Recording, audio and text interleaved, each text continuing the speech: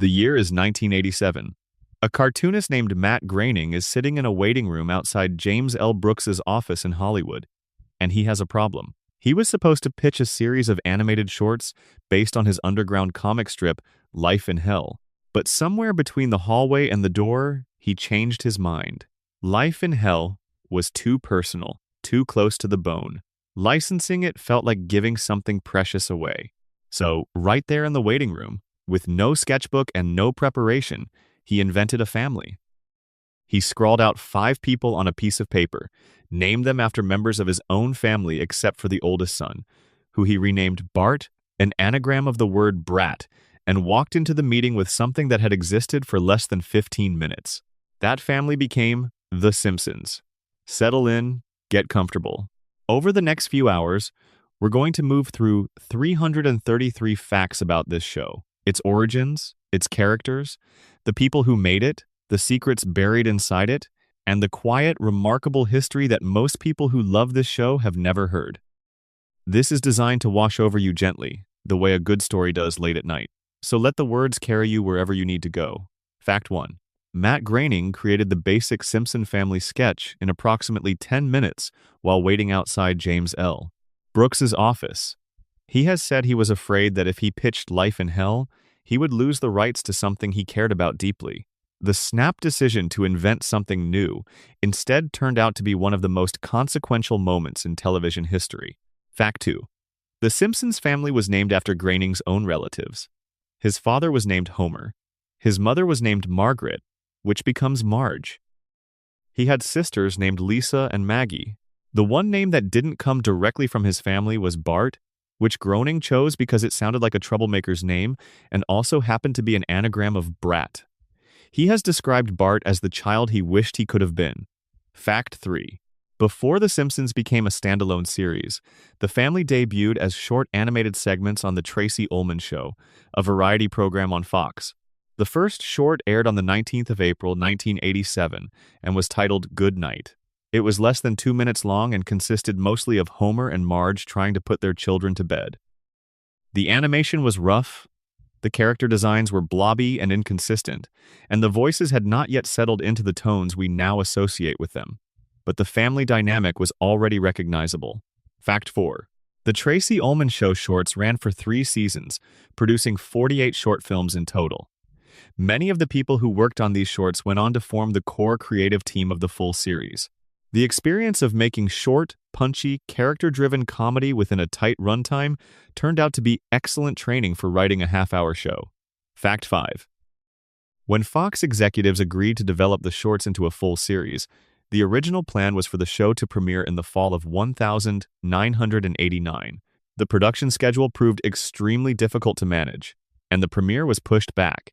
The first full episode of The Simpsons, a Christmas special titled Simpsons Roasting on an Open Fire, aired on the 17th of December, 1989. It was not the episode the writers had intended to air first. Fact 6. Simpsons Roasting on an Open Fire was moved to the premiere slot because the originally intended first episode, Some Enchanted Evening, had serious animation problems and needed to be substantially reworked. Some Enchanted Evening eventually aired as the final episode of Season 1. This means that the show's chronological story, the one the writers had planned, began with its 13th episode rather than its first. Fact 7. The Christmas special was produced on an extremely tight timeline, and the animation came back from the Korean studio with noticeable errors. The production team fixed what they could and let some issues stand. Several background characters in that episode have features that look slightly off, and certain scenes have continuity problems with characters' clothing and positions. These imperfections became part of the show's early charm. Fact 8. The Simpsons was not an immediate critical hit. Early reviews were mixed, with some critics finding the humor too crude and the family too dysfunctional to be sympathetic. Several commentators worried about the show's influence on children, particularly regarding Bart's attitude toward authority. This concern would eventually give rise to one of the most interesting cultural moments in the show's early history. Fact 9. Bart Simpson became a genuine cultural phenomenon before the end of the show's first season. T-shirts bearing phrases like underachiever and proud of it and don't have a cow, man sold in enormous quantities. Bart's image appeared on lunchboxes, notebooks, skateboards, and shoes. He was on the cover of magazines. He was referenced in news broadcasts. For a brief period in 1990, Bart Simpson was arguably the most famous fictional character in the United States. Fact 10. The Bart merchandise boom created an unlikely backlash. School districts in several states banned Bart Simpson t-shirts, citing the underachiever and proud of it message as inappropriate for educational environments. George H.W. Bush, who was president at the time, gave a speech in which he stated that American families should be more like the Waltons and less like the Simpsons. The show's writers responded quickly, inserting a joke into the next episode where Bart watches Bush's speech on television and says the family is just like the Waltons, both trying to make it through the Depression. Fact 11. James L. Brooks, who executive produced the show from the beginning and remains involved today, was a highly respected figure in Hollywood before The Simpsons. He had produced and directed Terms of Endearment, Broadcast News, and As Good as It Gets. His involvement gave the show a level of prestige and creative protection that most animated series never had. When network executives pushed back on content, Brooks had the clout to push back harder. Fact 12. The show's first season had a budget that was considered substantial for animation at the time, but was still extremely tight by the standards of live-action television. Each episode cost roughly $1 million to produce, a figure that has grown dramatically over the decades. Current episodes are estimated to cost several $1,000,000 each, reflecting both the complexity of modern animation and the salaries commanded by the voice cast. Fact 13. Fox Broadcasting Company, which aired The Simpsons, was itself a relatively new network when the show premiered. Fox had only launched in 1986 and was still struggling to establish itself as a legitimate competitor to ABC, NBC, and CBS. The Simpsons became the show that established Fox as a network capable of producing genuine hits. For several years in the early 1990s, it was the highest-rated show on the network by a wide margin. Fact 14. The production of each episode of The Simpsons, from initial writing to final broadcast, takes approximately 6 to 9 months. This is substantially longer than live-action television, where episodes can sometimes be filmed and edited within weeks. The lengthy production pipeline means that jokes referencing current events have to be written well in advance, which makes the show's cultural commentary somewhat more considered and less reactive than a late-night talk show would be. Fact 15. Matt Groening has stated in multiple interviews that the yellow skin of the Simpson family was a deliberate design choice meant to catch the eye of viewers flipping through channels. His theory was that when someone with a remote control passed a channel showing yellow-skinned people, they would stop and wonder what they were looking at. Whether or not this theory is valid, yellow skin became one of the most recognizable visual signatures in television history. Fact 16. The decision to give characters only 4 fingers on each hand is a tradition in animation that predates The Simpsons by decades. It originated partly as an aesthetic choice. 4 fingers tend to look cleaner and less cluttered during movement than 5, and partly as a labor-saving measure in the era of hand-drawn animation, where every line had to be drawn multiple times per second. The Simpsons maintained this convention. The only character ever depicted with 5 fingers in the show's main run is God, who appears with a full human hand in certain episodes. The implication, whether intentional or not, is that everyone in Springfield is visibly different from the divine. Fact 17. The Simpsons theme music was composed by Danny Elfman, who wrote it in a single day. Elfman had already established himself as the go-to composer for Tim Burton's films, having written the scores for Beetlejuice and Batman before working on The Simpsons. The theme was designed to be playful and slightly chaotic, reflecting the family's energy. It has become one of the most recognizable pieces of television music ever written. Fact 18. The couch gag, the brief animated sequence at the end of the opening credits, where the family races to sit on the couch and something unusual happens, was originally conceived as a timing device. Depending on how long the episode itself ran, editors could shorten or lengthen the couch gag to hit the correct runtime. What began as a production convenience became one of the show's most beloved traditions, eventually growing into elaborate artistic statements that sometimes run longer than the episode segments they accompany. Fact 19. The chalkboard gag, in which Bart writes a punishment sentence on the classroom blackboard at the beginning of each episode, became another beloved tradition. Early gags were relatively simple. "I will not waste chalk," or I Am Not a 32-Year-Old Woman. Over the years, they became more elaborate and more satirically pointed. The chalkboard gags have been used to comment on current events, respond to critics, and occasionally to deliver messages that had nothing to do with comedy at all. Fact 20. Groening has cited several influences on the show's sensibility, including the work of Harvey Kurtzman, who created Mad Magazine. The irreverence of Mad, its willingness to mock everything from advertising to politics to its own audience's intelligence, was something Groening absorbed deeply. He has also cited the deadpan absurdism of certain newspaper comic strips and the sharp social satire of Norman Lear's television work in the 1970s. Fact 21. The show was developed with an unusually collaborative approach to the writer's room. Unlike many television productions where a single showrunner controls the creative direction tightly, The Simpsons operated with rotating showrunners for much of its run. The first two seasons were led by Matt Groening and James L. Brooks in close collaboration. From season 3 onward, a series of different executive producers took the lead, each bringing a somewhat different sensibility to the show.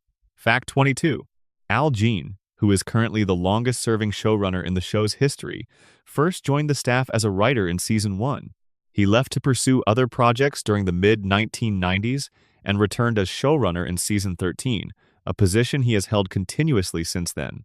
His tenure represents one of the longest unbroken runs of a single showrunner on any scripted series in American television history. Fact 23. The show's international production pipeline, which became a point of controversy in later decades, began early in the show's run. Much of the animation has been outsourced to studios in South Korea, particularly a company called ACOM, since the early 1990s. The arrangement allowed the show to maintain its production schedule by taking advantage of lower labor costs. However, it also introduced occasional animation errors that eagle-eyed viewers have cataloged extensively online. Fact 24. The Simpsons holds the record for the longest-running American animated series, the longest-running American primetime scripted television series, and the longest-running American sitcom, all simultaneously. These records have been held for years and continue to extend with each passing season. No other show in the history of American television has held all three records at once. Fact 25. The show has been broadcast in more than 100 countries and has been translated into dozens of languages. In some markets, the dubbing process requires significant cultural adaptation. The donut jokes that Homer is famous for instance, are specific to American food culture. In certain European markets, the donut has been translated into a local equivalent pastry to preserve the sense of the joke. In Germany, Homer's beloved Duff beer was renamed in some broadcast contexts because of regulations around alcohol advertising. Fact 26. Matt Groening deliberately chose Springfield as the name of the town partly because it is one of the most common city names in the United States. There are Springfields in Oregon, Illinois, Missouri, Massachusetts, Ohio, and dozens of other states. This ambiguity was intentional. By placing the family in a town that could plausibly be located anywhere in the country, Groening ensured that the show would feel universal rather than regional. Fact 27. The first episode to be produced, though not the first to air, was Some Enchanted Evening, in which a babysitter is revealed to be a criminal. When the Korean animation studio sent back the completed footage, the production team was horrified. The character designs were inconsistent, the colors were wrong, and several scenes were animated incorrectly. The entire episode had to be substantially reworked at enormous additional expense and time. This experience shaped how the production team approached their relationship with overseas animation studios going forward. Fact 28. The writing staff of The Simpsons has always skewed heavily toward people with unusually academic backgrounds. By the early 1990s, the room included multiple Harvard graduates, several people with advanced degrees in fields ranging from mathematics to history, and at least one person who had been a professional cartoonist before switching to television writing. This concentration of educational background in a comedy writer's room was, and remains, unusual. Fact 29. The show was nominated for an Emmy Award in its very first season. It won the Emmy for Outstanding Animated Program in 1990, a recognition it would receive multiple times over the following decade. At the time, Animated series were not typically considered prestige television in the way that dramatic series were, and The Simpsons' Emmy wins helped shift that perception. Fact 30. The Simpsons movie, released in 2007, took approximately 4 years to develop and produce. The film's script went through more than 100 drafts, which the writers themselves have described as an almost absurd number. Ideas were written, tested, rejected, rewritten, and rejected again in a process that tested the patience of everyone involved. The eventual runtime of 87 minutes required the team to make extraordinarily difficult decisions about what to cut from a story that had been built up over years. Fact 31. The Simpsons movie grossed approximately $527 million at the worldwide box office against a production budget of around $75 million. By any commercial measurement, it was a significant success. Despite this, a sequel has never materialized. The production team has cited the difficulty of the original film's development as one reason for their reluctance. After 4 years and 100 drafts, the appetite for repeating the experience has been, by most accounts, limited. Fact 32. David Silverman, one of the original animators on the show who has directed many of its most celebrated episodes, was also a director on The Simpsons movie.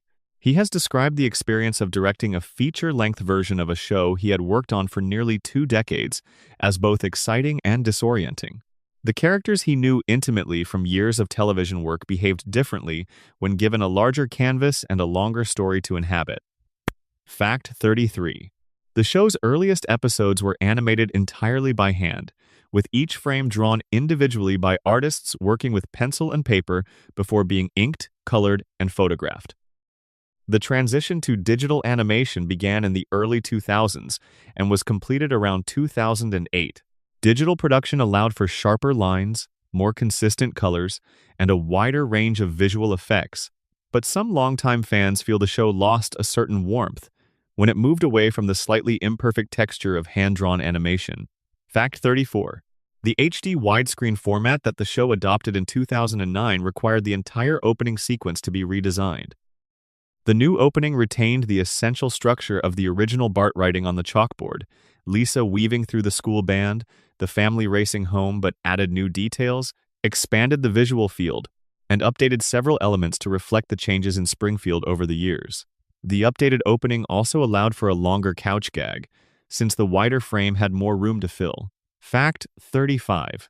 The Simpsons has been the subject of extensive academic study. Books, dissertations, and journal articles have been written analyzing the show from the perspectives of philosophy, sociology, economics, political science, theology, and literary criticism. One widely read academic book, The Simpsons and Philosophy, collected essays exploring how the show engages with questions that professional philosophers take seriously.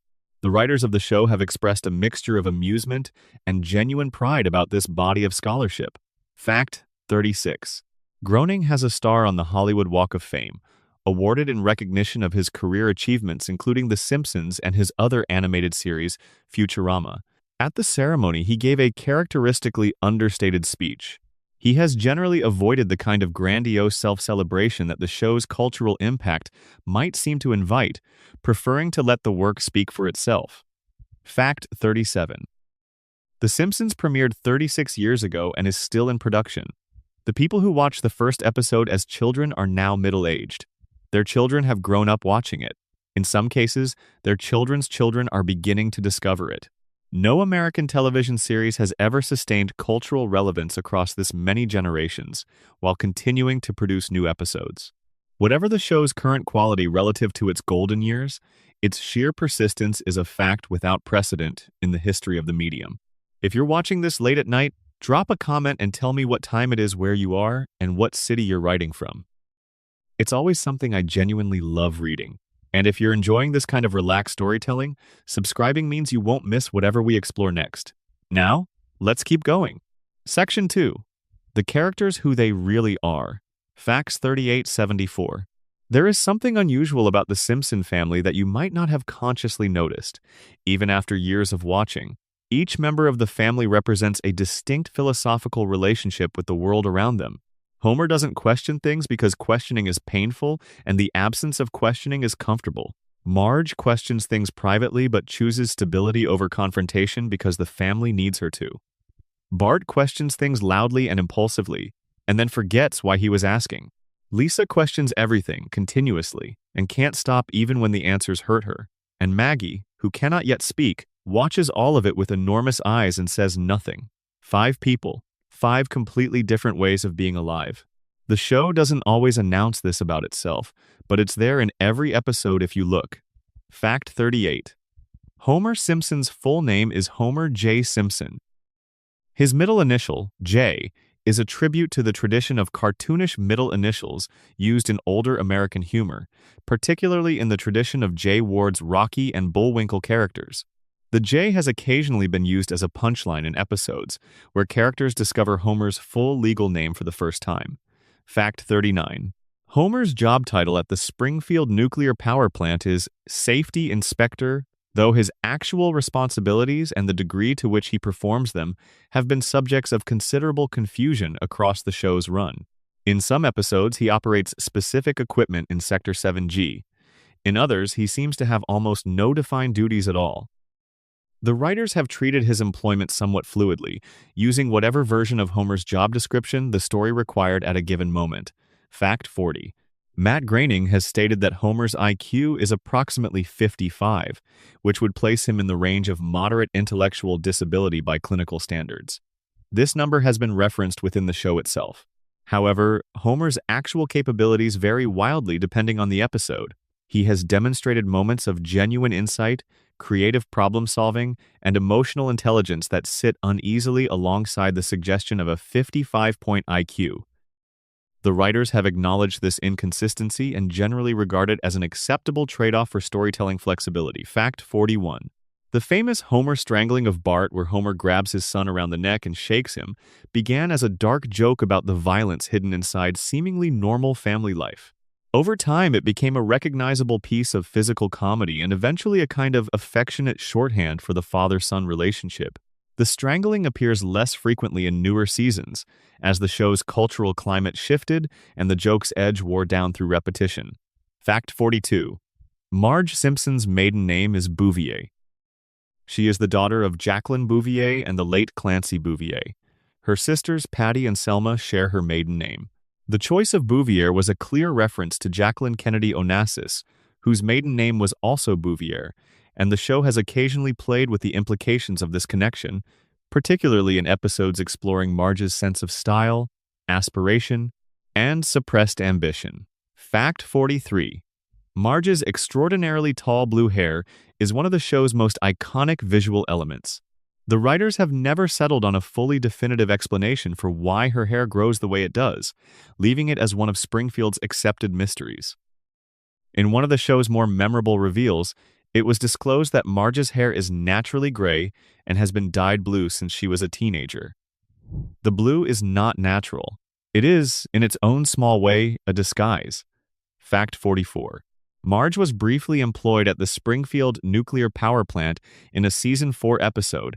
The episode explored her response to workplace sexual harassment with a level of directness that was unusual for a primetime animated show at the time. The episode was written partly in response to the Anita Hill hearings, which had taken place the previous year and were still fresh in the cultural conversation when the episode aired. Fact 45. Bart Simpson is described in the show's internal mythology as having been born on April 1st, April Fool's Day. This birthday is consistent with his prankster personality and has been referenced in several episodes. However, like many facts about the characters' histories, it has also been contradicted in other episodes, where different dates have been implied or stated. Fact 46. Bart's full name is Bartholomew Jojo Simpson. His middle name, Jojo, is rarely used and has been treated primarily as a source of embarrassment for the character when it is revealed. The name is another example of the show's habit of giving its characters hidden biographical details that reward attentive viewers without ever being fully foregrounded. Fact 47. Nancy Cartwright, who voices Bart Simpson, is one of the highest-paid performers in television history. Her salary negotiations with Fox, which were conducted as a group with the other principal voice actors, have been the subject of considerable media coverage over the decades. At the peak of the show's run, the core cast were reportedly earning around $400,000 per episode each. Later negotiations brought those figures even higher. Fact 48. Cartwright has spoken publicly about her relationship with Bart's character over the decades. She has described Bart as something she initially approached as a performance challenge and has come to regard as a long-term companion. She has noted the strangeness of aging normally as a human being, while the character she voices remains frozen at 10 years old. In interviews, she has described occasionally meeting adults who tell her that Bart was important to them as children, which she finds both moving and disorienting. Fact 49.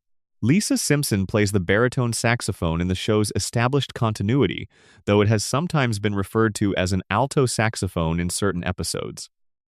The choice of saxophone was made partly because it is an unusual instrument for a child character in a television show, and partly because it has a particular sound that animators found visually expressive. Lisa's saxophone playing has been used throughout the show as a metaphor for her emotional state, with the instrument appearing when she needs to process feelings that words cannot accommodate. Fact 50. Lisa's intelligence has been established in various ways throughout the show. She has been depicted reading books well beyond her grade level, solving problems that stump adults, and demonstrating knowledge of subjects ranging from science to economics to political philosophy. In one notable episode, she is given an IQ test by the school, and the result is implied to be extraordinarily high, though the precise number is never stated. The episode treats her intelligence as a source of both pride and isolation. Fact 51. Lisa became a vegetarian in a Season 7 episode called Lisa the Vegetarian. This change was written as a permanent character development, which was unusual for a show that generally did not allow its characters to change in lasting ways. The production team consulted with Paul McCartney, who agreed to guest star in the episode on the condition that Lisa's vegetarianism would be maintained permanently. McCartney's involvement gave the creative decision a kind of contractual permanence that overrode the show's usual reluctance to let characters evolve. Fact 52. Maggie Simpson is 1 year old and has been 1 year old for the entirety of the show's run. She communicates primarily through her pacifier and through enormous expressive eyes. She has spoken in the show a small number of times, most notably in a theatrical short in which her first word, Daddy, was voiced by Elizabeth Taylor. Taylor's involvement in this cameo was treated as a significant event, and the moment was covered as entertainment news at the time. Fact 53. Maggie has demonstrated levels of competence and awareness throughout the show's history that are difficult to reconcile with her apparent developmental stage. She has navigated complex social situations, participated in organized resistance against authority figures, and handled a firearm. The writers have treated this as a running gag, but the accumulation of these moments creates a portrait of a child who is observing everything around her with a depth that the adults in her life consistently fail to appreciate. Fact 54. Grandpa Abraham Simpson, known as Abe, is Homer's father and one of the show's most enduring supporting characters. He lives at the Springfield retirement castle, where he is generally ignored by the staff and occasionally by his own family. His rambling, digressive storytelling style has become one of the show's signature comedic modes, used to parody the tendency of older people to contextualize the present through lengthy anecdotes about the past. Several of Abe's stories have turned out, on closer examination, to contain genuine emotional weight beneath their apparent incoherence. Fact 55. Abe Simpson served in World War II, a fact that has been referenced numerous times and explored in at least one dedicated episode. His experiences in the war shaped him profoundly, and the contrast between the competent, purposeful young man he was during the war and the confused, neglected old man he is in the present day has been one of the show's quieter sources of pathos. The writers have used this contrast to say something about how society treats its elderly veterans without ever making that theme explicit. Fact 56. Patty and Selma Bouvier, Marge's twin sisters, were created partly as a foil for Homer and partly as an exploration of what Marge's life might have looked like if she had made different choices. They smoke heavily, work at the DMV, and have had a series of unsuccessful relationships with men. Selma has been married and divorced multiple times across the show's run, to characters including Sideshow Bob, Troy McClure, Disco Stew, Apu, and others. Her marriage record has been used as a source of comedy, but also as a way of exploring the gap between romantic hope and reality. Fact 57. Sideshow Bob, whose real name is Robert Underdunk Terwilliger Jr., was created as a minor villain for a single episode and became one of the show's most beloved recurring characters. He is voiced by Kelsey Grammer, who has described his work on the character as among the most enjoyable of his career.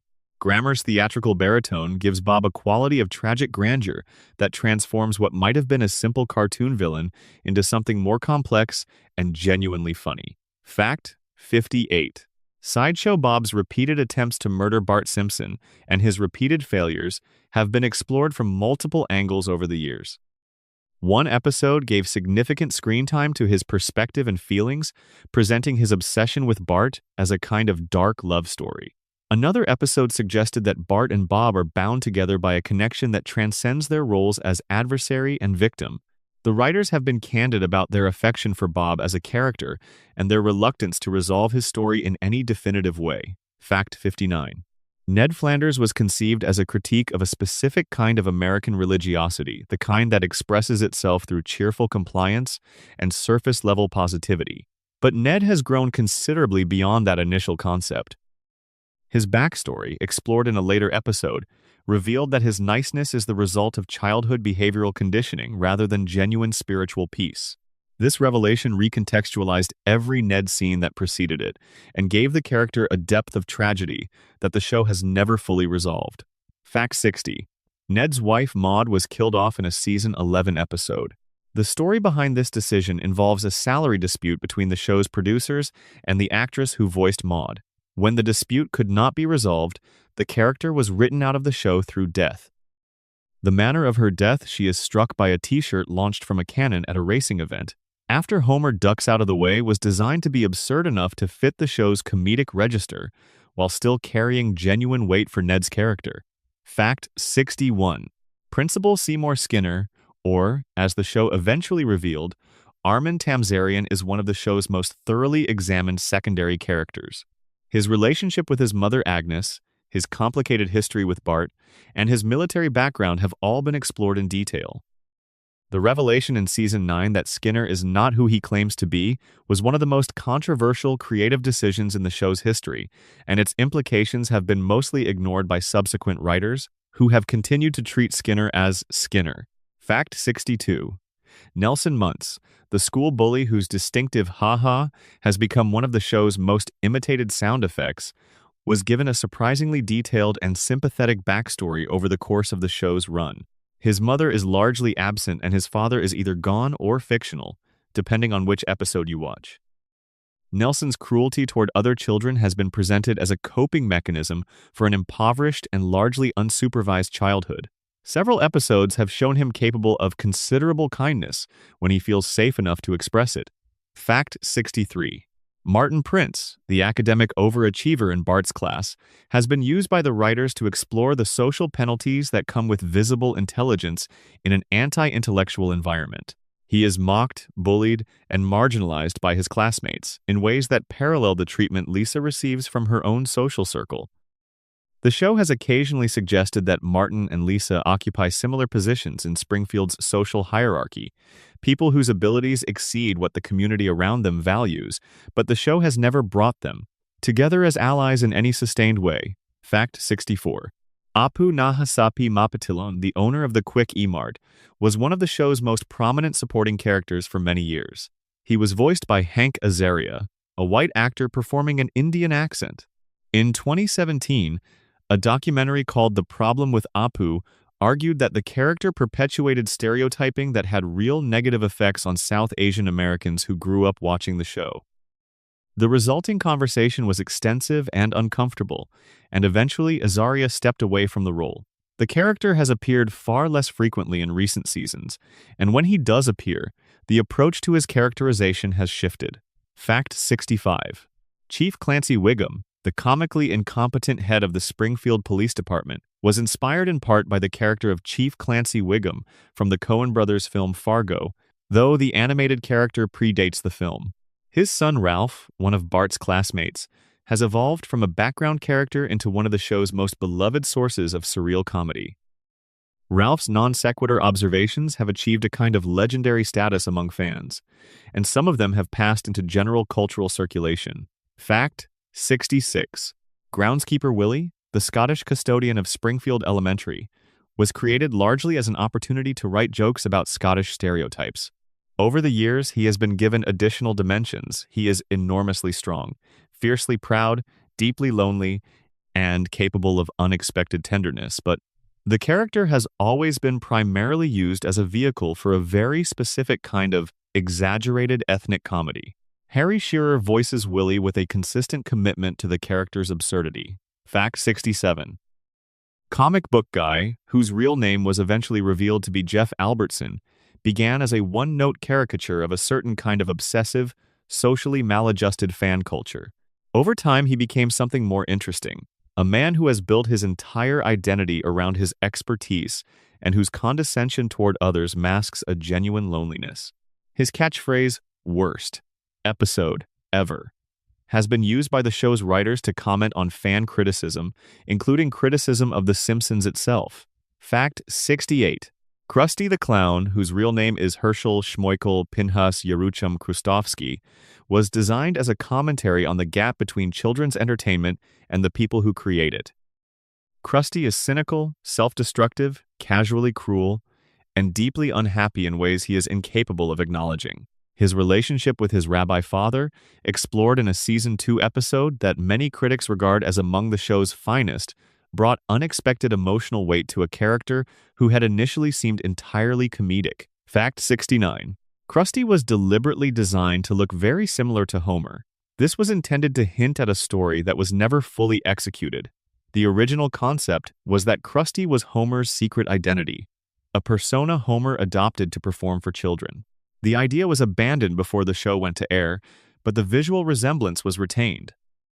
This explains why Bart's idol looks so much like his father, a connection the show has never directly addressed. Fact 70.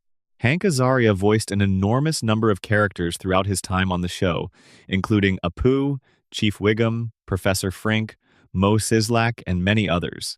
His capacity to move between characters within a single recording session was described by colleagues as remarkable.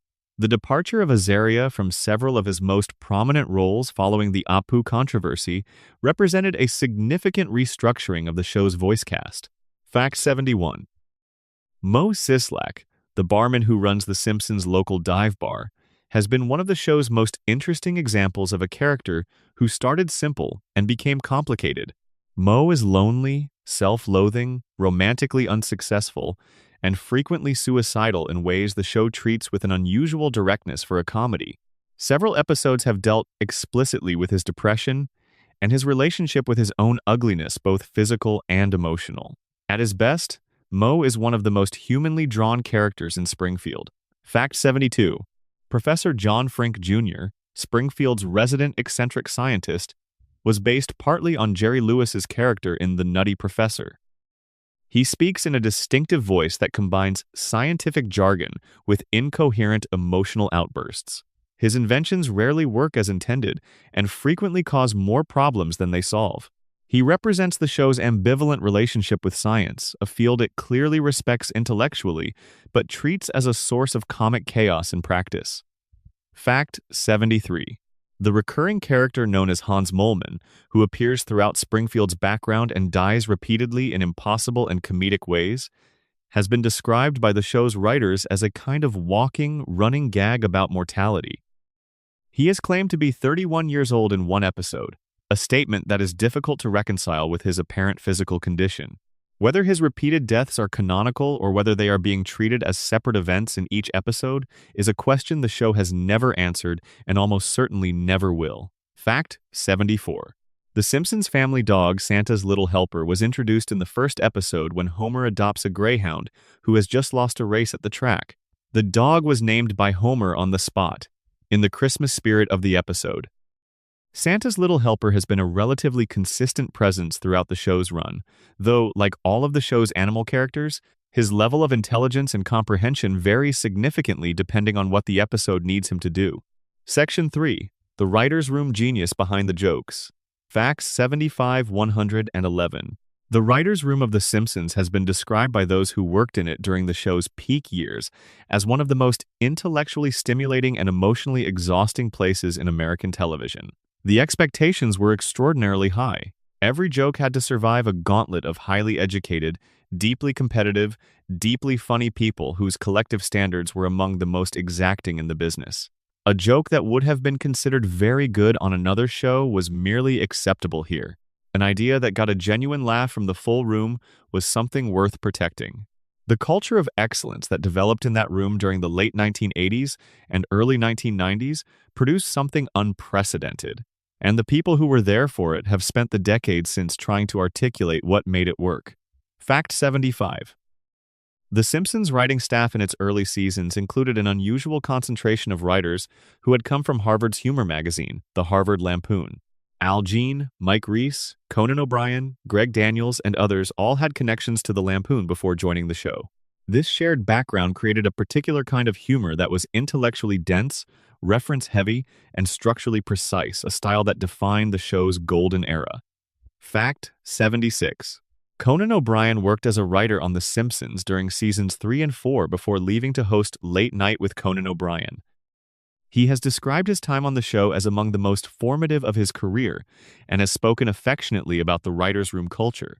He wrote or co-wrote some of the most celebrated episodes from that period, including Marge versus the Monorail and Homer Goes to College. Fact 77. Marge versus the Monorail, which O'Brien wrote in Season 4, is consistently ranked among the greatest episodes in the show's history. It parodies the Broadway musical The Music Man, features a guest appearance by Leonard Nimoy, and contains one of the most quotable songs in the show's catalog, a mock musical number in which a con man sells the town on an unnecessary and dangerous monorail.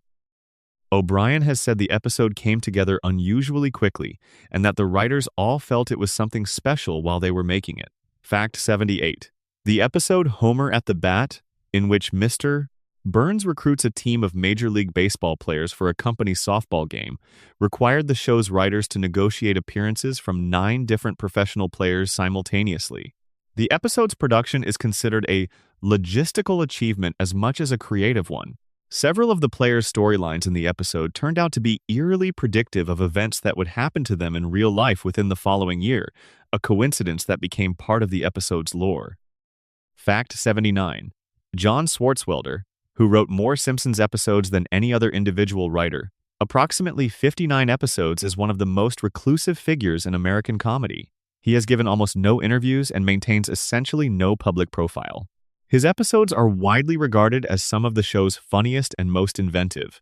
Other writers on the staff have spoken of him with a reverence bordering on awe, describing him as someone whose comic instincts operated on a different level from everyone else in the room.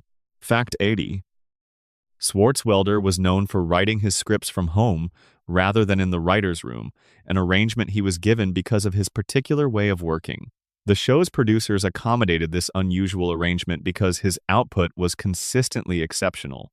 When smoking was banned in the building where the writers worked, Swartzwelder reportedly purchased the booth from a diner where he had written many of his scripts, installed it in his home, and continued working there. He has since written a series of detective novels that have attracted a dedicated following among comedy fans. Fact 81.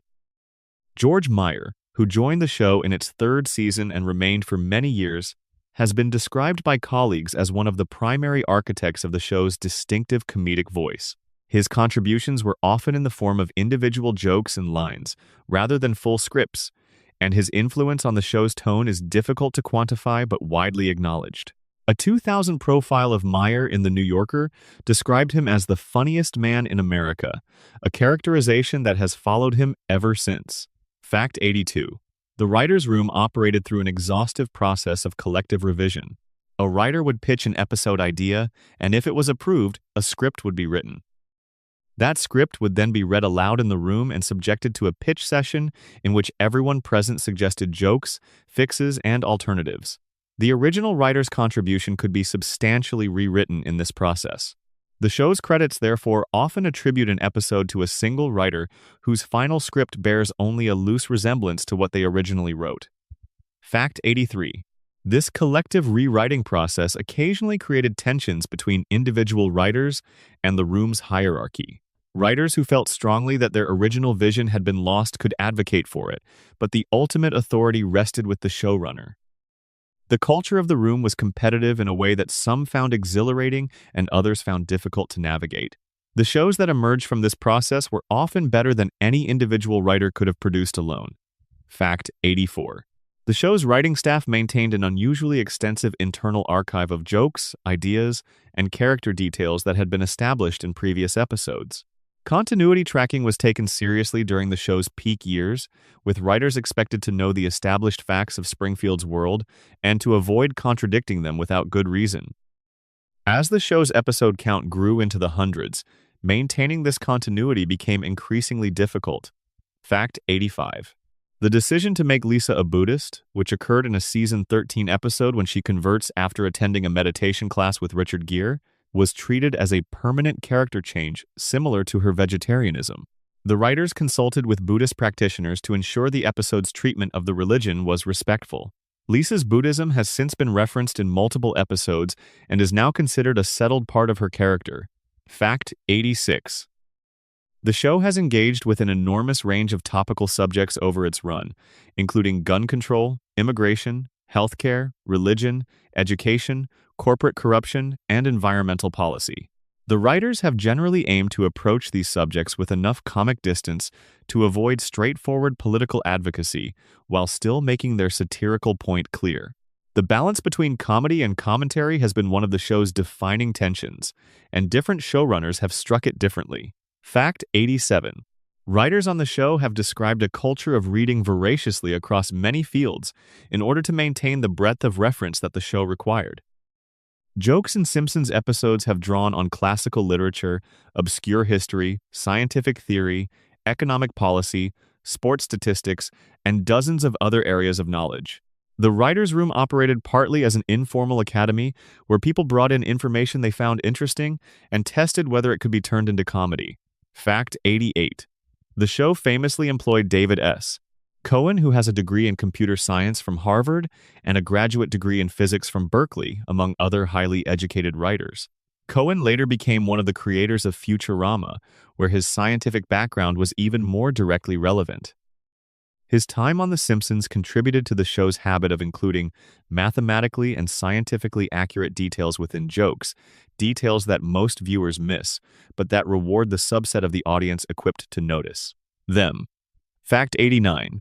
One of the most discussed examples of genuine scientific accuracy in the show is a chalkboard equation that appears in a 1998 episode. The equation, which Homer writes while trying to think through a physics problem, has been analyzed by mathematicians who noted that it contains a prediction of the mass of the Higgs boson that is in the right ballpark years before that particle was experimentally confirmed. Whether this was an intentional calculation or a remarkable coincidence is a question that has been debated in scientific communities. Fact 90. The show has also engaged with genuine mathematical concepts in more explicit ways. There are references to Fermat's last theorem in several episodes, and one episode features a visual gag that appears to offer a counterexample to the theorem, which would be mathematically impossible, since the theorem was proven in 1995. The joke works by presenting a false equation that is almost correct, playing on the audience's assumption that if a number looks plausible, it must be valid. Fact 91. The episode 22 Short Films About Springfield, modeled loosely on the film 32 Short Films About Glenn Gould, was an experiment in which the usual narrative structure of an episode was replaced by a series of short vignettes about different Springfield residents. The episode gave secondary characters like Apu and Chief Wiggum extended screen time that they rarely received in regular episodes. It has been cited as evidence of the writer's willingness to experiment with form during the show's peak years. Fact 92. The writer's use of callbacks where a joke or detail introduced early in an episode is revisited later in a way that gives it additional meaning became one of the show's most praised structural qualities. These callbacks required precise planning within the tight time frame of a 22-minute episode. Writers who could engineer callbacks that paid off satisfyingly were particularly valued in the room. The technique became less common in later seasons, as the writing staff changed and the approach to plotting evolved.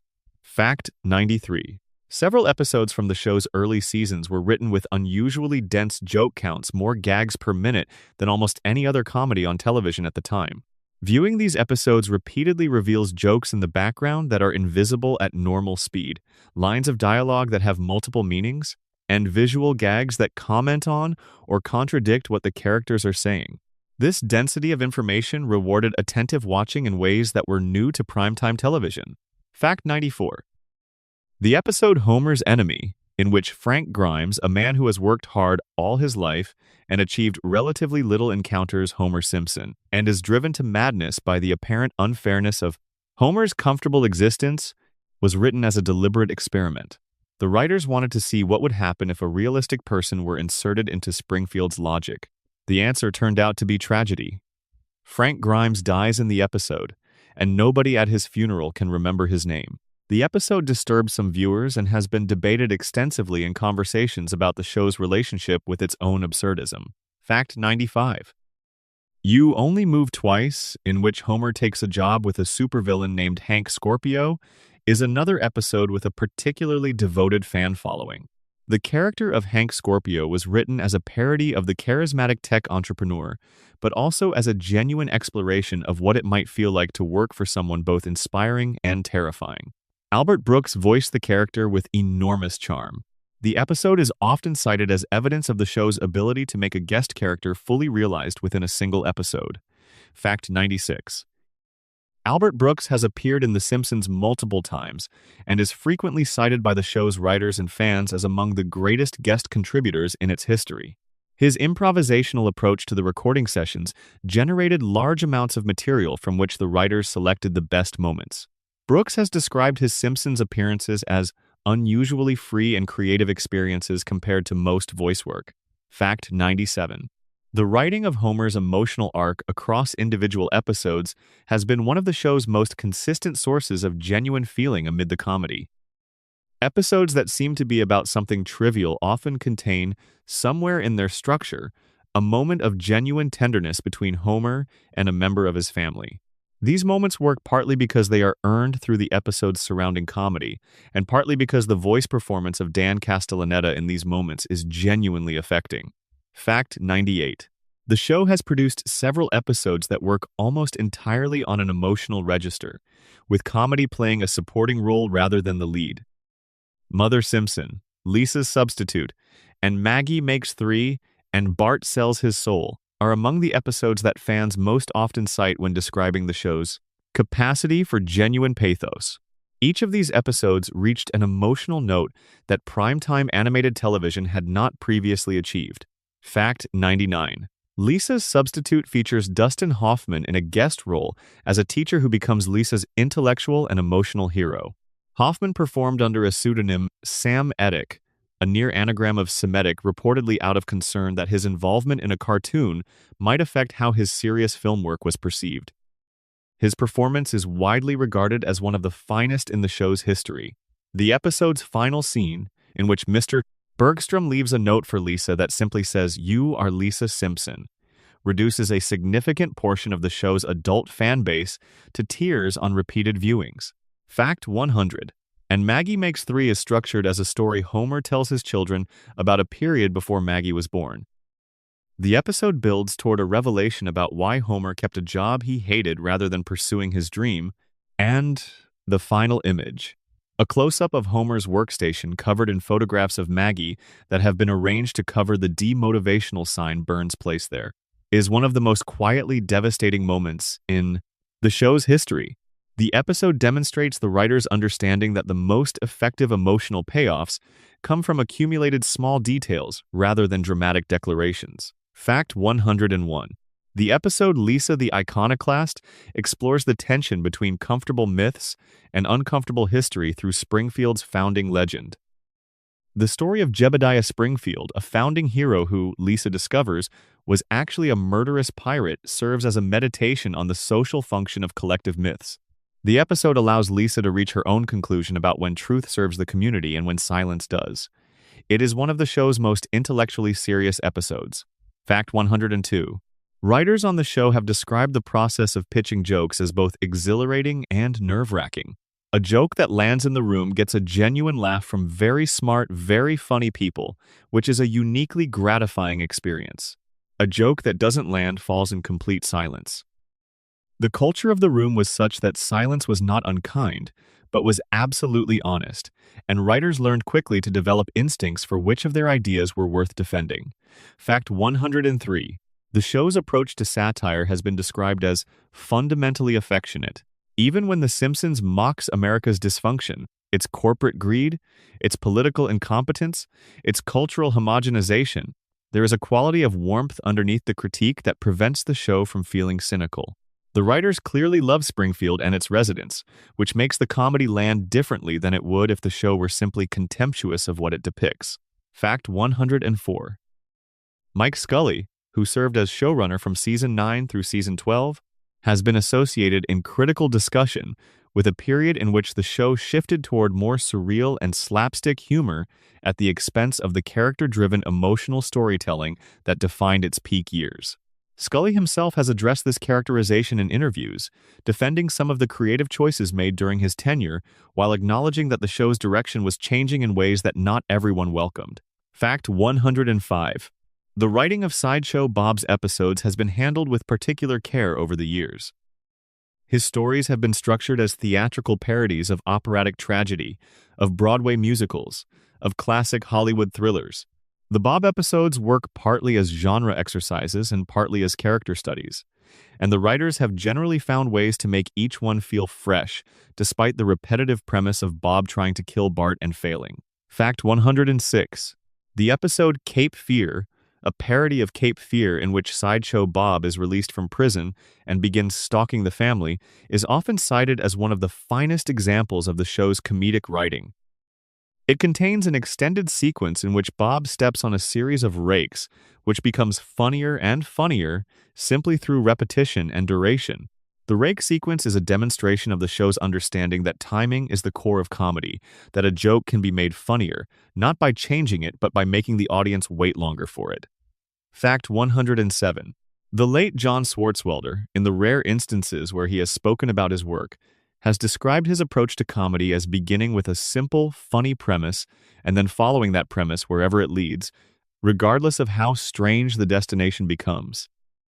This approach is visible in his episodes, which have a quality of cumulative, logical absurdism. Each scene follows from the last in a way that is internally coherent, but produces situations of increasing strangeness. Fact 108.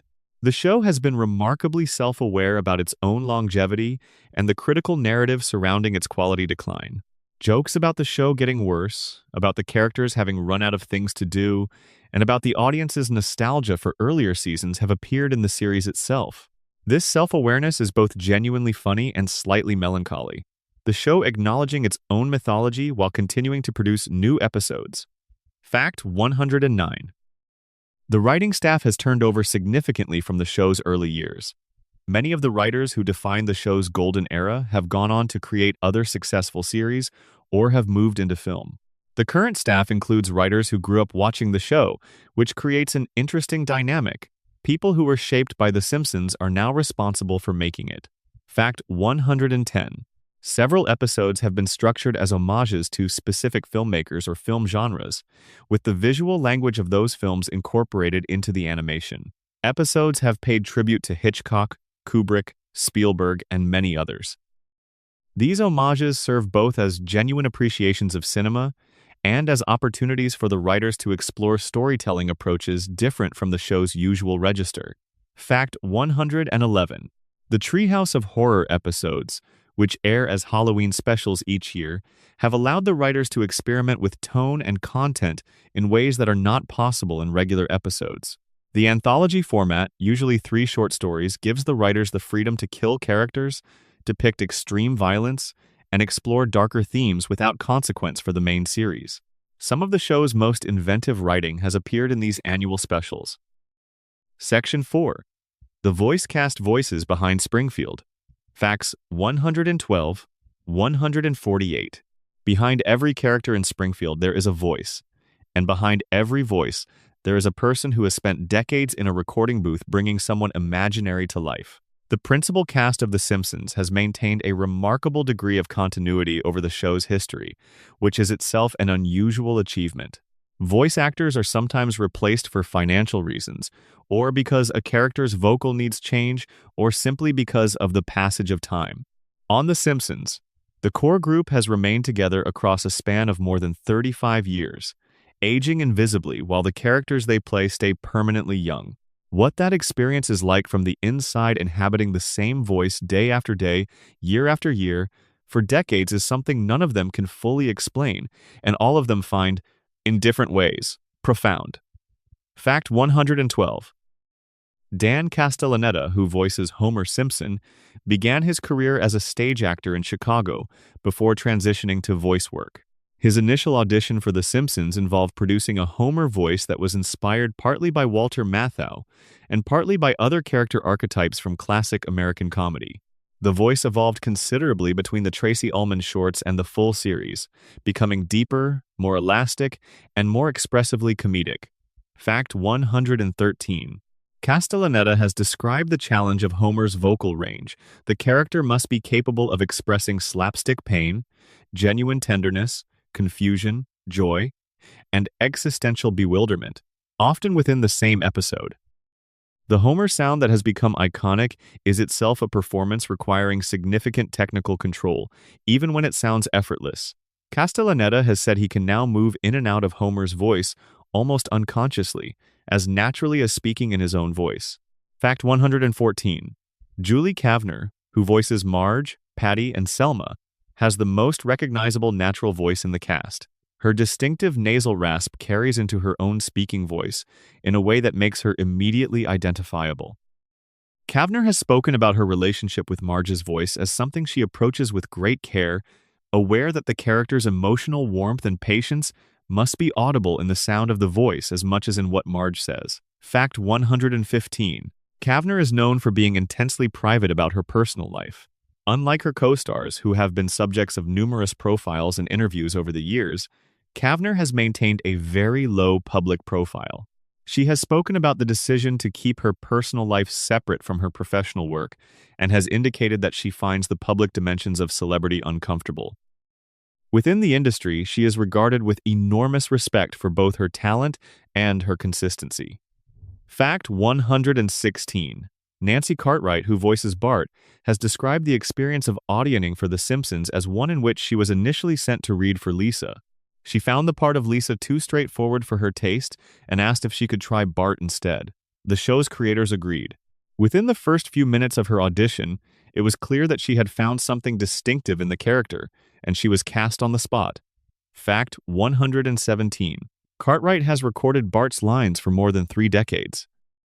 The physical demands of the character Bart's voice is higher and more energetic than Cartwright's natural speaking voice have required her to develop specific vocal techniques to protect her voice during long recording sessions.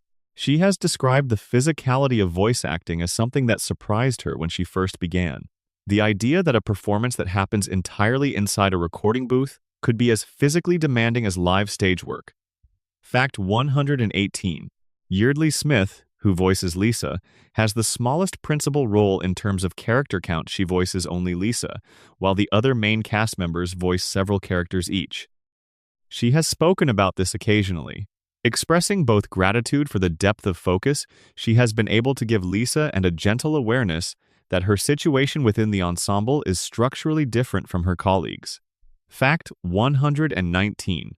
Smith has described her relationship with Lisa as one of the most complex and personally meaningful of her professional life. Lisa is, in many ways, the show's moral compass. She is the character who notices what is wrong, who cares about things that others have given up on, who refuses to accept that disappointment is the same thing as defeat. Playing that character for decades has given Smith a particular relationship with what Lisa represents. Fact 120. Harry Shearer is the most prolific voice actor in the principal cast, voicing more named characters than anyone else in the show's history. His characters include Mr. Burns, Waylon Smithers, Ned Flanders, Principal Skinner, Kent Brockman, Reverend Lovejoy, Dr. Hibbert, Lenny, and Scratchy, the cat from Itchy and Scratchy. The range required from Burns's imperious menace to Ned's cheerful repression to Brockman's anchor desk pomposity represents one of the most demanding vocal performances in animated television. Fact 121. Shearer had a well-publicized contractual dispute with Fox in 2015 that nearly led to his departure from the show. The dispute was resolved, and Shearer continued in his roles, but the episode illustrated how significant the potential loss of any one principal cast member would be. Given the number of characters he voices, Shearer's departure would have required either extensive recastings or the retirement of multiple Springfield residents. Fact 122.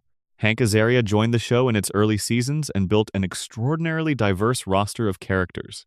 His instinct for voices, the ability to find a distinctive sound for a character quickly and then inhabit it consistently, was remarked upon repeatedly by his colleagues and by the show's producers.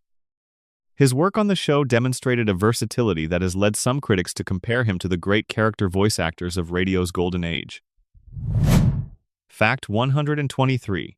The principal cast have been known to perform their lines together in the recording booth rather than in separate sessions, a practice that distinguishes them from many animated productions where cast members record individually and the audio is assembled afterward.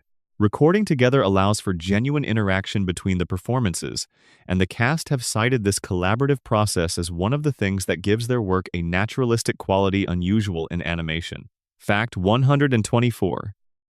Recording sessions for the show can last several hours and may involve multiple takes of individual lines as the director tries different approaches to find the right reading.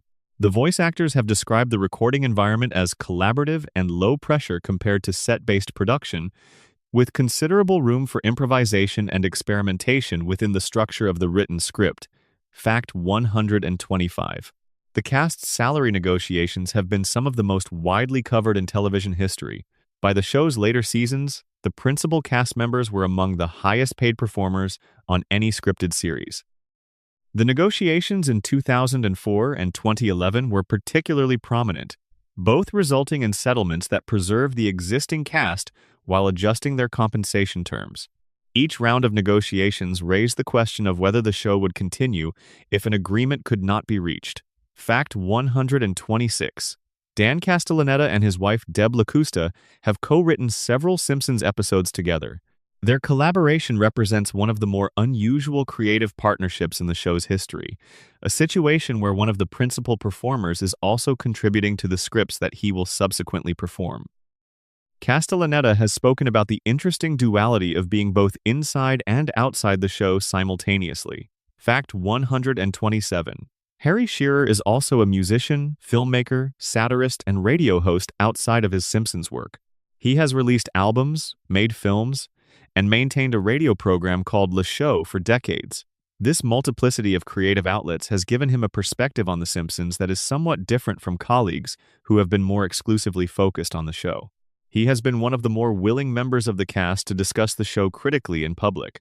Fact 128. Kelsey Grammer, who voices Sideshow Bob, was already one of the most prominent actors in American television when he began his work on The Simpsons. His Frasier character and his Bob character represent interesting parallels. Both are intellectually pretentious, emotionally grandiose men who consider themselves above the circumstances in which they find themselves. Grammer has described playing Bob as an opportunity to embrace the theatrical excess that Frasier required him to contain. Fact 129.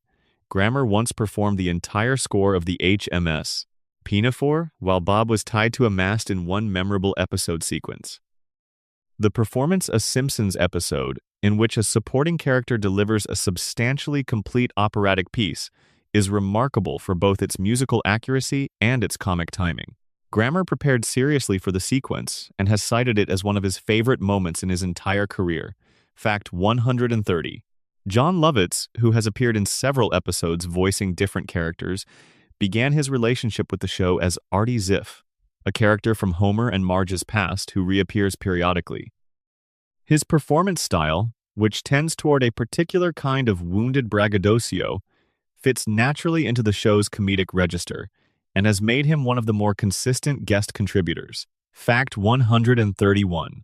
Phil Hartman voiced two beloved recurring characters, Troy McClure, an over-the-hill actor who narrates educational films and corporate videos, and Lionel Hutz, a catastrophically incompetent lawyer. Both characters became fan favorites through Hartman's gift for playing a specific kind of American bluster and optimism that was both funny and a little sad.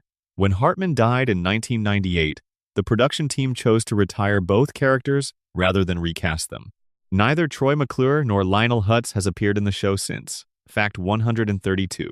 The loss of Phil Hartman was felt deeply by the entire production team. Several writers who worked on the show at the time have described the months following his death as among the most difficult of their time on the series. The decision to retire his characters was described as less a formal policy than a feeling the sense that those specific voices were irreplaceable in a way that made recasting feel wrong. Fact 133. Several major film and stage actors have provided the voices for recurring characters who appear in more than one episode. Among the performers who have voiced characters in multiple episodes over the years are Albert Brooks, who returned several times, John Lovitz, Joe Mantegna, who voices Fat Tony, and Tress MacNeille, who has voiced dozens of different characters across the show's run and is considered one of the most versatile character voice performers in the business. Fact 134. Tress MacNeille joined the show's ensemble cast and has provided voices for an enormous number of characters over the decades. Her contribution to the show has been substantial but is less visible than that of the principal cast because her characters tend to be smaller roles in individual episodes rather than recurring figures. She is regarded within the voice acting community as a performer of exceptional range. Fact 135. The voice recording process has evolved considerably since the show's early days. In the beginning, the cast recorded their lines before the animation was completed, and animators worked from those recordings to create the characters' movements. This remains the standard approach for animated production. The performers must, therefore, convey everything about a scene timing, physicality, emotional register through voice alone, without the benefit of seeing what the finished product will look like. Fact 136. Dan Castellaneta has described the process of finding Homer's emotional truth in a scene as something that requires him to approach the character's specific experience rather than performing a general emotional state. Homer's grief is different from a generic television father's grief. Homer's joy has a particular quality that is specific to who Homer is. Locating that specificity, Castellaneta has said, is what separates a performance from a reading. Fact 137. Yeardley Smith has spoken about the vocal quality required for Lisa's intelligence to be audible. The particular pacing, the slight hesitation before choosing words, the way Lisa's confidence and her uncertainty coexist in the same voice. These are subtle decisions that accumulate over thousands of lines of dialogue into a performance that feels like a real person rather than a type. Fact 138. The cast have maintained an unusually warm professional relationship over the decades, which has occasionally surprised observers familiar with the competitive and often fractious dynamics of long-running television productions. Several cast members have spoken about the feeling of familiarity that comes from spending decades performing alongside the same small group of people, even under the somewhat unusual conditions of voice recording. Fact 139. The show has occasionally been criticized for using white actors to voice characters who are intended to be from other ethnic backgrounds.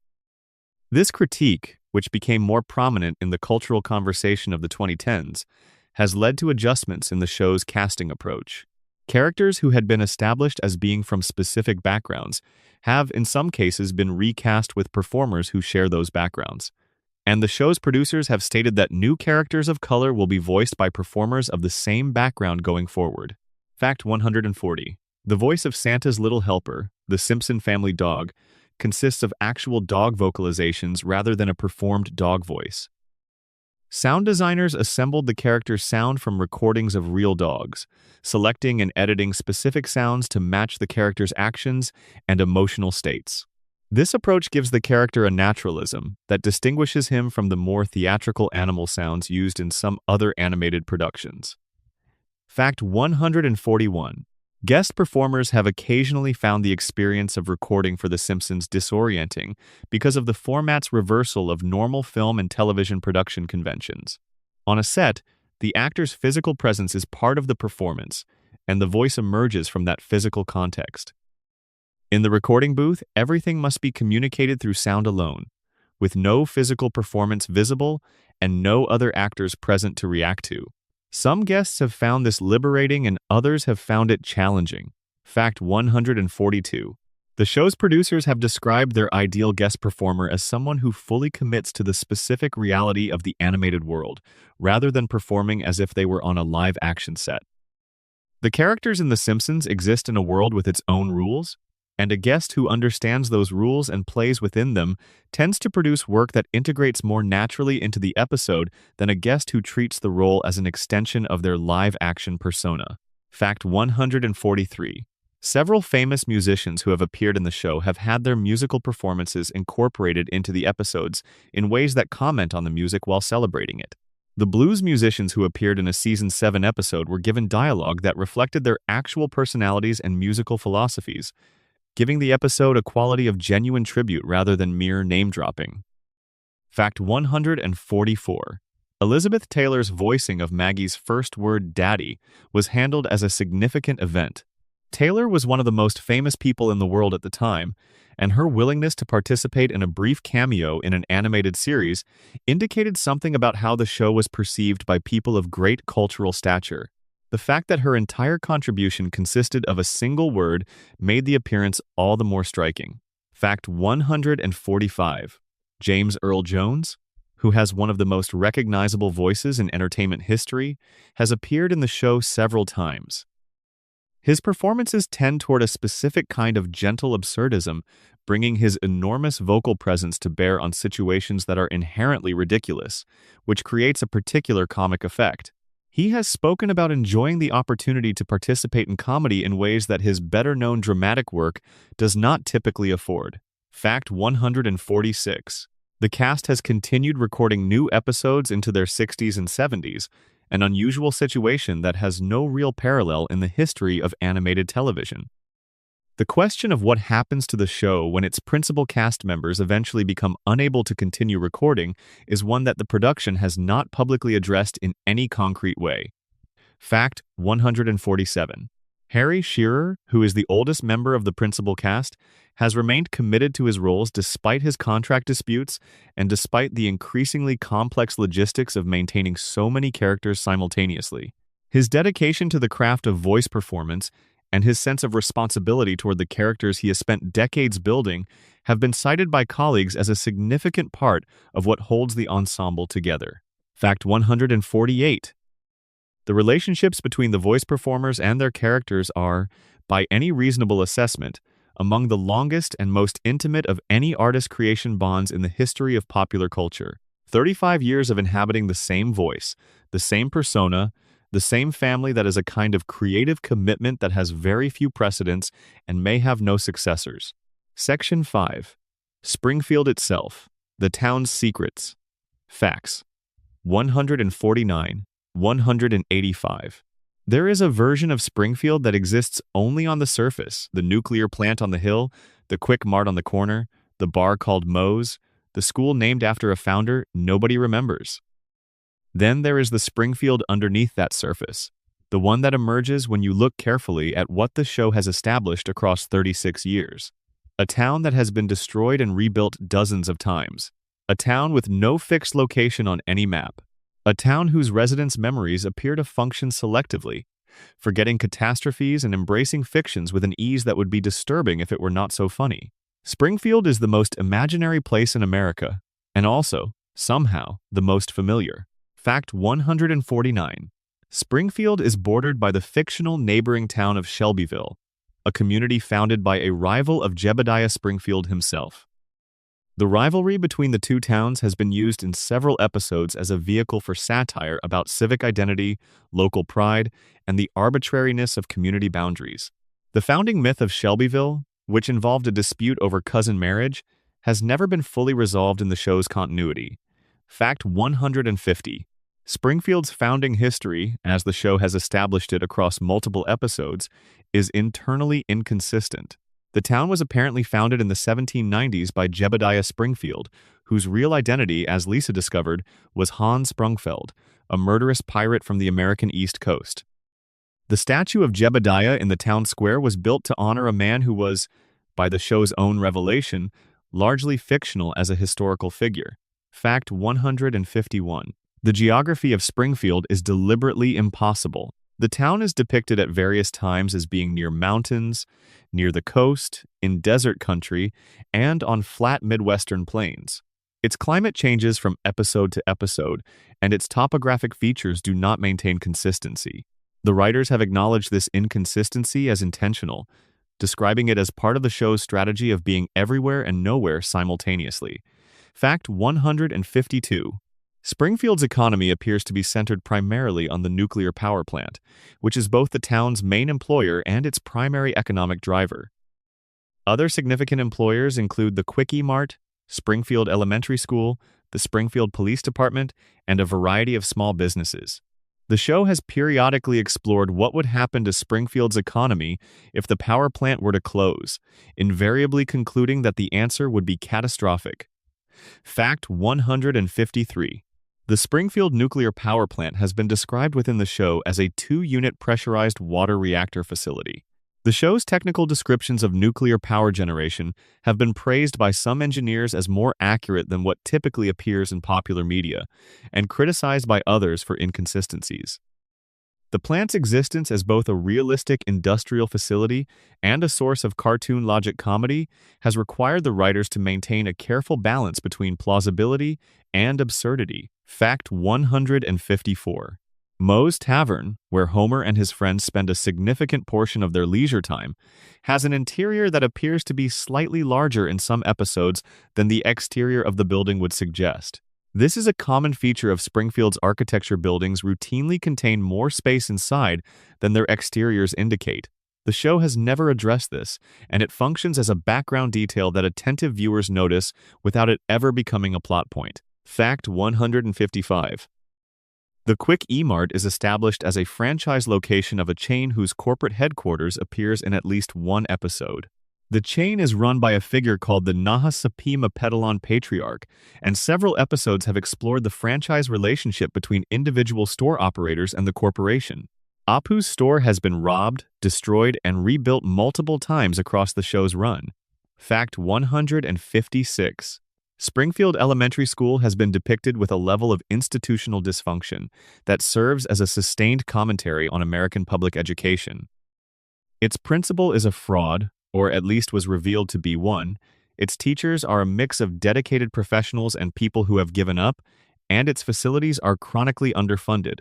The school's reliance on bake sales, car washes, and community fundraisers to cover basic operating expenses is a recurring joke that carries real satirical weight. Fact 157. The Springfield Retirement Castle, where Grandpa lives, is one of the show's most consistently bleak recurring settings. The facility's staff range from inattentive to actively cruel, and the residents live in conditions that the show depicts as a natural extension of American society's treatment of its elderly. The show has been consistent over decades in its dark view of institutional elder care, even as it treats the subject through comedy. Fact 158. Itchy and Scratchy, the cartoon within a cartoon that Bart and Lisa watch obsessively, was created as a commentary on the extreme violence of vintage cartoons like Tom and Jerry. The show's violence is so extreme and so cartoonishly stylized that it becomes abstract, a meditation on the convention of animated violence rather than a depiction of anything that reads as real. Episodes that explore the Itchy and Scratchy universe have been used to make pointed comments about network censorship, creative freedom, and the relationship between media and children's behavior. Fact 159. The fictional television channel that broadcasts Krusty the Clown's show is Channel 6, and the Krusty the Clown show has been depicted as an aging production with an audience that is declining and a star who is barely holding things together. The behind-the-scenes world of Krusty's show, the tired producers, the recycled content, the disinterested staff has been used to satirize the production of children's television more broadly. Fact 160. The Springfield tire fire is one of the town's most reliable background details. A pile of tires somewhere on the outskirts of town that has been burning for years without anyone taking significant action to extinguish it.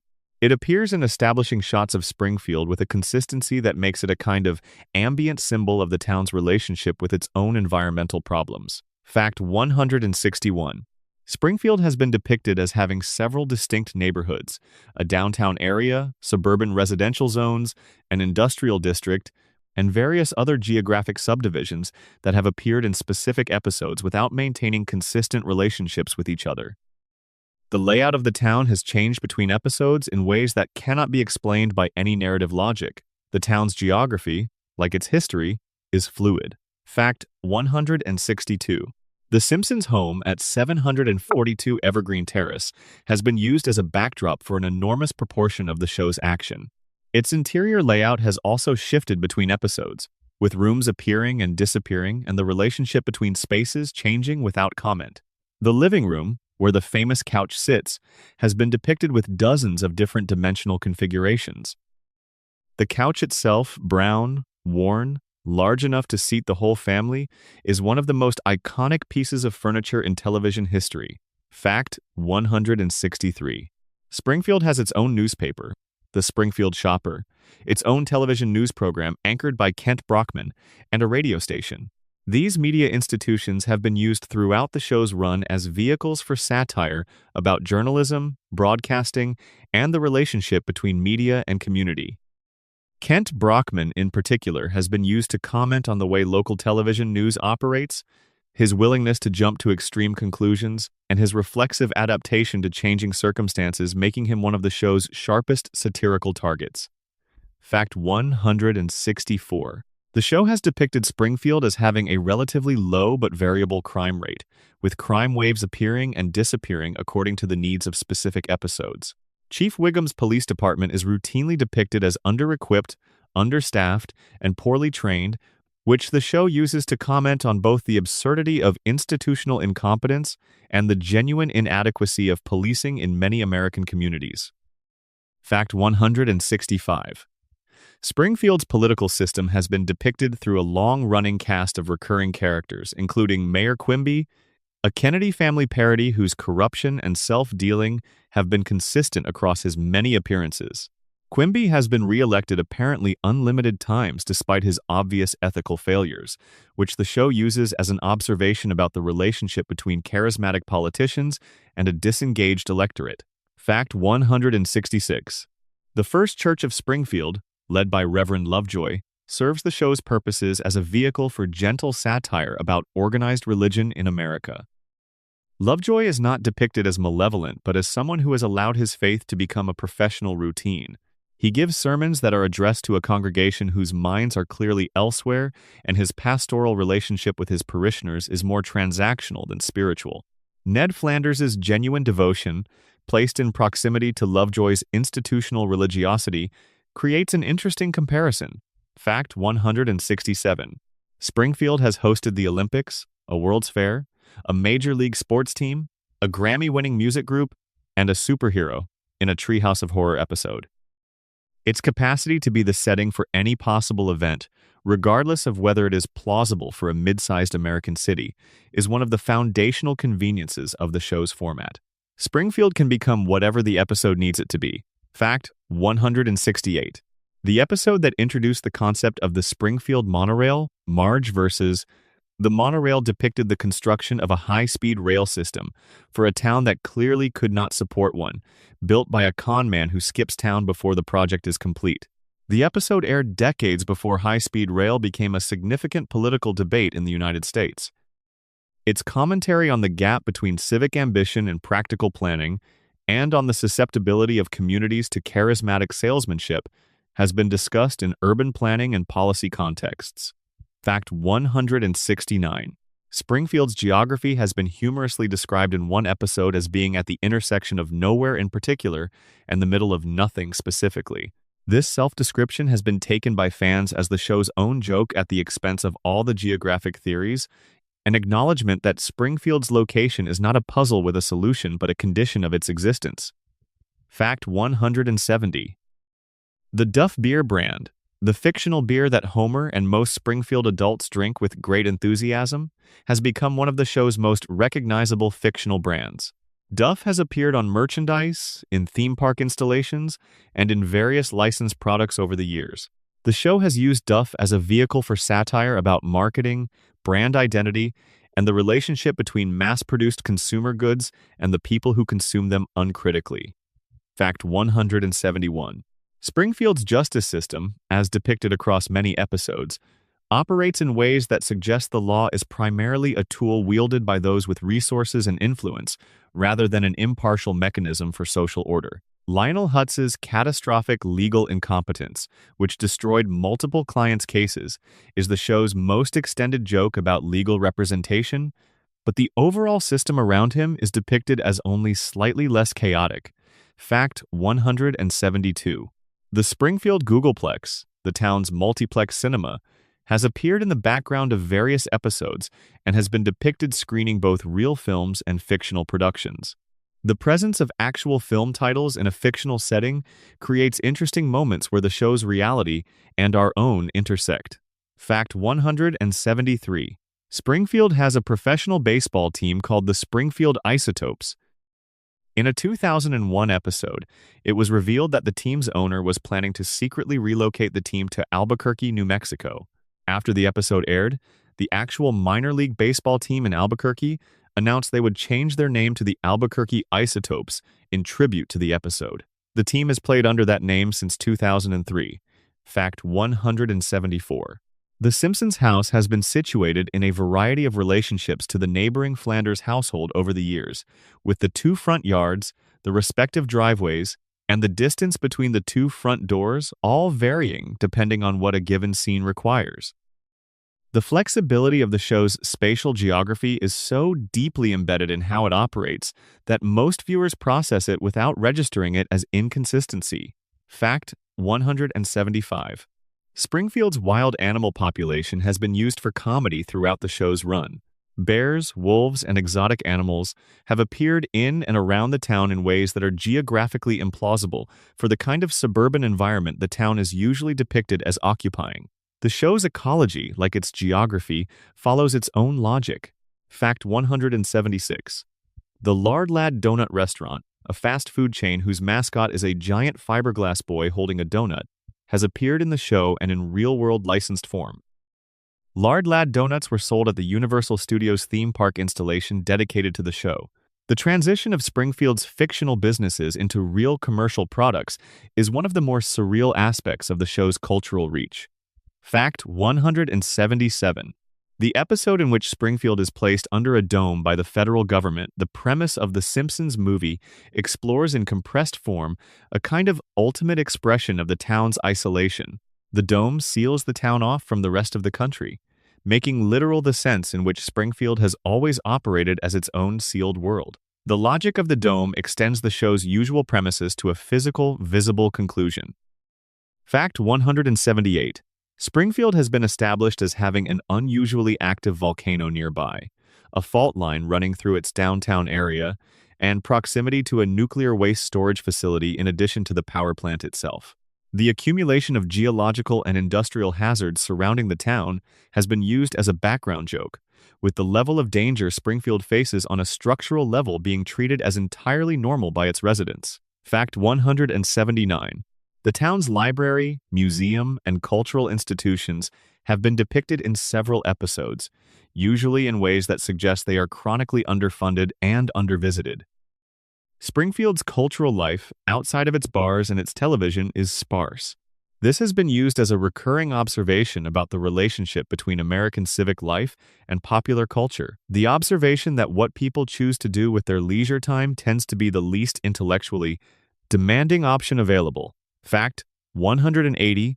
Springfield has a bowling alley where Homer has bowled many times, a country club to which Mr. Burns and other wealthy characters belong, and a Costington's department store that has appeared in multiple episodes. The presence of these recognizable American retail and leisure environments within Springfield gives the town a lived-in quality even as its details shift from episode to episode. Fact 181. The Simpsons neighborhood has a varying cast of background residents who appear throughout the show's run in the backgrounds of exterior scenes. Some of these background characters have been given names and occasional dialogue in specific episodes. The most prominent is Hans Moleman, but others have developed fan followings of their own, their recurring appearances in crowd scenes giving them a presence in the show's world that exceeds their formal narrative role. Fact 182. Springfield's economy includes a farmer character, Cletus Spuckler, who represents a rural southern working-class community that exists in an unlikely proximity to the suburban, working-class urban environment of the Simpsons neighborhood. This geographic and demographic improbability is one of Springfield's more overt examples of the town containing within itself all possible American community types simultaneously. Fact 183. The Squidport Waterfront District, which appeared in several late-season episodes, represents an attempt by the show to establish a more upscale commercial area in Springfield, a place of boutique stores, restaurants, and cultural events that contrast with the show's usual working-class settings. Its development was itself a comedic subject in the episodes where it appeared, used to comment on the gentrification of working-class communities. Fact 184. Springfield has been established as having weather patterns that are incompatible with any single geographic location in the United States. Blizzards, tornadoes, heat waves, and tropical storms have all affected the town in specific episodes. The inconsistency is so extreme that no climate model applied to a real American location could account for it. Springfield's weather, like everything else about the town, is determined by what the story needs rather than by any coherent physical reality. Fact 185. Perhaps most significantly, Springfield is a town whose residents have survived catastrophes that would be defining generational traumas in a real community. Floods, fires, disease outbreaks, environmental contamination, near-nuclear meltdowns, and have processed none of them in any lasting way. The communal capacity for forgetting that Springfield demonstrates is presented as comedy, but it describes something true about the way human communities manage overwhelming information. We choose what to remember. We choose what to forget. Springfield just does it faster and more thoroughly than most. Section 6. The episode's hidden details and legendary moments. Facts 186%, 222. There are episodes of The Simpsons that people who love this show can recite from memory. Not just the famous lines, the structures, the specific beats, the moment a joke sets up and the particular way it pays off, the transition between a scene that was funny and a scene that makes you feel something you didn't expect to feel. These are the episodes that people put on when they need company, or when they want to laugh at something familiar, or late at night when the world is quiet, and something warm and funny and slightly chaotic is exactly what the moment requires. The details inside these episodes, the hidden jokes, the background gags, the references that require specific knowledge to catch, are part of what makes rewatching them a different experience from watching them the first time. Fact 186. The episode Homer the Heretic contains a moment in which Homer, having decided to skip church and stay home, has what appears to be a transcendent experience of simple domestic joy. He dances around the house, cooks his own breakfast, and falls asleep in front of the television watching football. The episode treats this experience with genuine respect while also using it to examine what religious feeling means and what role it plays in a community. It is one of the show's most philosophically interesting explorations of faith and its alternatives. Fact 187. The phrase, "do," Homer's signature exclamation of frustration, is written in the show's scripts simply as annoyed grunt. The specific sound, somewhere between a syllable and a pure vocal expression, was developed by Dan Castellaneta during early recordings and has since been immortalized to the point of being added to the Oxford English Dictionary in 2001. The dictionary listed it as dough and defined it as an exclamation uttered when a blunder has just been made or a foolish comment spoken. Fact 188. The Treehouse of Horror episodes, which began in Season 2, have become one of the show's most anticipated annual traditions. The early installments were anthology horror parodies, drawing on classic horror films and literature. Over the years, the format has expanded to include parodies of science fiction, thrillers, and other genres, and the episodes have sometimes used their horror framing to say things about their subject matter that would be too dark for the show's regular register. Fact 189. The first Treehouse of Horror episode featured a parody of The Raven by Edgar Allan Poe, with James Earl Jones providing the narration. The sequence was animated with unusual darkness and stylization compared to the show's typical visual approach. The producer's decision to include a fairly faithful adaptation of a major piece of American literature within what was otherwise a comedy special said something about how they conceived of the show's audience and its range. Fact 190. The episode Homer's Triple Bypass depicted Homer's heart surgery with a level of medical detail and genuine emotional weight that surprised viewers expecting straightforward comedy. The episode built a serious family drama around the surgery, while maintaining its comedic elements, and the scenes of the family waiting for news about Homer were written and performed with genuine feeling. It was among the first episodes to demonstrate that the show could hold comedy and genuine fear simultaneously. Fact 191. The episode Lisa vs. Malibu Stacy, in which Lisa discovers that the Malibu Stacy doll is programming girls to aspire to superficial values, culminates in a sequence where Lisa creates her own doll, Lisa Lionheart, only to find it immediately overshadowed by a new Malibu Stacy with a different hat. The episode's cynical conclusion that idealistic alternatives to commercial culture will always be outgunned by the resources of established commercial interests has a darkness to it that the comedy barely conceals. Fact 192. Marge vs. The Monorail opens with a deliberate parody of the opening of The Music Man, where a group of traveling salesmen sing a complex patter song about their trade. The Simpsons version is structured identically to Meredith Willson's original, with the language adapted to Springfield's context and Homer, rather than a barbershop quartet, delivering a key musical moment. The precision of the parody reflects a genuine knowledge of and affection for the source material. Fact 193. The episode Bart Gets an F was the first episode of Season 2 and was, at the time of its broadcast, the most-watched episode in the show's history. It depicted Bart facing the real possibility of being held back a grade, and the episode's ending in which Bart cries after getting a D- on a test, a grade just good enough to pass, was one of the first moments where the show demonstrated that Bart's underachievement concealed genuine vulnerability and genuine effort. Fact 194. The episode Selma's Choice features a subplot in which the family visits Duff Gardens, a theme park based around beer.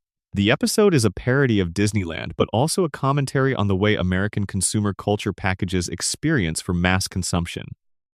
Lisa's reaction to a contaminated water attraction at the park, which leaves her having vivid hallucinations, produced one of the show's most quoted lines. "I am the Lizard Queen." Fact 195. The episode Mr. Plow introduced Homer's brief career as a snow removal contractor, a storyline that allowed the show to explore the relationship between Homer's genuine entrepreneurial enthusiasm and his complete inability to sustain any enterprise he undertakes. It also introduced the character of Barney Gumble in an unusual role, giving the show's resident alcoholic a moment of unexpected competence before his tendency towards self-destruction reasserted itself. Fact 196. The Pinchy the Lobster episode, Lisa Gets an A, featured a B-plot in which Homer raises a lobster that he intends to eat but becomes attached to. The story of Pinchy Homer's growing fondness for the animal he intended to consume, and the accidental manner of Pinchy's death is one of the show's more effective uses of a simple comedic premise to generate genuine emotion. Homer's tears over Pinchy are funny and not funny simultaneously, in the way that the show's best moments manage to be. Fact 197. The episode Stark Raving Dad opened with a message about Michael Jackson's involvement in the episode that the show chose not to acknowledge at the time of production. Michael Jackson voiced a large white psychiatric patient who claimed to be Michael Jackson, but the credit for the performance was given to a pseudonym. The Jackson family confirmed after the episode aired that the performance was indeed Michael Jackson's. In 2019, following the release of the documentary Leaving Neverland, the show's producers made the decision to pull the episode from syndication, a decision that generated considerable discussion about how to handle the work of artists whose personal conduct has become ethically problematic. Fact 198. The episode Homer's Phobia explored Homer's relationship with a gay antiques dealer named John, voiced by John Waters. The episode was the first in the show's history to deal directly and sympathetically with a gay character, and it won a GLAAD Media Award. The episode's handling of Homer's initial discomfort and his eventual acceptance was considered thoughtful and humane given the cultural context of 1,000 997. Fact 199. The famous steamed hams scene from the episode 22 short films about Springfield has become one of the most widely viewed and most frequently referenced clips from the show in the internet age. The scene in which Skinner presents store-bought food to Superintendent Chalmers as his own cooking, executing a series of increasingly desperate cover stories, is a masterclass in escalating absurdist comedy. Its specific rhythms and line readings have been analyzed, celebrated, and imitated extensively. Fact 200. The show's 100th episode, Sweet Seymour Skinner's Badasses song, dealt with the dismissal of Principal Skinner and his temporary replacement by Ned Flanders. The episode contained a surprisingly warm exploration of the friendship between Bart and Skinner, two characters whose relationship is usually defined entirely by antagonism. It suggested that, beneath their opposition, there was a genuine mutual recognition that each understood something important about the other that nobody else did. Fact 201. The episode King of the Hill introduced Homer's unexpected talent as a personal fitness trainer, a storyline that allowed the character to experience genuine competence in an area where he has no established ability. Episodes that give Homer an unlikely skill, usually temporary, have been a recurring structural template for the show, allowing the character to inhabit worlds he would normally be excluded from while maintaining the premise that he returns to his baseline condition by the episode's end. Fact 202. The episode The Last Temptation of Homer explored Homer's attraction to a female colleague while maintaining his commitment to Marge. The episode handled the subject with more emotional seriousness than might have been expected, depicting Homer's internal conflict as genuine and his ultimate choice as meaningful rather than merely convenient. It remains one of the more mature explorations of marital commitment in the show's catalog. Fact 203. The episode Bart Sells His Soul used a supernatural premise, Bart selling his soul for $5 and then discovering the consequences to explore questions about what the soul is, what it means to possess one, and what it costs to live without it. The episode treated its spiritual subject with genuine philosophical seriousness while remaining funny throughout. It is one of the most frequently cited examples of the show achieving something genuinely meaningful within an absurdist framework. Fact 204. The show has used flash-forward episodes to imagine its characters' futures multiple times, with Lisa's wedding being the most famous. These episodes imagine possible futures without committing to them, exploring what the characters might become while preserving the eternal present of the show's regular narrative. The futures depicted range from optimistic to melancholy, and they have been used to comment on the characters' trajectories and the world they are growing up in. Fact 205. The episode Radioactive Man follows Hollywood's attempt to produce a film based on Springfield's fictional superhero. The episode is a satire of the film industry that works partly as an inside joke for the entertainment industry and partly as a more general commentary on the relationship between popular cultural properties and the people who attempt to exploit them commercially. The subplot, in which Milhouse is cast as Fallout Boy and then overwhelmed by the experience of fame, carries more emotional weight than the satirical main story. Fact 206. The famous episode Homer the Great introduced the Stonecutters, a secret society to which Homer is revealed to belong. The episode's song We Do, in which the Stonecutters describe their control of various global systems, has become one of the show's most quoted musical moments. The song works as a parody of conspiracy theory thinking while also being genuinely funny in its specificity, listing both grandiose and absurdly trivial examples of the society's influence. Fact 207. The episode A Streetcar Named Marge, in which Marge stars in a musical adaptation of A Streetcar Named Desire, explored Marge's suppressed artistic ambitions and her relationship with Homer through the lens of theatrical performance. The episode contained a full musical parody, Oh Streetcar, that was written with genuine craft and performed with commitment by the voice cast. It demonstrated the show's ability to take a high-culture reference and use it to illuminate a specific emotional truth about its characters. Fact 208. Several episodes have used the device of Homer taking a new job as a way to give him access to a world the show would not otherwise depict. He has worked as a food critic, a beer baron, a chauffeur, a body double, and dozens of other occupations. Each new job serves as a lens through which a specific aspect of American society can be examined, and the format has been one of the show's most reliable structural approaches. Fact 209. The episode Deep Space Homer sent Homer to space through a plot involving NASA's desire to make space travel appealing to average Americans. The episode parodied the space program with affection rather than contempt, depicting NASA employees as earnest and well-intentioned rather than incompetent. Homer's genuinely graceful performance in zero gravity in a long, wordless sequence was one of the episode's most visually inventive moments. Fact 210. The show has repeatedly depicted the act of storytelling itself within its episodes, using flashback structures, frame narratives, and stories within stories to play with the relationship between the narrative being told and the people telling it. These meta-narrative moments have been used to comment on memory, perspective, and the way stories change in the retelling. Fact 211. The episode Homer Badman explored the consequences of a false accusation. Homer is accused of sexual harassment after a misunderstanding at a Halloween party and used the premise to examine media sensationalism, the speed with which reputations are destroyed, and the difficulty of recovering from public humiliation in a media environment where correction never travels as far as accusation. The episode was considered prescient by many viewers when it aired and has become more resonant with time. Fact 212. The Who Shot Mr. Burns two-part episode was promoted as a genuine mystery and aired in 1995 with the kind of marketing campaign that is usually reserved for live events. The summer between the two parts was one of the last examples in American television of the kind of communal speculation that predates social media and streaming, a moment when the country shared a single unanswered question and had to wait together to hear the answer. Fact 213. Several episodes have concluded with Homer and Marge reaffirming their commitment to each other in moments that avoid sentimentality while still achieving genuine emotional warmth. The show has been consistent in depicting their marriage as the emotional foundation of the series, the one relationship that the stories keep returning to and keep finding new dimensions in, even after decades of exploration. Fact 214.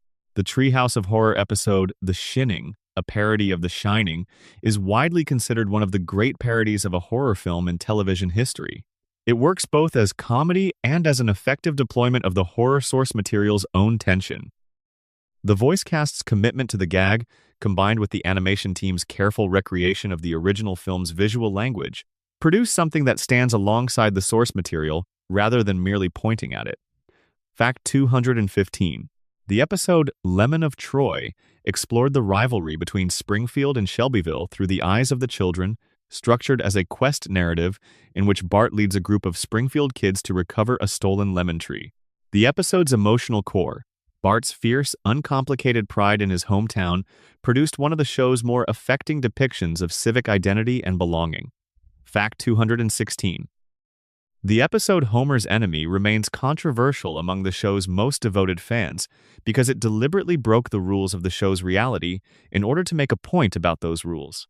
The character of Frank Grimes represents the audience's perspective what the show would look like if a rational person were placed inside it, and his destruction by the show's own logic was experienced by some viewers as cruel, and by others as one of the show's most honest moments of self-examination.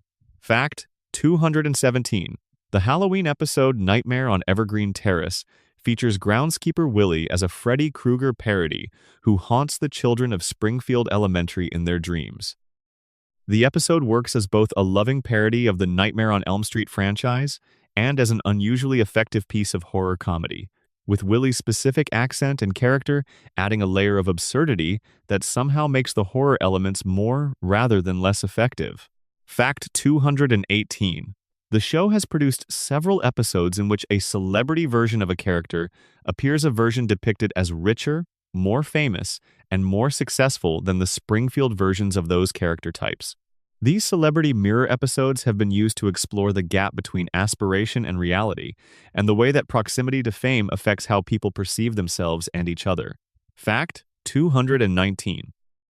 The episode Secrets of a Successful Marriage, in which Homer teaches an adult education course on marriage, managed to explore the concept of intimacy through comedy. The revelation that the only thing Homer has to offer Marge, that no one else can provide, is total transparency, that he cannot keep secrets from her, is offered as both a joke and as a genuine articulation of what their marriage is actually built on. Fact 220. Many episodes contain references that were designed to be caught only on close second viewings or by viewers with specific knowledge. These references range from accurate mathematical equations written on classroom boards, to books with real titles visible on background shelves, to background signs with jokes written too small to read at normal viewing speed.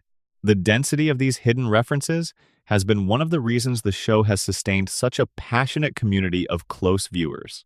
Fact 221. The show has occasionally used its episodes to respond to external events in ways that were visible to viewers who knew the context. An episode that aired shortly after a critical piece about the show was published contained jokes that could only be understood as responses to that piece.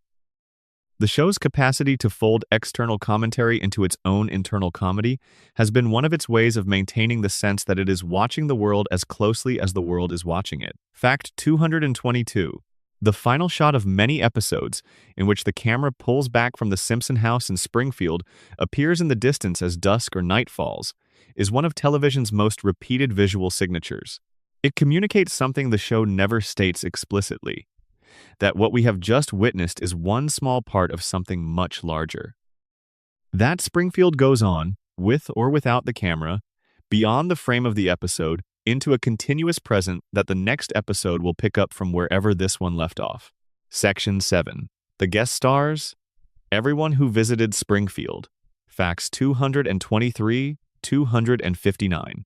One of the pleasures of watching The Simpsons over many years is the accumulation of guest appearances, a catalog of musicians, actors, athletes, politicians, and public figures who have passed through Springfield and been drawn temporarily in yellow. The show's guest list is effectively a document of American cultural life across 4 decades. To page through it is to read a history of who was famous and important and interesting enough to be worth inviting into this particular cartoon town, and to notice what those invitations reveal about the show's relationship with the culture it was simultaneously critiquing and participating in. Fact 223. The first notable celebrity guest appearance on The Simpsons was Ringo Starr in a Season 4 episode. Starr played himself, responding to a letter that Marge had sent him years earlier. The episode established a template for how the show would handle celebrity appearances. The star plays a version of themselves integrated into Springfield's world, with enough self-awareness to make the appearance feel willing rather than mercenary. Fact 224. The policy of having celebrities play themselves rather than fictional characters became one of the show's defining approaches to guest casting. When a celebrity appeared in Springfield, they were generally depicted as a version of their public persona, amplified or distorted for comedic purposes, but recognizably the person the audience knew from their actual career. This approach required the guest to be willing to be gently mocked, a willingness that many stars demonstrated with surprising enthusiasm. Fact 225. Michael Jackson's appearance, discussed earlier in this script, was one of the show's most unusual celebrity interactions, partly because of the secrecy around it. The fact that one of the most famous people in the world participated in an animated sitcom while insisting on anonymity says something interesting about how Jackson related to his own fame and to the kind of playful anonymity that performance offered. Fact 226. Paul McCartney's appearance was conditional on Lisa's permanent vegetarianism, as mentioned earlier, but the specific dynamics of his involvement were also revealing. McCartney clearly cared about the episode's message and wanted to ensure it was handled with care. His willingness to attach a condition to his participation indicated a seriousness about the subject that went beyond the typical celebrity cameo. Fact 227. Leonard Nimoy appeared in the show multiple times, most memorably in Marge vs. the Monorail, where he is present for the launch of the monorail and delivers several Spock-adjacent lines with gentle self-parody. Nimoy's willingness to play with his own cultural image demonstrated the particular kind of self-awareness that made for great Simpsons guests the ability to be funny at one's own expense while remaining genuinely likable. Fact 228. The show has had an unusually close relationship with musicians across its run, with appearances from artists ranging from classical composers to rock legends to contemporary pop stars. These appearances have generally been treated with genuine respect for the artist's work, with musical performances often woven into the episode's narrative rather than being presented as simple interruptions for a song. Fact 229. The episode Homer's Barbershop Quartet featured a subplot about Homer and several Springfield residents forming a massively successful barbershop quartet in the late 1980s. The episode's frame narrative required it to reference actual music industry events and figures from that period, and the show navigated this with characteristic comic precision, while also generating genuine warmth for a forgotten era of Homer's past. Fact 230. Tom Jones appeared in an episode in which he performs at a casino and becomes romantically interested in Marge. Jones's willingness to engage with the comedic premise, including allowing himself to be depicted as somewhat vain and self-important, made the episode funnier than it would have been with a guest who was less game. For self-parody. Fact 231. The show has featured appearances from multiple former U.S. presidents, usually in small roles or brief cameos. These appearances have generally been used for gentle satire rather than pointed political commentary, treating the presidents as cultural figures rather than as targets of sustained critique. Fact 232. Johnny Cash voiced a dog in a dream sequence Homer experiences after eating unusually spicy food. The casting choice was characteristic of the show's tendency to use unexpected voices for unexpected purposes, a connection between Cash's specific cultural gravity and the emotional weight the dream sequence was trying to carry. Cash's voice gave the scene something it would not have had with a conventional character voice. Fact 233. Stephen Hawking has appeared in the show multiple times. The show's writers were clearly fond of Hawking and gave him substantial comedic material that played on both his scientific celebrity and his dry wit. His appearances became more frequent as his willingness to engage with popular culture and his affection for the show became clear. Hawking once said in an interview that appearing on The Simpsons was one of the highlights of his career, a statement that has been widely quoted. Fact 234. The baseball episode Homer at the Bat featured Wade Boggs, Ken Griffey Jr., Don Mattingly, Darryl Strawberry, Jose Canseco, Roger Clemens, Steve Sachs, Mike Scioscia, and Ozzie Smith. The episode depicted each player dealing with an absurd complication that prevented them from contributing normally to the team, and several of these fictional complications turned out to have uncomfortable parallels with events from the players' real lives in the following years. Fact 235. Darryl Strawberry's appearance in Homer at the Bat depicted him as a naturally gifted player who, paradoxically, takes Homer's regular position and plays it brilliantly. The episode's subplot about Strawberry's relationship with his manager raised questions about talent, favoritism, and the nature of professional sports competition. In retrospect, given the personal difficulties Strawberry faced later in his career, the episode's affectionate treatment of him has an added poignancy. Fact 236. The show has been surprisingly effective at attracting guests who might not typically have been associated with primetime animation. Supreme Court justices, Nobel Prize winners, major league athletes across multiple sports, and heads of state have all been associated with the show in various capacities. The range of the guest list reflects the show's unusual position as something that is simultaneously popular entertainment and cultural institution. Fact 237. Mark Hamill appeared in the episode Mayor to the Mob, in which he is hosting a fan convention when a security situation develops. The episode gently and affectionately mocked the relationship between science fiction actors and their fan communities, with Hamill playing a version of himself who is both aware of his cultural status and genuinely gracious about the demands it places on him. Fact 238. The episode featuring Dustin Hoffman under his pseudonym Sam Eddick has been discussed repeatedly in the context of the show's approach to casting. The decision to use a pseudonym raises interesting questions about the relationship between an artist's identity and their work, and about what a voice performance is, when the voice in question is one of the most famous in cinema. Fact 239.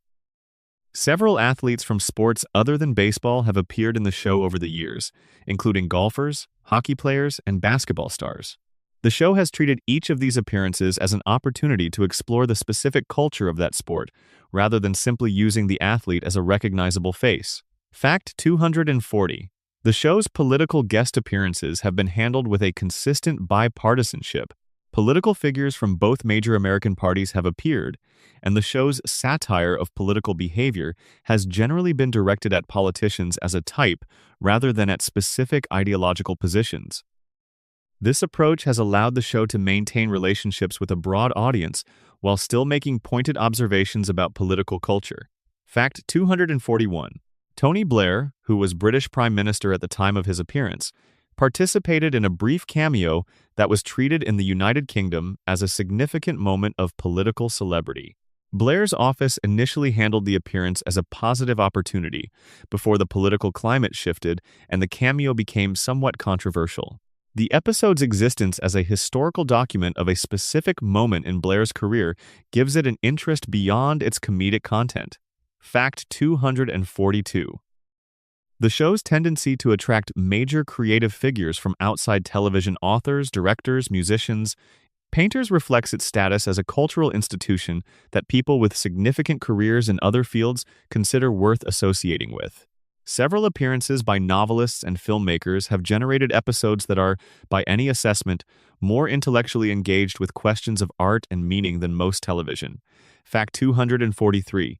The musician Beck appeared in a Season 6 episode and performed a version of his then-current music within the episode's narrative.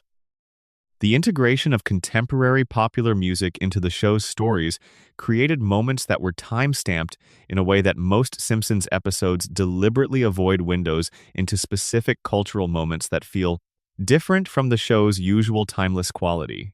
Fact 244. The Smashing Pumpkins appeared in a Season 7 episode that satirized the alternative music scene and the relationship between artistic integrity and commercial success. The band members participated in the episode's satire of their own scene, demonstrating a self-awareness that made their appearance funnier and more interesting than it would have been with performers who were simply trading on their fame. Fact 245. Cypress Hill's appearance in the episode Homerpalooza depicted the band as participants in a traveling music festival. The episode also depicted them accidentally booking the London Symphony Orchestra, a joke that, as mentioned earlier in this script, became reality when the actual Cypress Hill performed with the actual London Symphony Orchestra in 2024. The gap between the joke and its real-world fulfillment was 28 years. Fact 246. The show's relationship with rock music has been particularly close. Several episodes have been structured around the premise of a band visiting Springfield, allowing the writers to explore specific aspects of rock culture through Springfield's distorting lens. The band Sonic Youth, the Red Hot Chili Peppers, and many others have all passed through the show in ways that gave the episodes a specific cultural texture. Fact 247. R.E.M. appeared in an episode that dealt with the town's environmental issues, a connection that felt appropriate given the band's real-world advocacy on environmental subjects.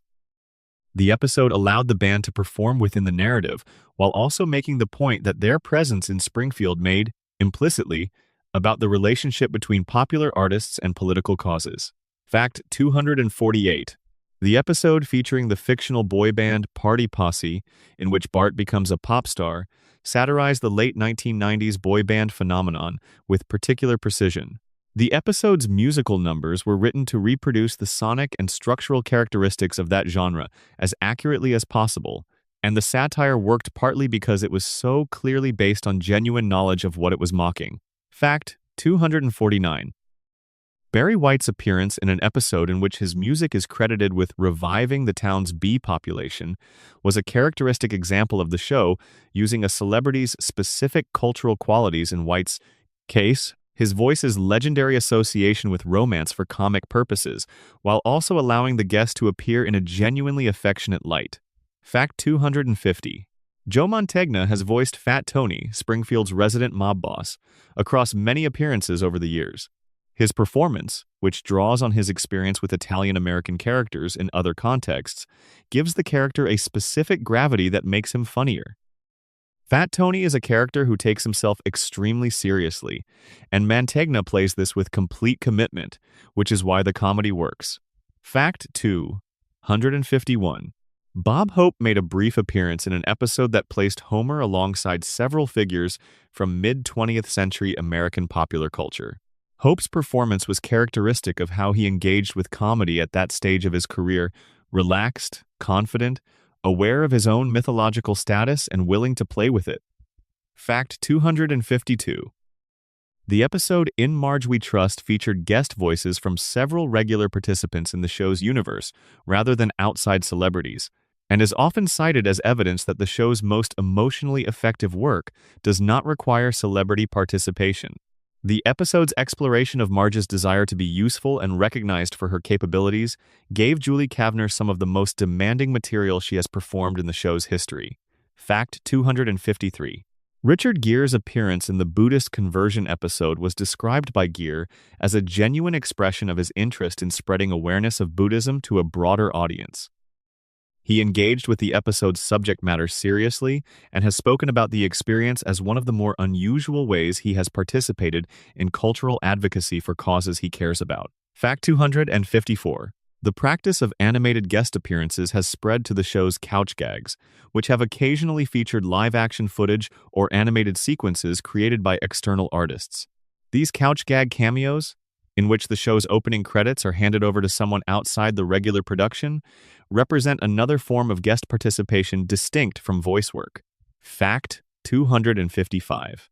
Sofia Coppola, Guillermo del Toro, and other filmmakers have been invited to direct extended couch gag sequences that function as short animated films in their own right. Del Toro's couch gag for a Treehouse of Horror episode was a densely packed horror reference reel that took multiple viewings to fully appreciate. These extended couch gag directorial contributions have given the show an additional dimension as a platform for experimental animation. Fact 256. The Scottish actor and comedian Billy Connolly appeared in an episode that allowed his particular brand of storytelling and comedy to function within Springfield's world. Connolly's voice, like Johnny Cash's, carried specific associations that gave his character a quality that would have been impossible to replicate with a generic character voice. Fact 257.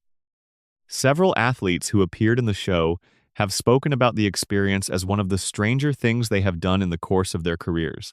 The process of spending several hours in a recording booth producing vocal performances was, for many people whose professional lives involve physical performance, a disorienting reversal of how they usually work. Most found it enjoyable precisely because it was so different from their usual experience. Fact 258. The show's guest list, taken as a whole, constitutes an accidental archive of cultural significance, a record of who was prominent enough in American life to be invited into Springfield and willing enough to be gently mocked upon arrival. Reading through the complete list is a way of reading through decades of American popular culture, tracking the rise and fall of careers, the evolution of what the country found interesting, and the surprising durability of some cultural figures who seemed temporary at the time. Fact 259. Patrick Stewart appeared in an episode voicing a character who turns out to be the head of a secret society. The casting played on Stewart's authority and his specifically British register of command, using his voice's associations to give the character a weight that no American equivalent would have provided. It is characteristic of the show's guest, casting at its most precise. Section 8. The Predictions and Cultural Impact.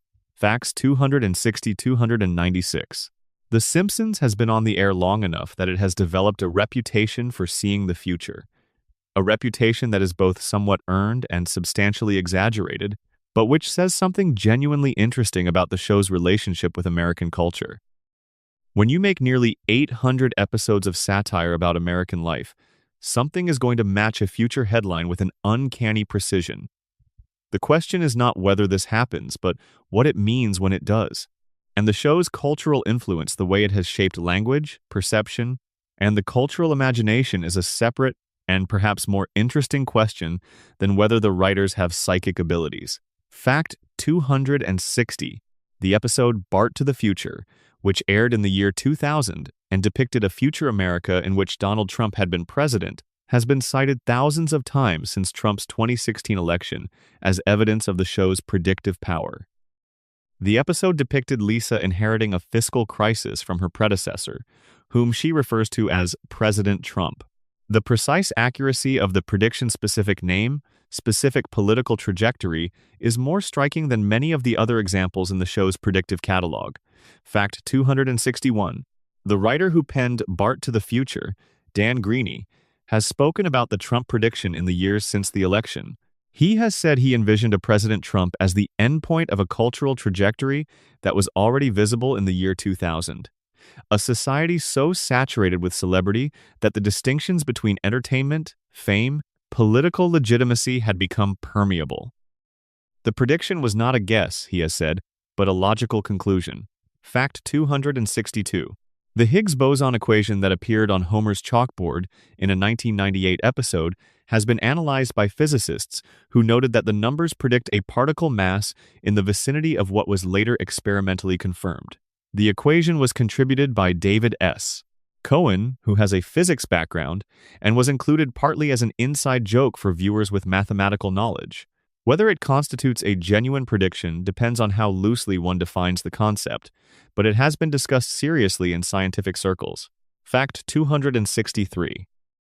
The show's depiction of a smartwatch in a 1995 episode, a wrist-mounted device used for communication, was cited widely when Apple introduced the Apple Watch in 2015.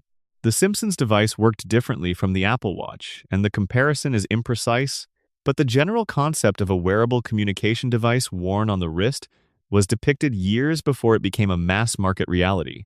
Fact 264. The Disney-Fox merger depicted in a 1998 episode came true in 2019 when Disney completed its acquisition of 21st Century Fox.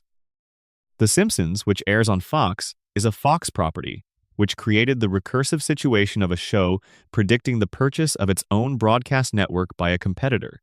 The show made jokes about this situation in subsequent episodes. Fact 265. The show's 1993 episode depicting an Asian flu virus spreading globally, causing mass panic and supply chain disruptions, has been compared extensively to the COVID-19 pandemic. The comparison is imprecise in many specific details but accurate in general outline. The episode also featured the coincidental appearance of giant hornets, which echoed media coverage of Asian giant hornets in the United States in 2020.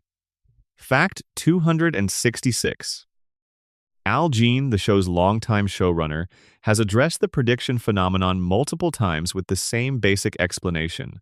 Volume and longevity create the conditions for coincidence to appear as prophecy. The show has made thousands of jokes about American society's direction. Some of those jokes will eventually match a reality. This is mathematics, not clairvoyance. Fact 267. A fact-checking organization's extensive analysis of the most popular Simpsons prediction claims found that the majority were either exaggerated, imprecise, or based on trends that were already clearly visible at the time the episode was written. However, even the fact-checking analysis acknowledged that a handful of the most specific predictions, particularly the Trump presidency and the Higgs boson equation, resist easy debunking. Fact 268. The show's Siegfried and Roy parody, which depicted a performer being injured by one of the act's white tigers, aired in 1993, 10 years before Roy Horn was seriously injured in exactly the way the episode described. This is one of the more specific examples in the show's predictive catalog, involving not just a general trend but a specific type of incident connected to a specific kind of performance. Fact 269. The concept that The Simpsons influences the culture it depicts, shaping expectations and normalizing certain outcomes through satire, has been explored by media scholars. The argument is that by depicting certain events as obvious satirical conclusions, the show makes those events feel more inevitable, which may contribute to the likelihood of their occurrence. This is not prediction, but cultural influence, a subtler and arguably more significant phenomenon. Fact 270. The show's coinage or popularization of words and phrases has been substantial. Dio, meh, embiggen, and cromulent are among the terms that originated on The Simpsons and have since entered broader usage. Of these, both meh and embiggen have been added to formal dictionaries. The idea that a cartoon sitcom contributed new vocabulary to the English language is an unusual kind of cultural legacy. Fact 271. The word meh, used to express indifference or mild dissatisfaction, appears in a Simpsons episode from the early 1990s and has since been traced by linguists as a term that entered broader usage during the same period the show was at its peak. Whether the show coined the term or simply popularized it is debated, but its appearance in an early episode is well documented. Fact 272. Embiggen and Cromulent appeared in a single episode, Lisa the Iconoclast, in which they were used as supposedly archaic Springfield English. The joke was that the words sounded plausible enough to be real, while being entirely invented. Embiggen was subsequently adopted as a legitimate English verb meaning to make larger, and it now appears in several major dictionaries, with no reference to its Simpsons origin. Fact 273. The show's influence on American political satire has been analyzed by political scientists and media scholars. The template it established a recognizable American institution depicted with its institutional absurdity made visible has been cited as influential on The Daily Show, South Park, and many other satirical productions that followed it. Fact 274. The show has been credited with contributing to a broader cultural skepticism about corporate power, institutional incompetence, and the gap between official narratives and lived reality. Mr. Burns, Chief Wiggum, Mayor Quimby, and similar characters have given American audiences a shared vocabulary for certain kinds of institutional failure that makes those failures easier to recognize and discuss in real life. Fact 275. Springfield's status as a contamination zone, the running joke about the nuclear plant's radiation, the three-eyed fish, the buried waste has been cited in discussions about real environmental advocacy as an example of how popular culture can make abstract environmental risks emotionally legible. By giving the dangers of nuclear contamination a comedic face in Springfield, the show created a mental model that people apply to real environmental discussions. Fact 276. The show's international cultural reach has made it an instrument of American cultural export in ways that have been examined academically. In many countries, The Simpsons represents one of the first extended exposures audiences had to a specific style of American self-criticism satire that is made with enough affection for its subject that it reads as critique from the inside rather than condemnation from outside. Fact 277. Several episodes that seemed like pointed satire at the time of their broadcast have become cultural touchstones precisely because the situations they satirized turned out to be permanent features of American life rather than temporary aberrations. Episodes about corporate consolidation, media sensationalism, and political cynicism have aged in ways that make them feel more accurate rather than less. Fact 278.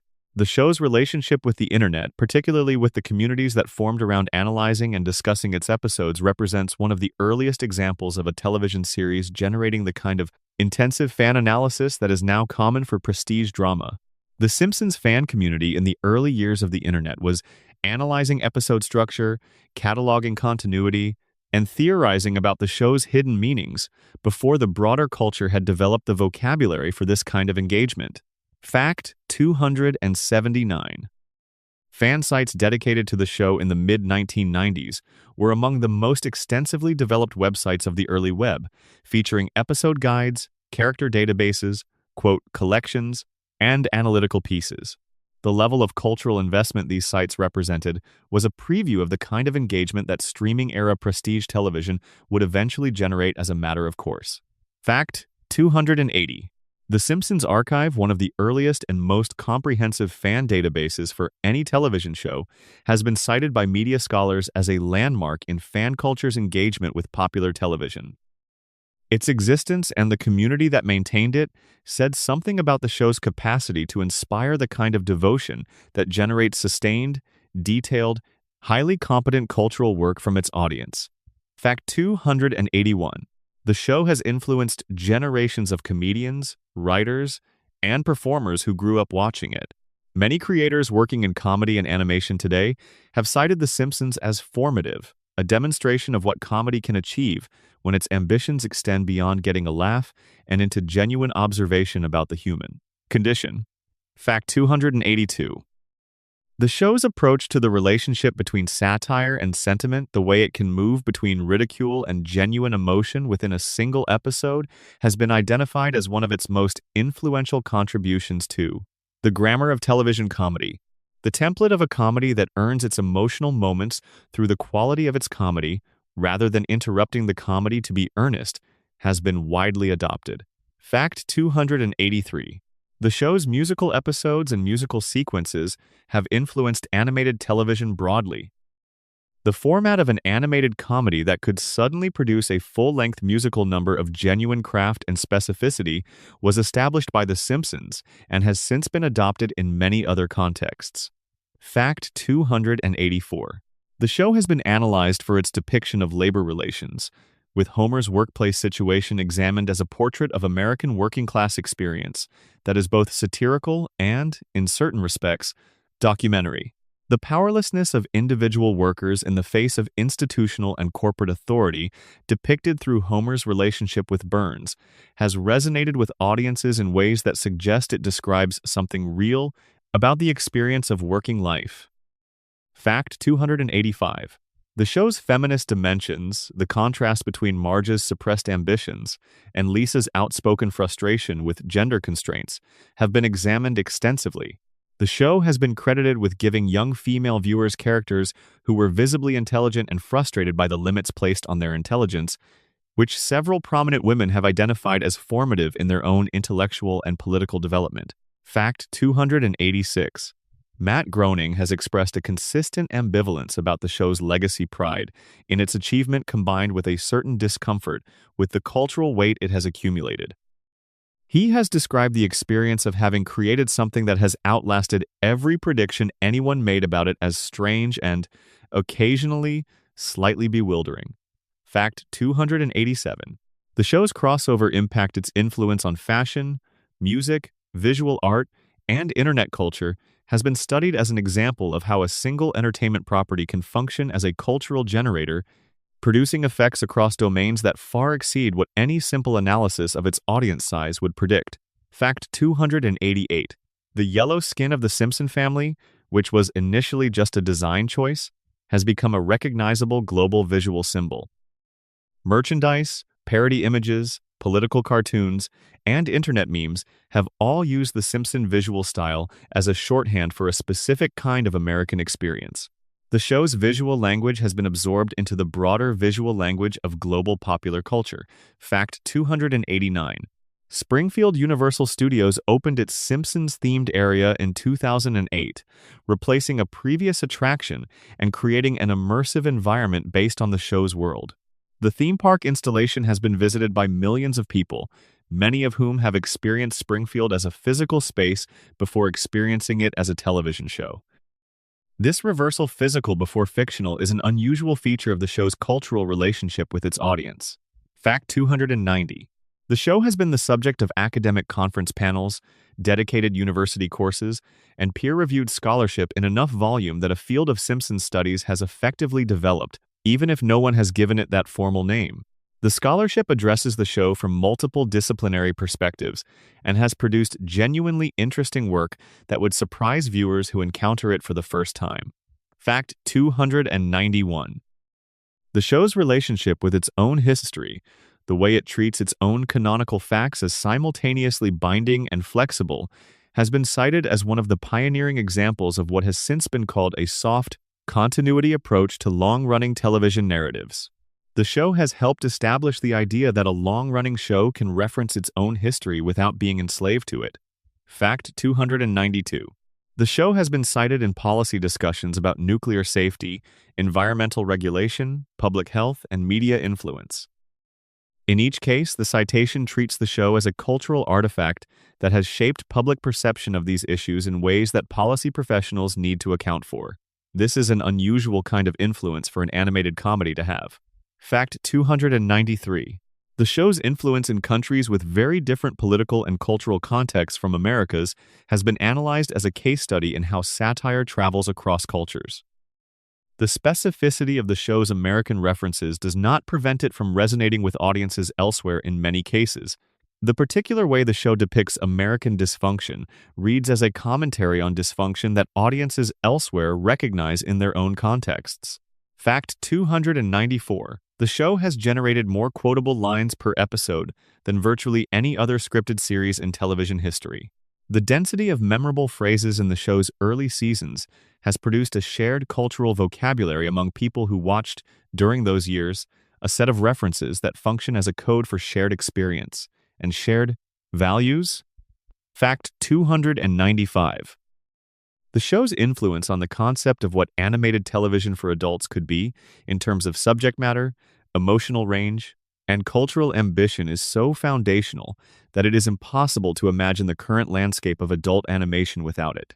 The Simpsons did not simply succeed as a show, it created the category in which it succeeded, and every show that has occupied that category since is, in some sense, working in its shadow. Fact 296. The most lasting form of cultural influence a creative work can achieve is to become invisible, to be so thoroughly absorbed into the culture that the people it has shaped no longer recognize it as a source. The Simpsons may be approaching this kind of invisibility. Its catchphrases have passed into general usage. Its satirical frameworks have become common sense. Its portraits of American institutions have become the way many people understand those institutions. The show is everywhere, even when it is nowhere in sight. 9. Behind the animation. How the show is made. Facts 297, 333. The process of making an animated television series is unlike any other kind of production. There is no set to build and strike. There is no continuity to maintain between shooting days. The laws of physics are advisory rather than mandatory. A character can be in two places at once if the story needs it, can change appearance between cuts without anyone noticing, can age or unage, gain or lose 10 pounds, grow a mustache and lose it in the same scene, all without anyone filing a complaint with the union. Animation is the freest possible storytelling medium, and The Simpsons has been using that freedom for 36 years to do things that no other medium could accommodate. The people who make the show, the animators, the directors, the colorists, the sound designers work in relative invisibility compared to the voice cast, but the experience of watching the show is shaped profoundly by what they do. Fact 297. The Simpsons is produced using a system in which the animation is completed after the voice performances have been recorded, rather than the other way around. This means that the animators are working from completed audio, fitting the characters' mouth movements and physical expressions to a performance they can hear but cannot adjust. The process requires animators to be skilled interpreters of vocal performance as much as visual artists. Fact 298. The show's early seasons were animated at a resolution and with a level of detail that was standard for American television animation of the time. As digital production became standard and screen resolutions increased, the show had to adapt its visual approach. The transition to HD in 2009 required significant changes to the production pipeline and to the visual design of the show's world. Fact 299.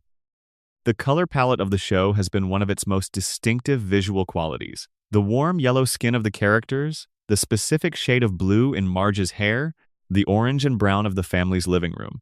These choices were made early in the show's history and have been maintained with remarkable consistency across decades and across the shift from analog to digital.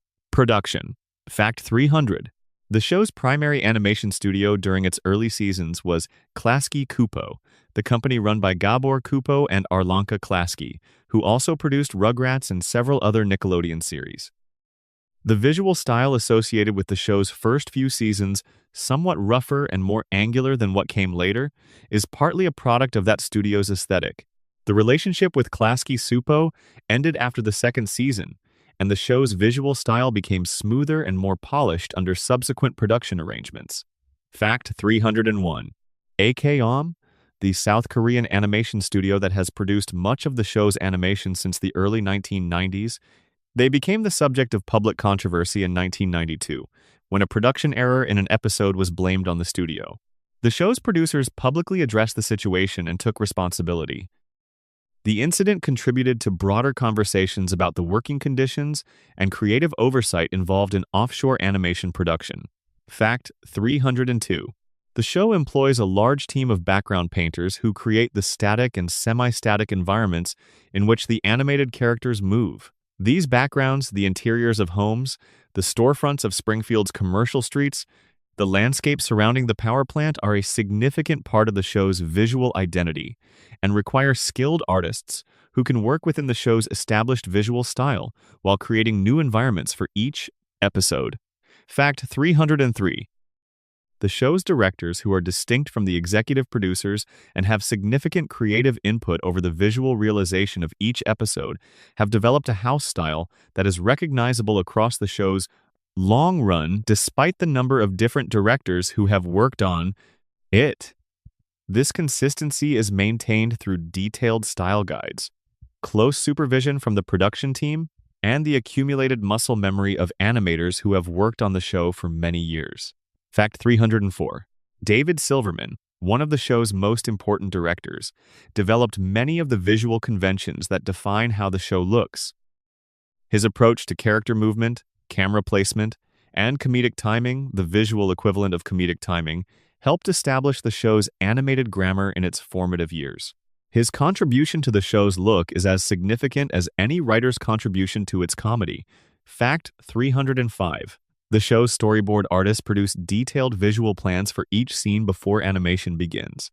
The storyboards translate the written script into a sequence of images that specify camera angles, character positions, and action.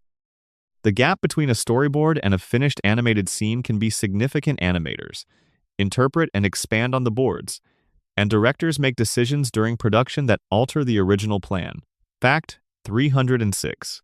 The show's editing process, in which completed animated footage is assembled into episodes, involves a level of precision that differs from live-action editing. In animation, the editor is working with footage that was designed to be used in a specific way, unlike live action where multiple takes of each scene give the editor choices to make. Animated editing requires a different skill set, focused on timing specifically on the precise duration of pauses, reactions, and transitions that determine whether a joke lands or doesn't. Fact 307. The sound design of the show has been one of its underappreciated contributions to the experience of watching it. The particular quality of the show's ambient sounds, the hum of the television in the family's living room, the noise of Springfield's streets, the specific acoustic texture of the nuclear plant's control room creates an audio environment that feels consistent and lived in across decades of production. Fact 308. Alf Clausen composed the show's incidental music for many years, creating original scores for each episode that ranged from straightforward comedic underscore to elaborate parody of specific musical styles. His work gave the show a musical depth and specificity that animated television rarely achieved. He was replaced by Bleeding Fingers music after his departure from the show in 2017, a change that some fans noted as a shift in the show's musical character. Fact 309. The show's musical parodies, full songs written in specific styles, from Tin Pan Alley to Broadway to rock and roll to opera, have been some of its most praised creative achievements. Writing a song that both functions as effective comedy and as a genuine pastiche of a specific musical style requires skills that are different from either straight comedy writing or straight composition, and the show has maintained an unusually high standard in this area throughout its run. Fact 310. The episode production timeline from initial story pitch to broadcast has historically been approximately 6 to 9 months. This means that at any given point in the production calendar, multiple episodes at different stages of completion are being worked on simultaneously. Writers may be developing stories for episodes that will air a year later, while directors are finishing animation on episodes that will air next month, while the editing team is cutting episodes that will air next week. Fact 311. The show maintains an internal Bible, a document that establishes canonical facts about the characters, the world, and the show's creative rules. This document has grown substantially over the show's history, as more facts about Springfield have been established. Writers are expected to be familiar with its contents, though the show's pragmatic approach to continuity means that the Bible functions more as a reference than as a rigid constraint. Fact 312. The show's approach to depicting specific real-world brands, products, and institutions has been managed carefully over its run. The use of recognizable brands in comedy creates legal and ethical considerations that the show has navigated through a combination of legal review, fictional brand substitutions, and occasional real brand appearances where explicit agreements exist.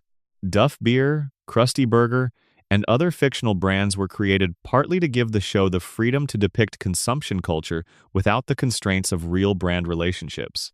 Fact 313. The show has been produced in several different formats as broadcast standards have evolved.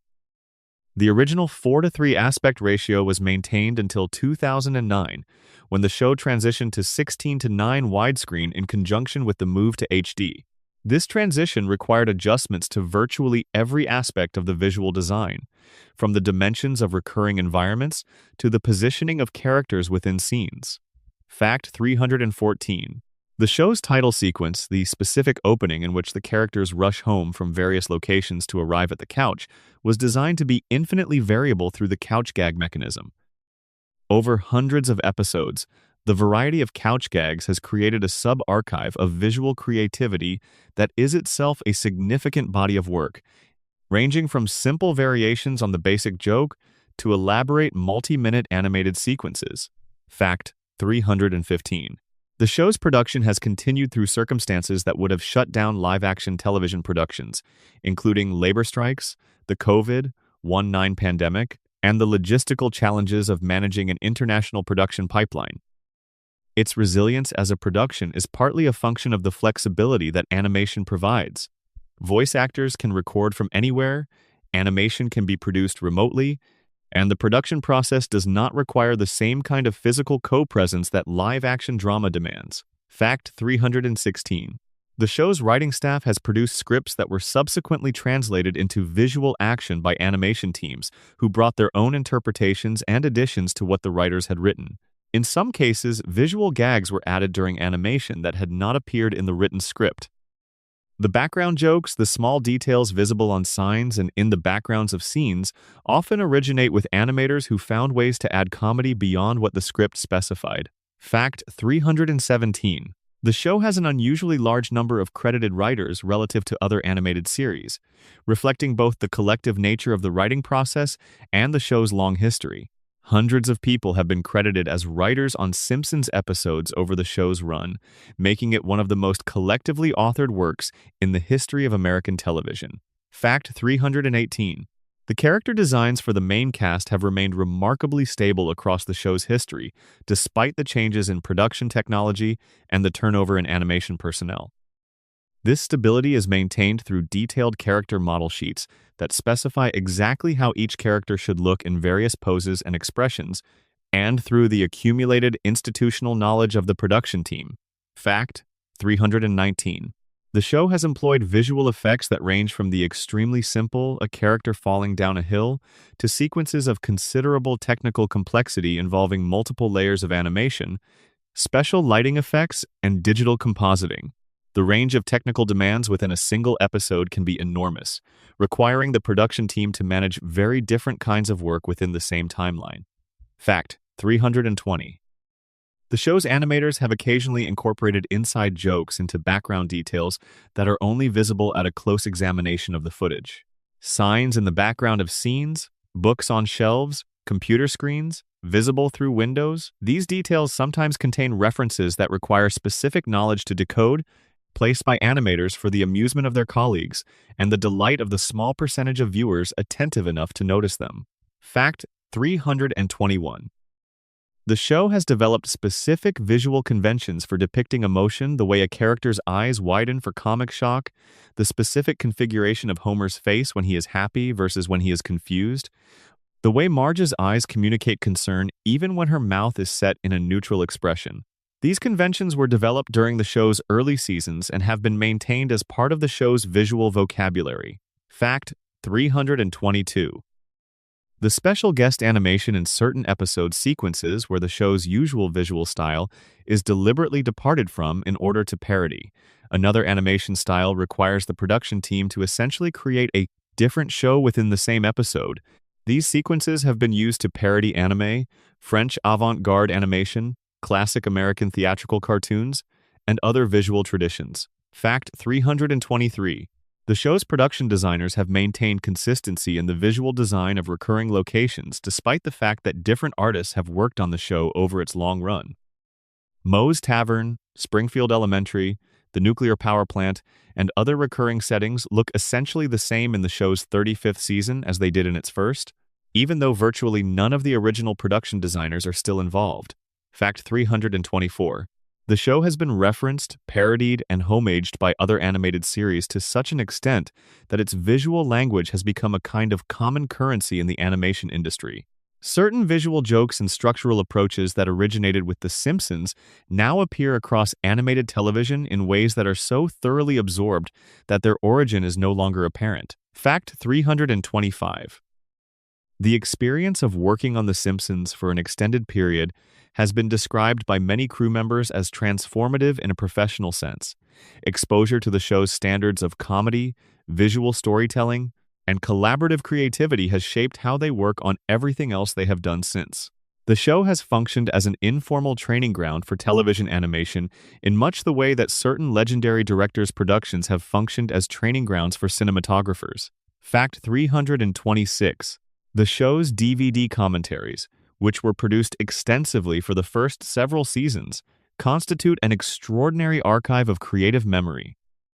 The writers and directors who participated in these commentaries discuss the origins of specific jokes, the reasons for specific creative decisions, the changes made during production, and the things they would do differently if they could. These commentaries have become as significant for fans as the episodes themselves. Fact 327. The Simpsons comic, a monthly publication that ran for many years, extended the show's world into print form and allowed stories to be told in ways that the television format did not accommodate. The comics were produced independently from the television production and sometimes took the characters in directions that diverged from their television characterizations. They developed their own devoted following among fans who wanted more Springfield than the television show could provide. Fact 328. The show's merchandise, toys, clothing, home goods, games, and hundreds of other licensed products has generated revenue that substantially exceeds the show's production costs over its lifetime. The merchandise operation has been managed by a dedicated licensing team whose work exists largely outside public view. The range of Simpsons merchandise produced over 36 years is so extensive that it constitutes its own cultural archive of the show's commercial history. Fact 329. The show's writers, directors, and producers have gathered at various points over its history for events that celebrated specific milestones. The 100th episode, the 200th, the 500th, the current total of nearly 800. These gatherings have become occasions for reflection on what the show has been and what it has meant, and several of the accounts given at these events have been preserved in interviews and documentaries that constitute an important part of the show's historical record. Fact 330. The show has developed a culture of institutional memory that is unusual in television production. The long-serving members of the creative team carry knowledge of thousands of episodes, thousands of creative decisions, and thousands of creative relationships that new staff members can access only imperfectly. This institutional memory is one of the show's most valuable and most fragile assets, located entirely in the minds of the people who have been there longest. Fact 331. The animation team that works on the show in South Korea has developed their own institutional knowledge of the production over decades of collaboration. The relationship between the American creative team and the Korean animation studio has been one of the longest continuous such relationships in American television animation. The Korean studio's understanding of the show's visual style and conventions has become so deep that it is considered a genuine creative partnership rather than a straightforward outsourcing arrangement. Fact 332. The show's relationship with its own archive, the thousands of episodes, the scripts, the storyboards, the recordings, the production documents has been managed with varying degrees of formal intention over the years. Much of the show's history is preserved in ways that are accessible to researchers and archivists, making it one of the better documented productions in television history. This documentation will be important for future scholars of the medium. Fact 333. The Simpsons began with a cartoonist, a waiting room, and 10 minutes of improvised invention, and became the longest-running animated series, the longest-running sitcom, and the longest-running primetime scripted show in American television history.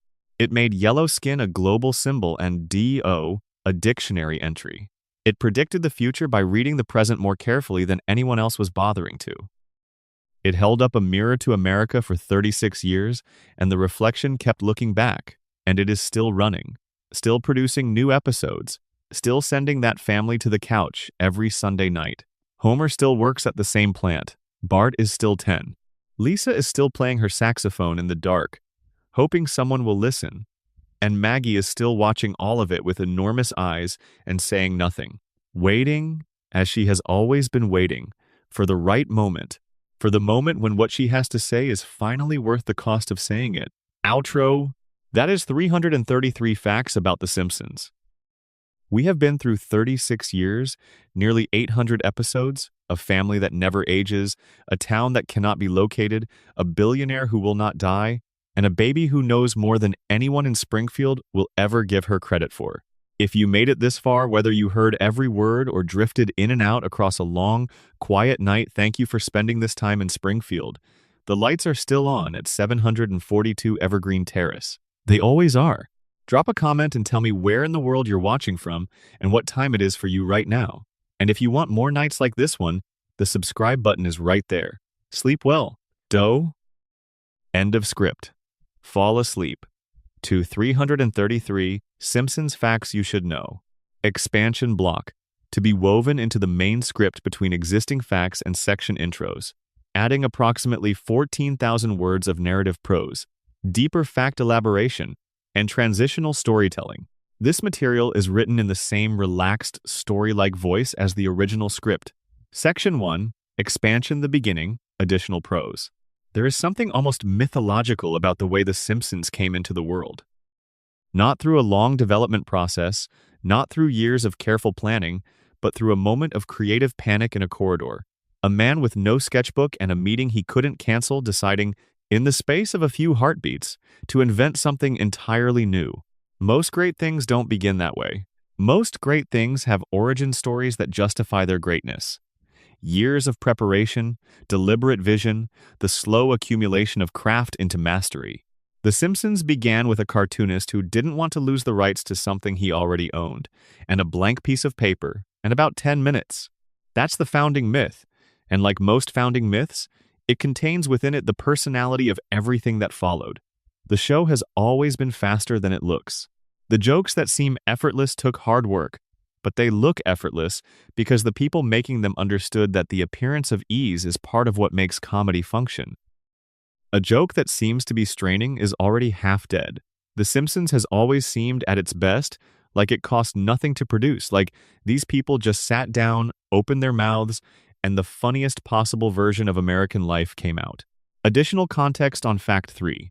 The Tracy Ullman shorts are rarely discussed today in the context of the full series, but they are worth taking seriously as documents in their own right. They are rougher, stranger, and more uncomfortable than the show that emerged from them. The family in those shorts has a quality of low-grade menace that the full series softened. Homer is genuinely frightening in some of the early shorts, less a lovable bumbler than an unpredictable presence in a small house. The dynamic is rawer, less mediated by the machinery of network comedy. Watching them now, you can see what the show chose to leave behind and what it kept, and the choices reveal something about the temperature the creators decided the show should run at. They dialed down the edge just enough to make it accessible without making it comfortable. That balance, uncomfortable enough to be interesting, safe enough to be loved, is what the show maintained for a decade. Additional context on Fact 5. The choice to premiere with a Christmas special rather than a regular episode was not simply a production decision. Simpsons roasting on an open fire established the show's emotional register in a way that a more typical episode might not have. The story of Homer taking a second job as a department store Santa because his Christmas bonus was canceled, and his subsequent decision to spend his last money on a losing greyhound at the racetrack should be a story of failure. It ends in a moment of genuine warmth. The dog becomes part of the family, but it earns that warmth through a journey that never pretends things are easy. The first episode of The Simpsons told you, quietly and without announcement, that this was a show about people for whom things don't quite work out and who love each other anyway. Every emotional note the show has hit in 36 seasons since was established in that first outing. Additional context on Fact 9. The Bart phenomenon of 1990 was something that genuinely surprised the people who created the show. Groening has spoken about the strange experience of watching his creation become a symbol of cultural rebellion without having designed it to be one. Bart's attitude, dismissive of authority, allergic to effort, constitutionally allergic to sentimentality, touched something that enormous numbers of young people recognized as authentic in a media landscape dominated by characters designed to be aspirational. Bart was not aspirational. He was recognizable. He was the kid in the back of the class who was smarter than everyone around him and expressed that intelligence entirely through disruption rather than achievement. America in 1990 apparently needed that specific character very badly, because the response was extraordinary. Additional context on Fact 13. The Fox Broadcasting Company's relationship with The Simpsons is one of the stranger partnerships in television history. Fox needed the show to establish itself as a legitimate network, and the show needed Fox because no established network would have given it the creative latitude it required. ABC, NBC, and CBS had decades of standards and practices and advertiser relationships and audience expectations that would have constrained the show significantly. Fox, which had nothing to lose and everything to gain, gave Groening and Brooks and their team more freedom than any network would ordinarily provide. The show repaid that freedom by becoming the most important program in the network's history. The relationship was symbiotic in a way that neither party fully anticipated when it began. Additional context on Fact 17. Danny Elfman's composition of the Simpsons theme in a single day is one of those creative facts that sounds impossible until you listen to the theme itself and realize that its character is exactly right for something that was produced quickly and intuitively.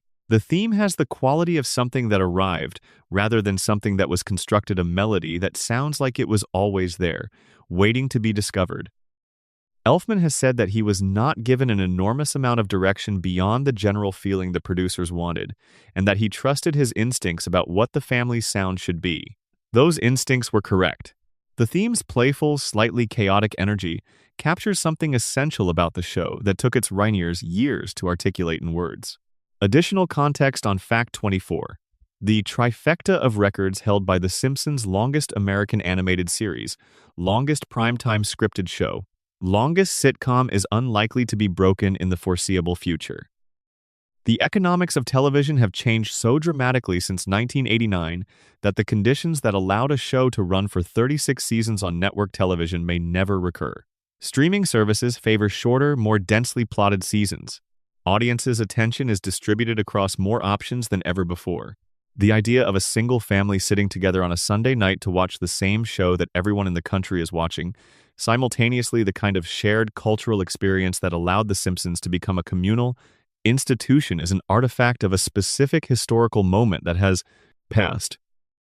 The Simpsons belongs to that moment in a way that makes its records feel like messages from a different era of human experience. Number section 2 expansion. The characters, additional prose. Every character in Springfield has a shadow version, a version of themselves that the show occasionally reveals and then covers back up, because the full truth of who they are is too dark, or too sad, or too complicated to sustain a weekly comedy. Homer's shadow is a man of genuine intelligence and feeling who has been systematically diminished by circumstance and environment. Marge's shadow is a woman of immense capability and suppressed desire, who chose family and has never fully resolved whether that choice was right. Bart's shadow is a child who is frightened of becoming someone his family doesn't recognize and who expresses that fear through destruction because destruction is safer than vulnerability. Lisa's shadow is a person who is going to be all right, who is going to leave Springfield and make something of herself and carry the weight of having escaped somewhere her family could not follow. And Maggie's shadow is perhaps the most interesting. A person so fully formed and so completely hidden that no one around her has any idea what they're living with. These shadows are always there, just beneath the comedy. The show has always known they're there, it just doesn't always choose to illuminate them. Additional context on Fact 40. The question of Homer's intelligence is more philosophically interesting than it first appears.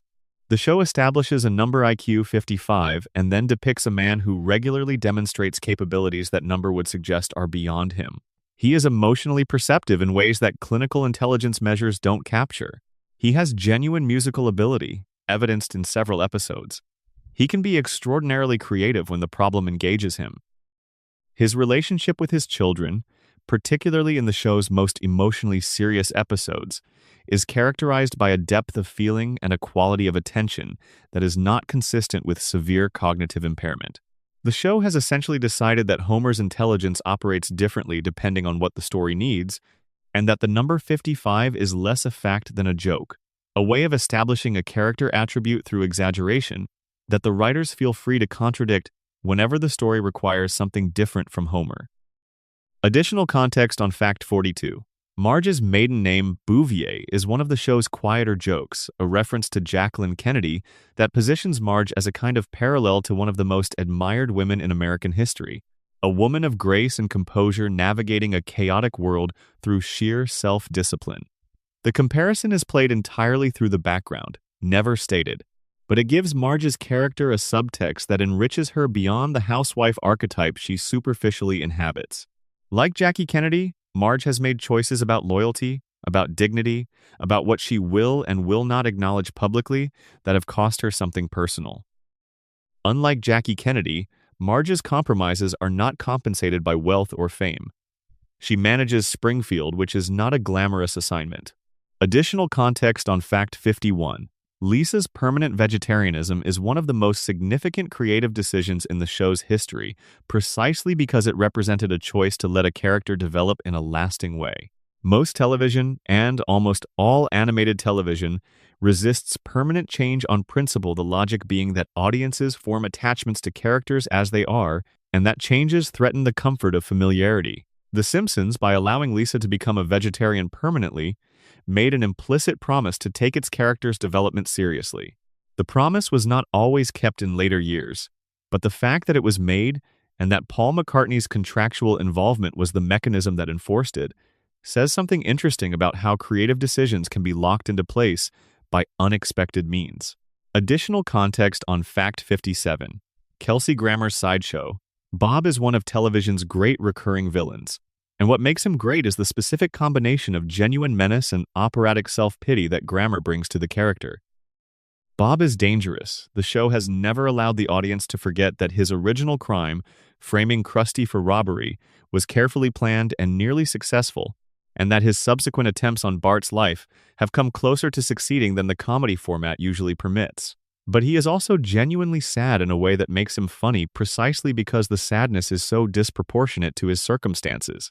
Bob considers himself a victim of stupidity, specifically of Springfield stupidity, its preference for vulgarity over culture, for Krusty over him. This grievance is not entirely without merit. The show has always been careful to give Bob enough of a point that the audience can understand his frustration, even as it refuses to let him be right. Additional context on Fact 65. Ralph Wiggum deserves a paragraph of his own because the nature of Ralph's comedy has never been fully analyzed. Ralph says things that make no logical sense in context. His contributions to conversations arrive from a different dimension than the one the scene is occupying. What makes this funny is not randomness, but specificity. Ralph's non-sequiturs are always specific. I'm a table, or my cat's breath smells like cat food, or the legendary I choo-choo choose you. These are not random word combinations. They are the precise, literal, completely earnest expressions of a mind that is processing the world through a completely different set of filters than everyone around him. Ralph is not stupid, exactly. He is oriented differently, and his different orientation occasionally produces, entirely by accident, the most accurate thing anyone in the scene says. Additional context on Fact 71.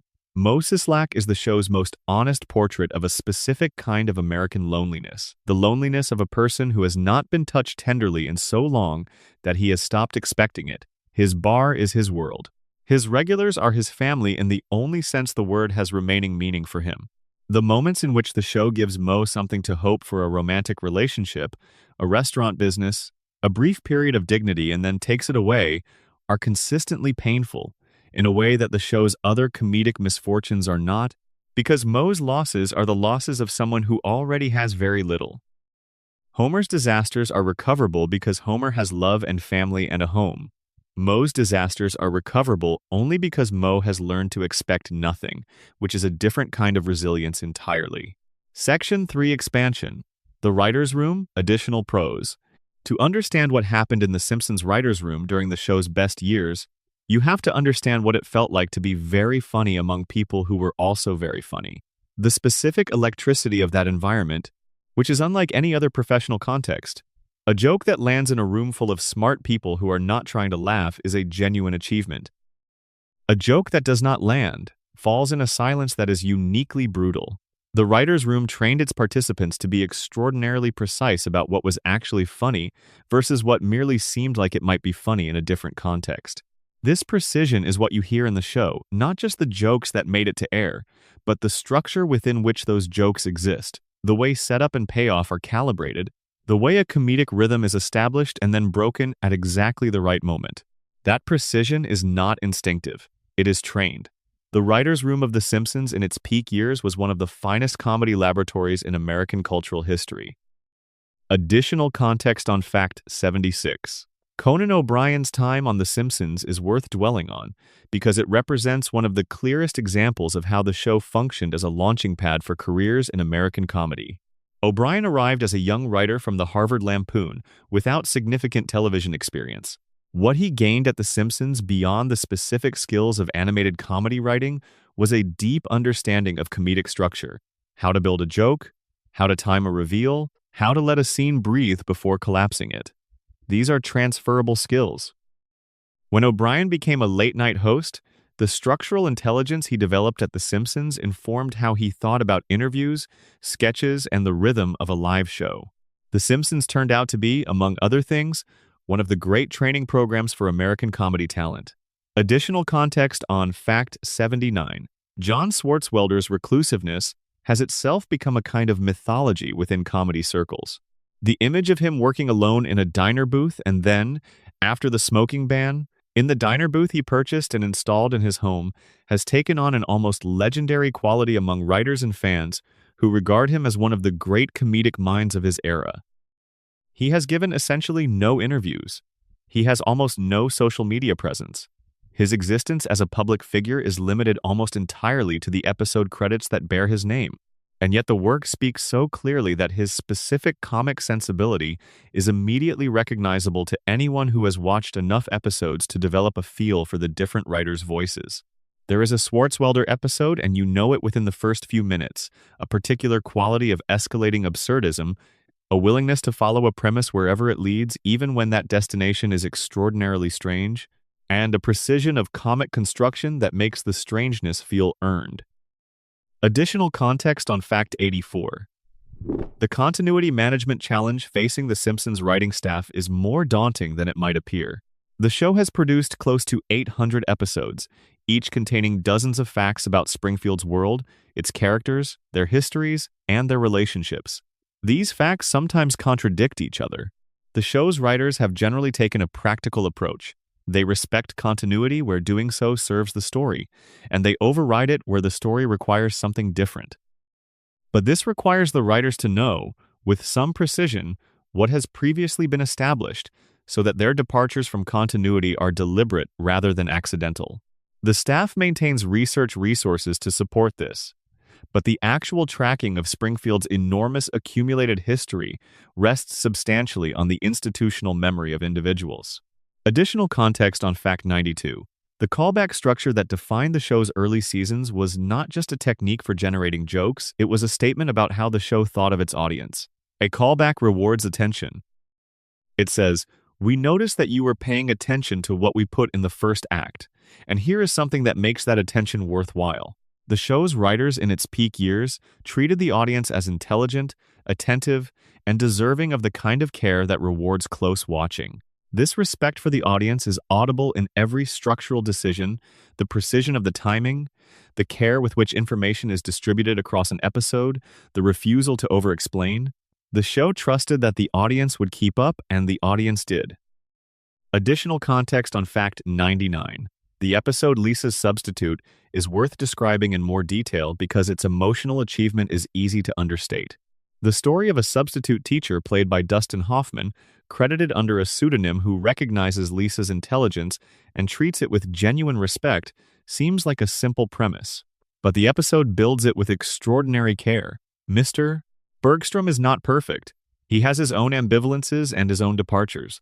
When he tells Lisa that the best thing she can do is to stay true to herself, he is giving her advice that he has not fully managed to follow himself. And when he leaves a note that simply says, "You are Lisa Simpson," he is giving her the most durable form of recognition available, not praise for what she has done, but acknowledgement of who she is. It is the note that matters most to people who feel invisible. Not "good work," but "I see you." The episode has made audiences cry for 30 years, not because it is sad, but because it is accurate. Section 4, Expansion, the Voice Cast. Additional pros. Voice acting occupies an unusual position in the hierarchy of performance. It is demanding in ways that are not immediately visible. The performer cannot use their body, their face, their physical presence, any of the tools that live-action performance relies on. Everything must come through the voice, the pitch, the rhythm, the specific quality of breath that signals emotion, the way a syllable can carry more meaning than a line if it is produced at the right moment. The voice actors of The Simpsons have been producing this invisible performance for decades, and the invisibility is part of what makes their achievement so easy to underestimate. When you watch The Simpsons, you are not watching Dan Castellaneta work. You are watching Homer work. The success of that illusion, the complete disappearance of the performer into the performance, is one of the most significant creative achievements in the history of American entertainment, and it happens 6 ways simultaneously every time a main cast episode is recorded. Additional context on Fact 112. Dan Castellaneta's vocal evolution as Homer across the early seasons is fascinating to trace.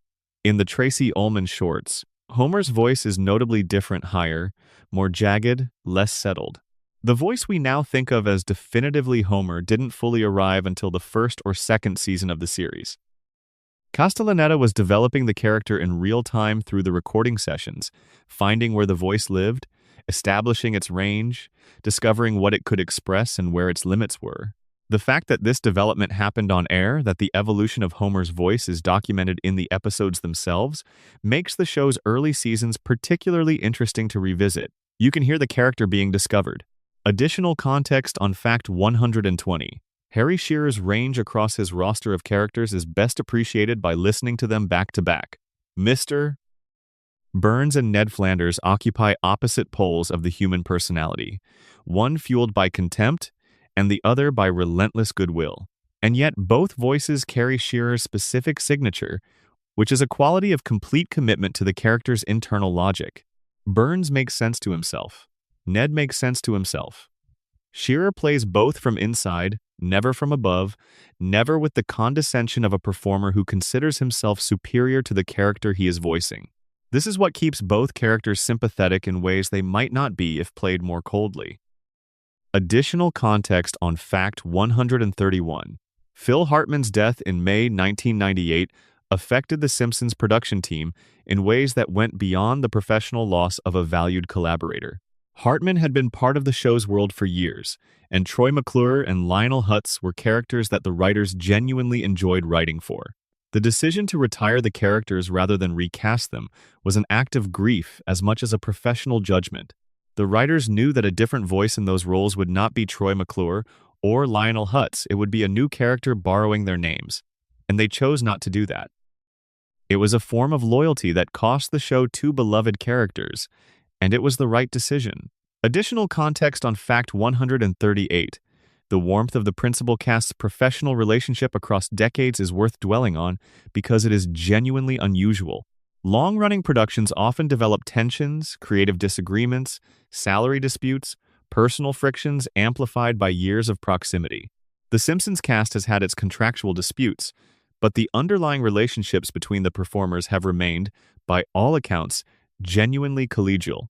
They have spoken warmly about each other in interviews across the decades.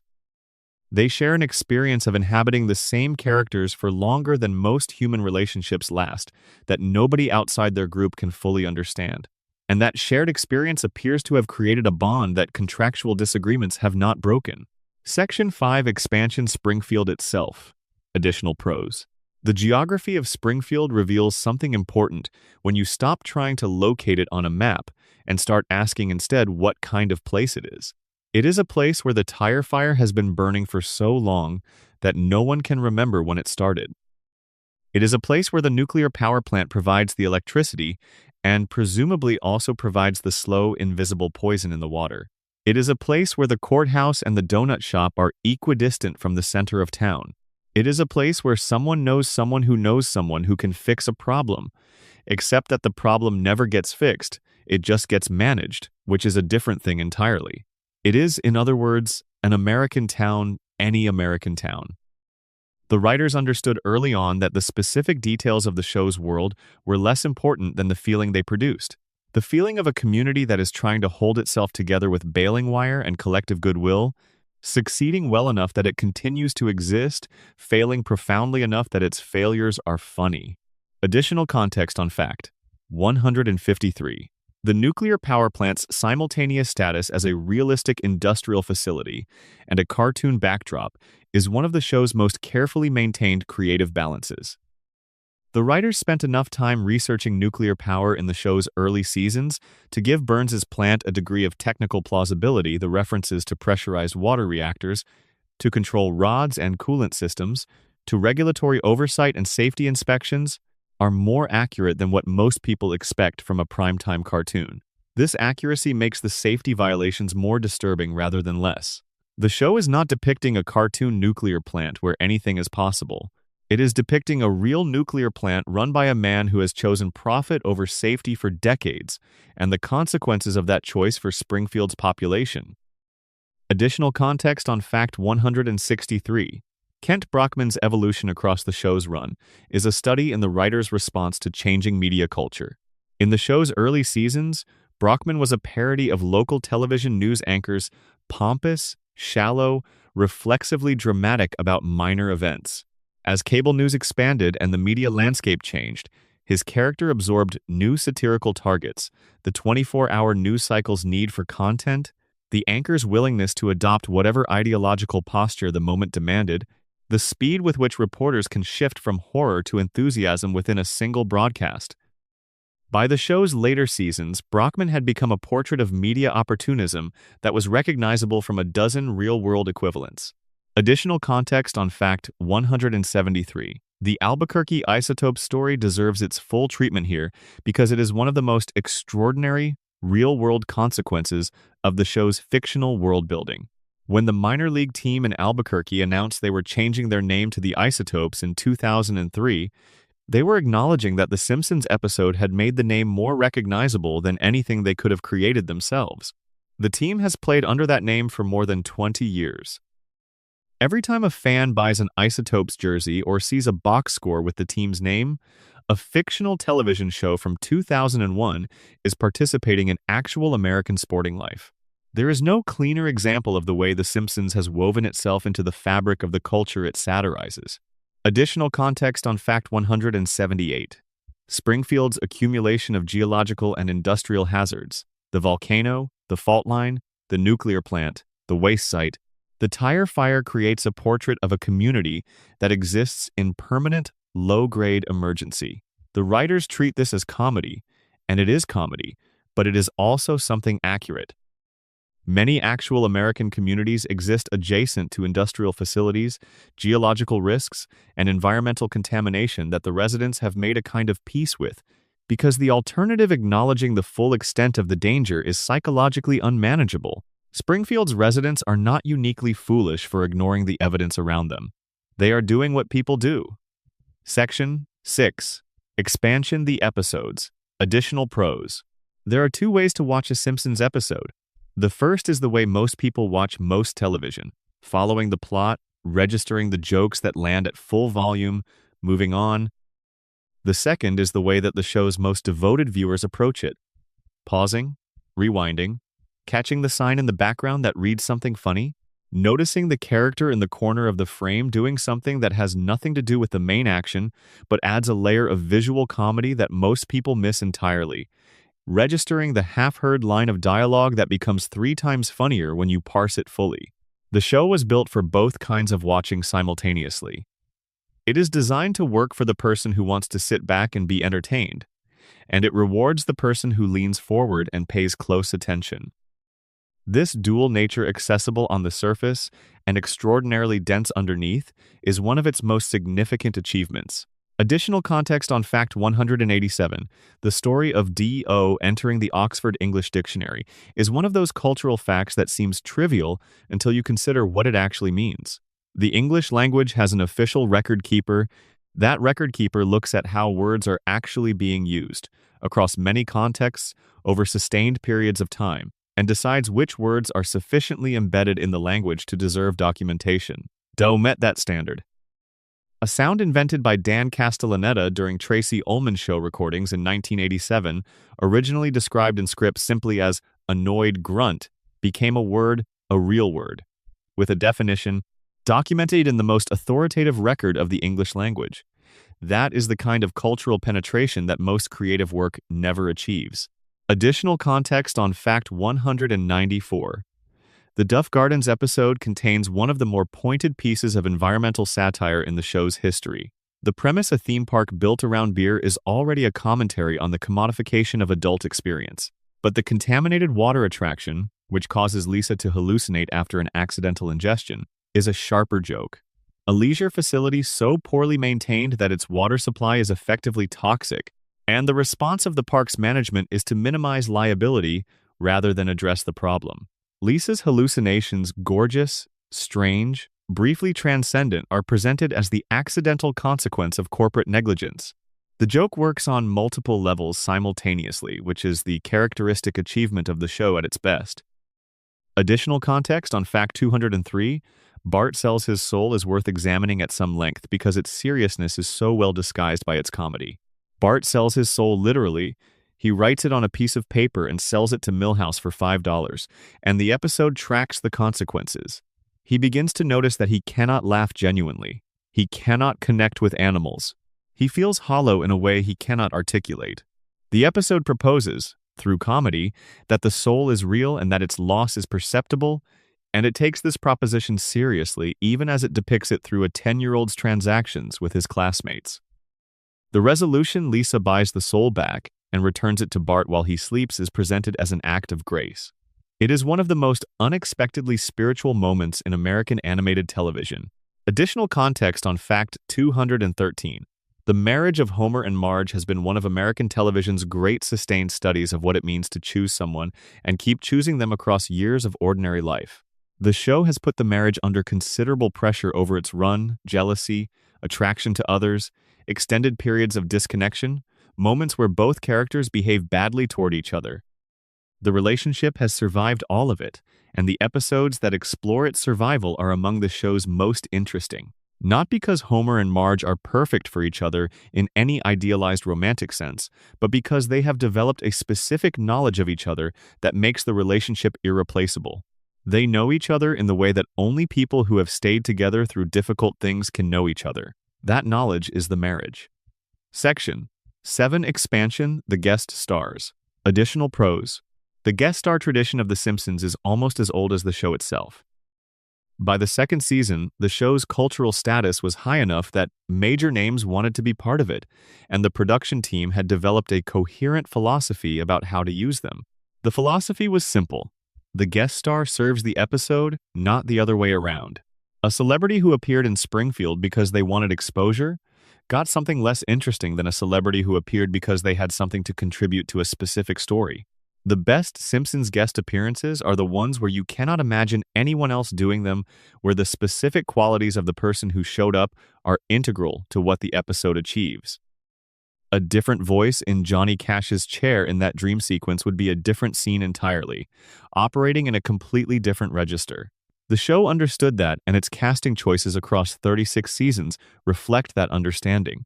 Additional context on Fact 228. The show's relationship with rock music has been particularly generative over its history. Several of the most memorable episodes involve musicians, not merely as guest stars, but as subjects, the show examining the specific culture of a musical moment through the lens of Springfield's distorting mirror. the Homer Palooza episode, which depicted a traveling alternative music festival and Homer's unlikely stardom as a human target for a cannonball, is one of the more precise satires of 1990s alternative music culture ever produced. The episode captured something true about the period's specific mix of corporate ambition and anti-commercial posturing, and the musicians who appeared in it were willing to be part of that satire. Additional context on Fact 234. The Homer at the Bat episode's most discussed aspect is the series of strange injuries and misfortunes that befall the ringer's Mr. Burns recruits, each of which has a kind of prophetic quality in retrospect. Ken Griffey Jr.'s character develops gigantism. Roger Clemens believes he is a chicken. Darryl Strawberry wins the starting position and plays brilliantly. The episode ends with Homer winning the game by being hit by a pitch, the consummate Homer victory, achieved through passivity rather than competence. The episode works as a comedy about baseball, about corporate manipulation of amateur competition, and about the specific absurdity of sports celebrity. It also works as a document of a particular moment in American baseball culture, capturing the personalities and the cultural positions of its players with unusual accuracy. Additional context on Fact 250. Joe Mantegna's Fat Tony is one of the show's great voice performances, precisely because Mantegna plays the character with complete seriousness. Fat Tony is not a parody of a mob boss. He is a mob boss who happens to exist in Springfield. His dignity is genuine, his authority is genuine, his resentment of those who do not give him appropriate respect is genuine. The comedy emerges from the gap between this genuine gangster seriousness and the context in which it is deployed, a cartoon town in which the mob's primary activities include providing Springfield with illegal products that the legitimate economy cannot provide, and in which Fat Tony's criminal organization is only slightly more dysfunctional than the town's official institutions. Section 8. Expansion. The predictions and cultural impact. Additional prose.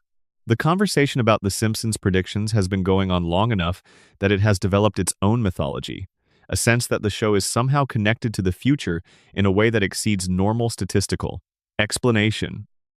This mythology is worth examining not because it is true, it is not, in any supernatural sense, but because of what it reveals about the show's relationship with its audience. When people share Simpsons prediction clips, they are not really claiming that the show has psychic powers. They are expressing a feeling, the feeling that this show understands something fundamental about how the world works that most other cultural products don't. The predictions are evidence for a perception that the show's satire is accurate rather than merely clever. And that perception is correct, even if the specific mechanism being proposed prophecy is not. Additional context on Fact 261. Dan Greeny's explanation for the Trump prediction is important because it cuts through the mythologizing to something more interesting. The writers of The Simpsons in the year 2000 were not predicting the future. They were describing a present that most of the cultural conversation was still unwilling to acknowledge. Trump's interest in running for president had been public since at least 1987. The idea of a celebrity businessman with no political experience running for the country's highest office was not a far-fetched fantasy in 2000. It was a clearly available possibility that the show chose to treat as an obvious satirical endpoint because it was. The prediction was accurate not because the writers could see the future, but because they were paying attention to the present more carefully than most observers were. Additional context on Fact 270. The linguistic legacy of The Simpsons is more extensive than the words that have made it into dictionaries. The show has contributed phrases, rhythms, and rhetorical gestures to American speech that are in widespread use without attribution. The way the show structures certain kinds of anticlimactic revelations, building to an apparent revelation and then deflating it, has become a recognizable comedic mode that appears in conversations and online writing. Constantly. The show's specific brand of deadpan outrage, in which a character responds to an absurd situation with the kind of seriousness usually reserved for genuine tragedy, has influenced the way a generation of writers approach comedy. These influences are harder to document than a dictionary entry, but are, in their accumulation, more significant. Additional context on Fact 278. The Simpsons fan community in the early internet years deserves recognition as a pioneering example of what fan culture could accomplish with digital tools. The people who built and maintained the early Simpsons fan sites were doing, with the primitive technology of the mid-1990s internet, what fan communities now do with sophisticated tools across every major franchise. They were cataloging, analyzing, theorizing, and debating. They were producing critical writing about a popular cultural object that was as engaged and as intellectually serious as anything appearing in mainstream publications. They were building community around shared knowledge and shared enthusiasm. The Simpsons fandom of the 1990s internet was an early template for what digital fan culture would become. Additional context on Fact 284. The show's portrait of American working-class experience has been subject to two opposite critical readings over the years. One reading sees Homer as an ultimately comfortable depiction of working-class life, a man who bumbles through disasters and always ends up fine, whose poverty is more aesthetic than real, whose workplace humiliations are comic rather than genuinely damaging. The other reading sees the show as one of the most honest portraits of working-class anxiety in American entertainment, a story of a man who works a job he did not choose, for an employer who does not know his name, in a town that does not reward his effort, sustained only by a family that loves him for reasons that have nothing to do with his professional achievements. Both readings are defensible. The show contains both. Section 9 Expansion behind the animation. Additional prose. The invisible labor that produces The Simpsons, the labor that happens between the recording studio and the broadcast, is easy to overlook but impossible to take for granted once you start thinking about it. Every frame of the show that has ever aired was drawn by a human hand or shaped by human decision in a digital environment.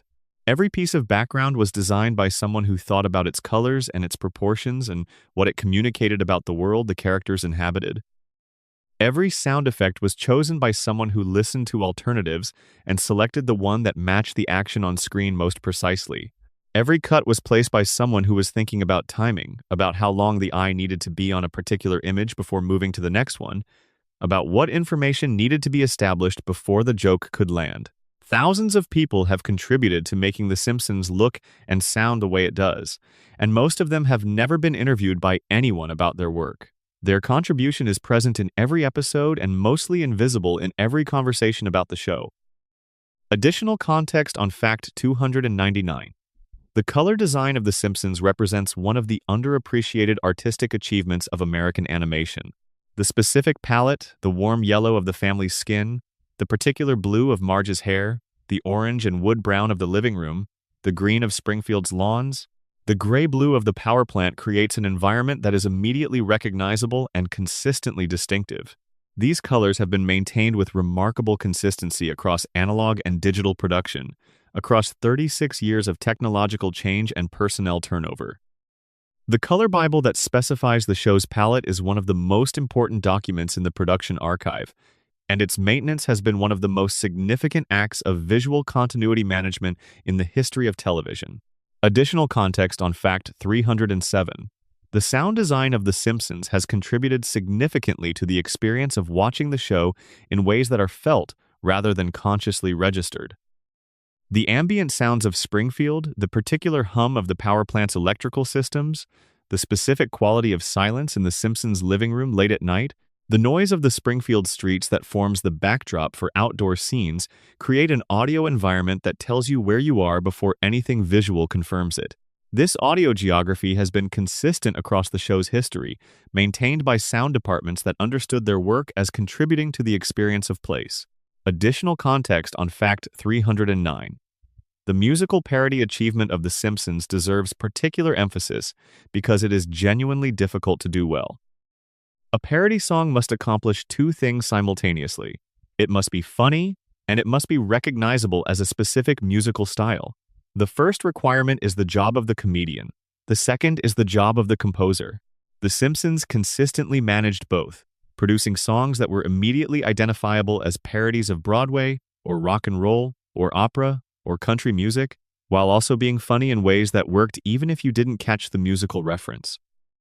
This double achievement accessible comedy, wrapped around precise musical observation, placed the show in a tradition of musical comedy that goes back through Mel Brooks to the Marx Brothers, and it maintained that tradition with more consistency and at greater length than almost any other production in the medium. Additional context on Fact 326. The DVD commentaries produced for the show's early seasons are an extraordinary resource that becomes more valuable with time. The people who participated in those commentaries were speaking from memory about creative decisions made years earlier, and the specificity of what they remembered is revealing. Writers remember which jokes were changed at the last minute and why. Directors remember specific choices made during production that nobody else would know to ask about. The composers remember why specific musical choices were made. Together, these commentaries constitute a depth of behind-the-scenes documentation that is unusual for any television production and is particularly remarkable given the show's length and complexity. Additional context on Fact 330. The institutional memory of The Simpsons production is a genuinely fragile asset. The people who have been with the show the longest carry knowledge that is not fully documented anywhere. Knowledge of why specific decisions were made, what alternatives were considered, what was tried and abandoned, what the creative values of the production were during different periods, and how those values evolved. When these people eventually leave the production, their knowledge leaves with them. This is a challenge facing all long-running creative institutions, but it is particularly acute for a show that has been running as long as The Simpsons has, and whose history is correspondingly more complex. The show's archive is its external memory. The people who made it are its internal memory. And the internal memory is the one that is harder to preserve. Final section expansion closing material.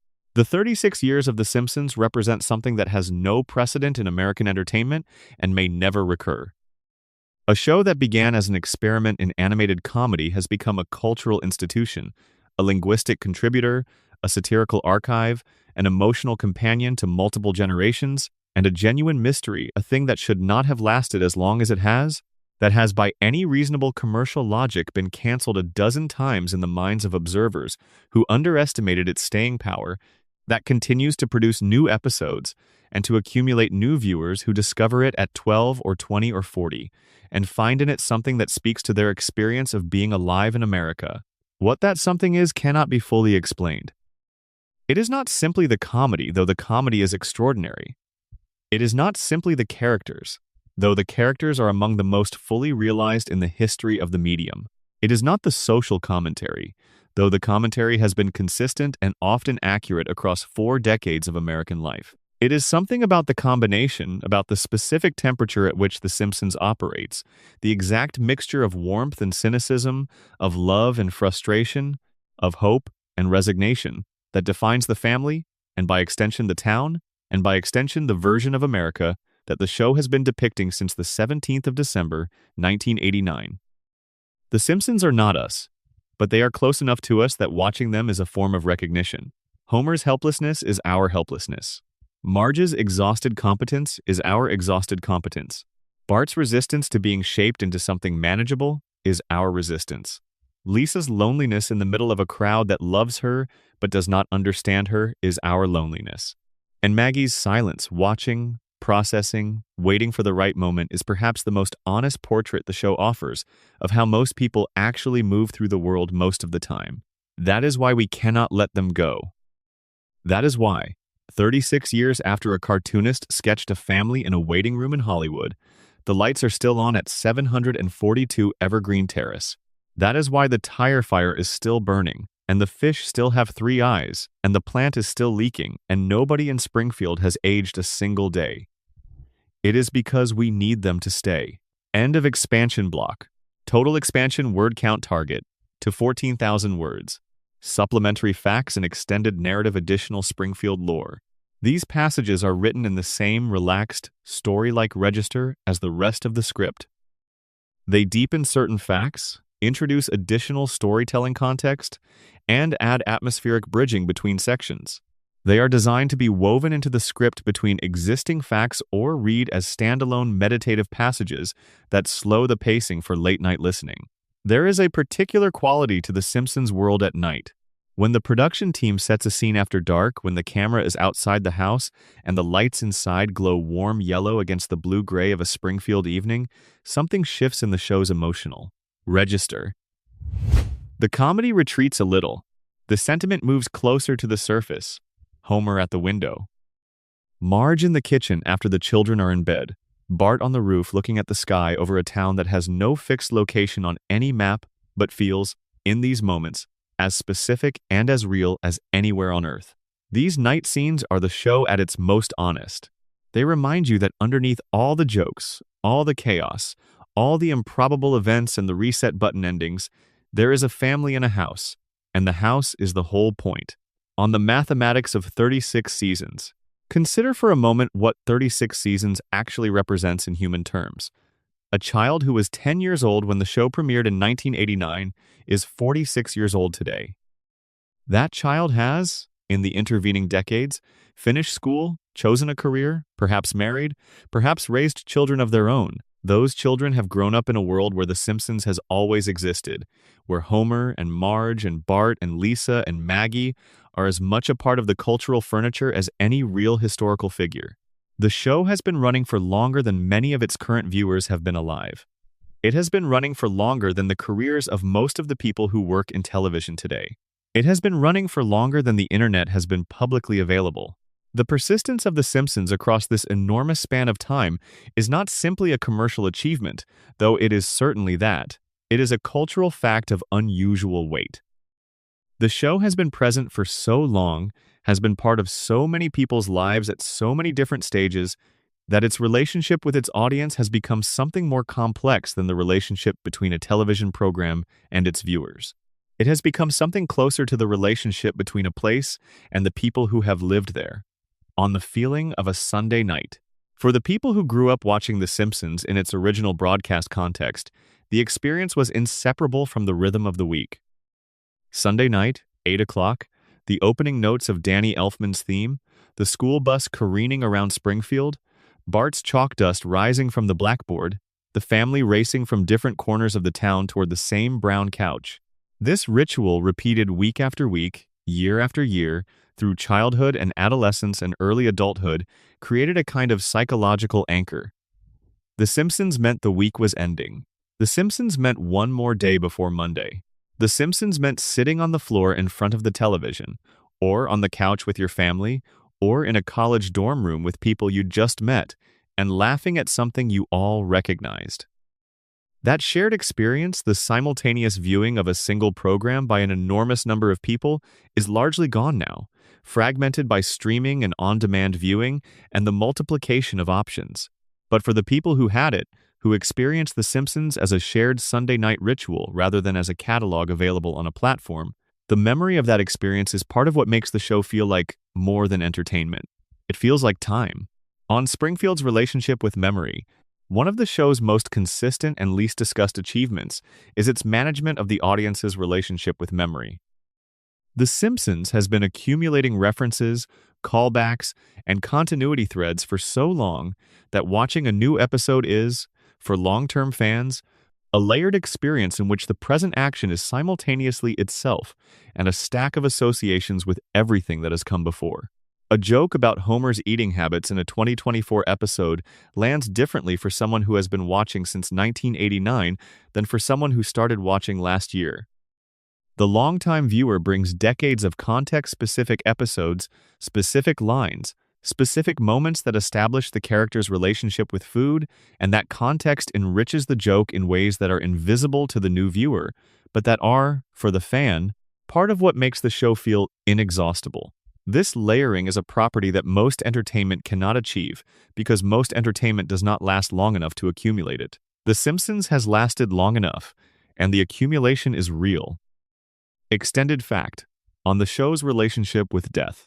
The Simpsons has a complicated relationship with death that is easy to overlook because the show's format seems to preclude genuine mortality. Characters can die in Treehouse of Horror episodes without consequence for the main continuity. Background characters die and are forgotten. Even Hans Moleman's repeated canonical deaths are processed by the narrative as jokes rather than tragedies. But within the main continuity, the show has handled death with unusual seriousness when the story has demanded it. Maud Flanders' death, however transactionally motivated by off-screen contract dispute, was treated with genuine weight in the episode that depicted it and in the episodes that followed. Mona Simpson's death, Homer's mother, who had been absent for most of his life and who died shortly after their reconnection, was handled as genuinely devastating. The episode in which Homer discovers his mother has died sits in absolute silence at its emotional peak, without comedy, without relief, as Homer absorbs a loss that compounds a lifetime of other losses. The show could have played it for comedy. It chose not to. That choice reveals something important about what the writers understood the show was capable of when it allowed itself to be serious. Extended fact: on the writing of Homer's interiority, one of the least recognized achievements of the show in its peak years is the writing of Homer's interior experience. The moments when the comedy pauses long enough to let the audience see what is actually happening inside Homer's head. The show has several techniques for this. Dream sequences, which can be played for pure comedy or for genuine emotional revelation. Moments of unexpected self-awareness, when Homer articulates something true about his own situation that surprises both the audience and the character himself. Scenes of near silence, Homer sitting alone, Homer looking at the sky, Homer in the car listening to the radio that carry emotional weight precisely because nothing is happening and the camera is watching him not doing anything. These moments are distributed throughout the show's run, appearing in episodes that are otherwise comedic, and they create a cumulative portrait of Homer's inner life that is richer and more sympathetic than any summary of his character attributes would suggest. He is not simply a buffoon. He is a man who occasionally, briefly, understands the gap between what his life is and what he dreamed it might be, and who responds to that understanding the only way he knows how: by going to the refrigerator, or strangling his son, or falling asleep on the couch. The comedy is the defense mechanism. The show knows this, and so do we. Extended fact: on Lisa's saxophone as emotional architecture. Lisa's saxophone is the most consistently meaningful object in the show's world. It appears when she is happy, when she is sad, when she is angry, when she is afraid. It appears in episodes that have nothing to do with music, as a piece of visual shorthand for her emotional state.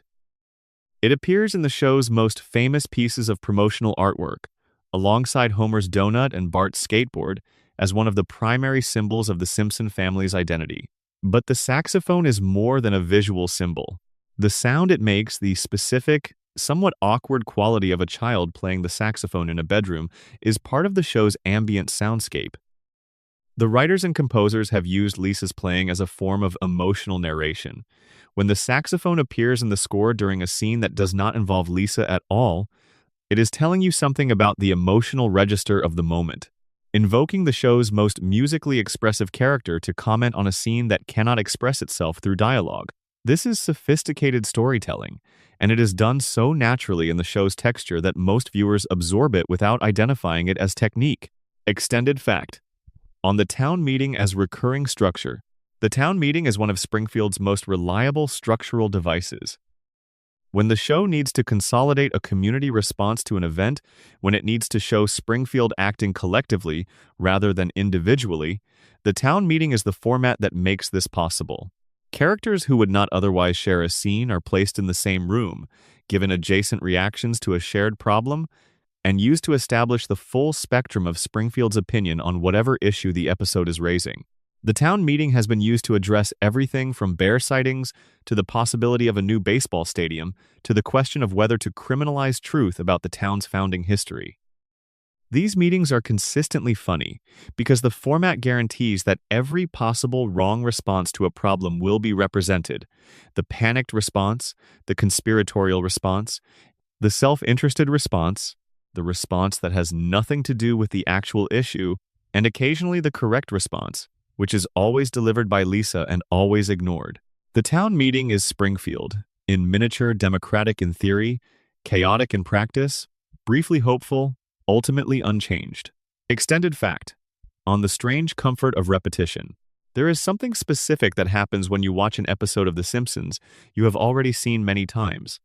The jokes are not surprising. You know what Homer is about to say before he says it.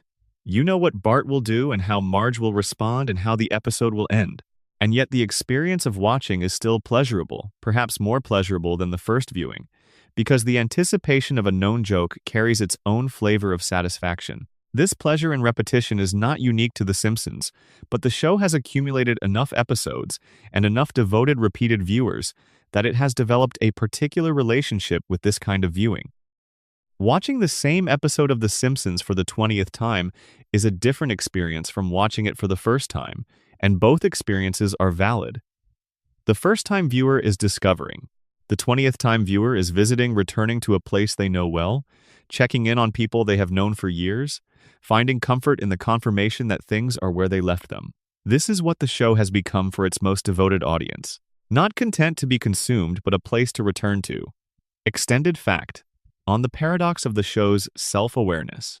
The Simpsons has been self-aware about its own nature from very early in its run. Jokes about the show being a cartoon, about the characters being animated, about the audience watching them, about the writers controlling their fate, these have appeared throughout its history. The show has broken the fourth wall with enough regularity that the wall itself has become a kind of recurring character. And yet this self-awareness, which could easily produce a feeling of distance of a show that is commenting on itself rather than existing as itself, has generally not done so. The Simpsons manages to be self-aware without becoming detached, to acknowledge its own artificiality without sacrificing its emotional authenticity. This is a difficult balance to strike. The show strikes it because the self-awareness is always in the service of the comedy or the characters, rather than as an end in itself. When Homer acknowledges that he is a cartoon character, it is funny.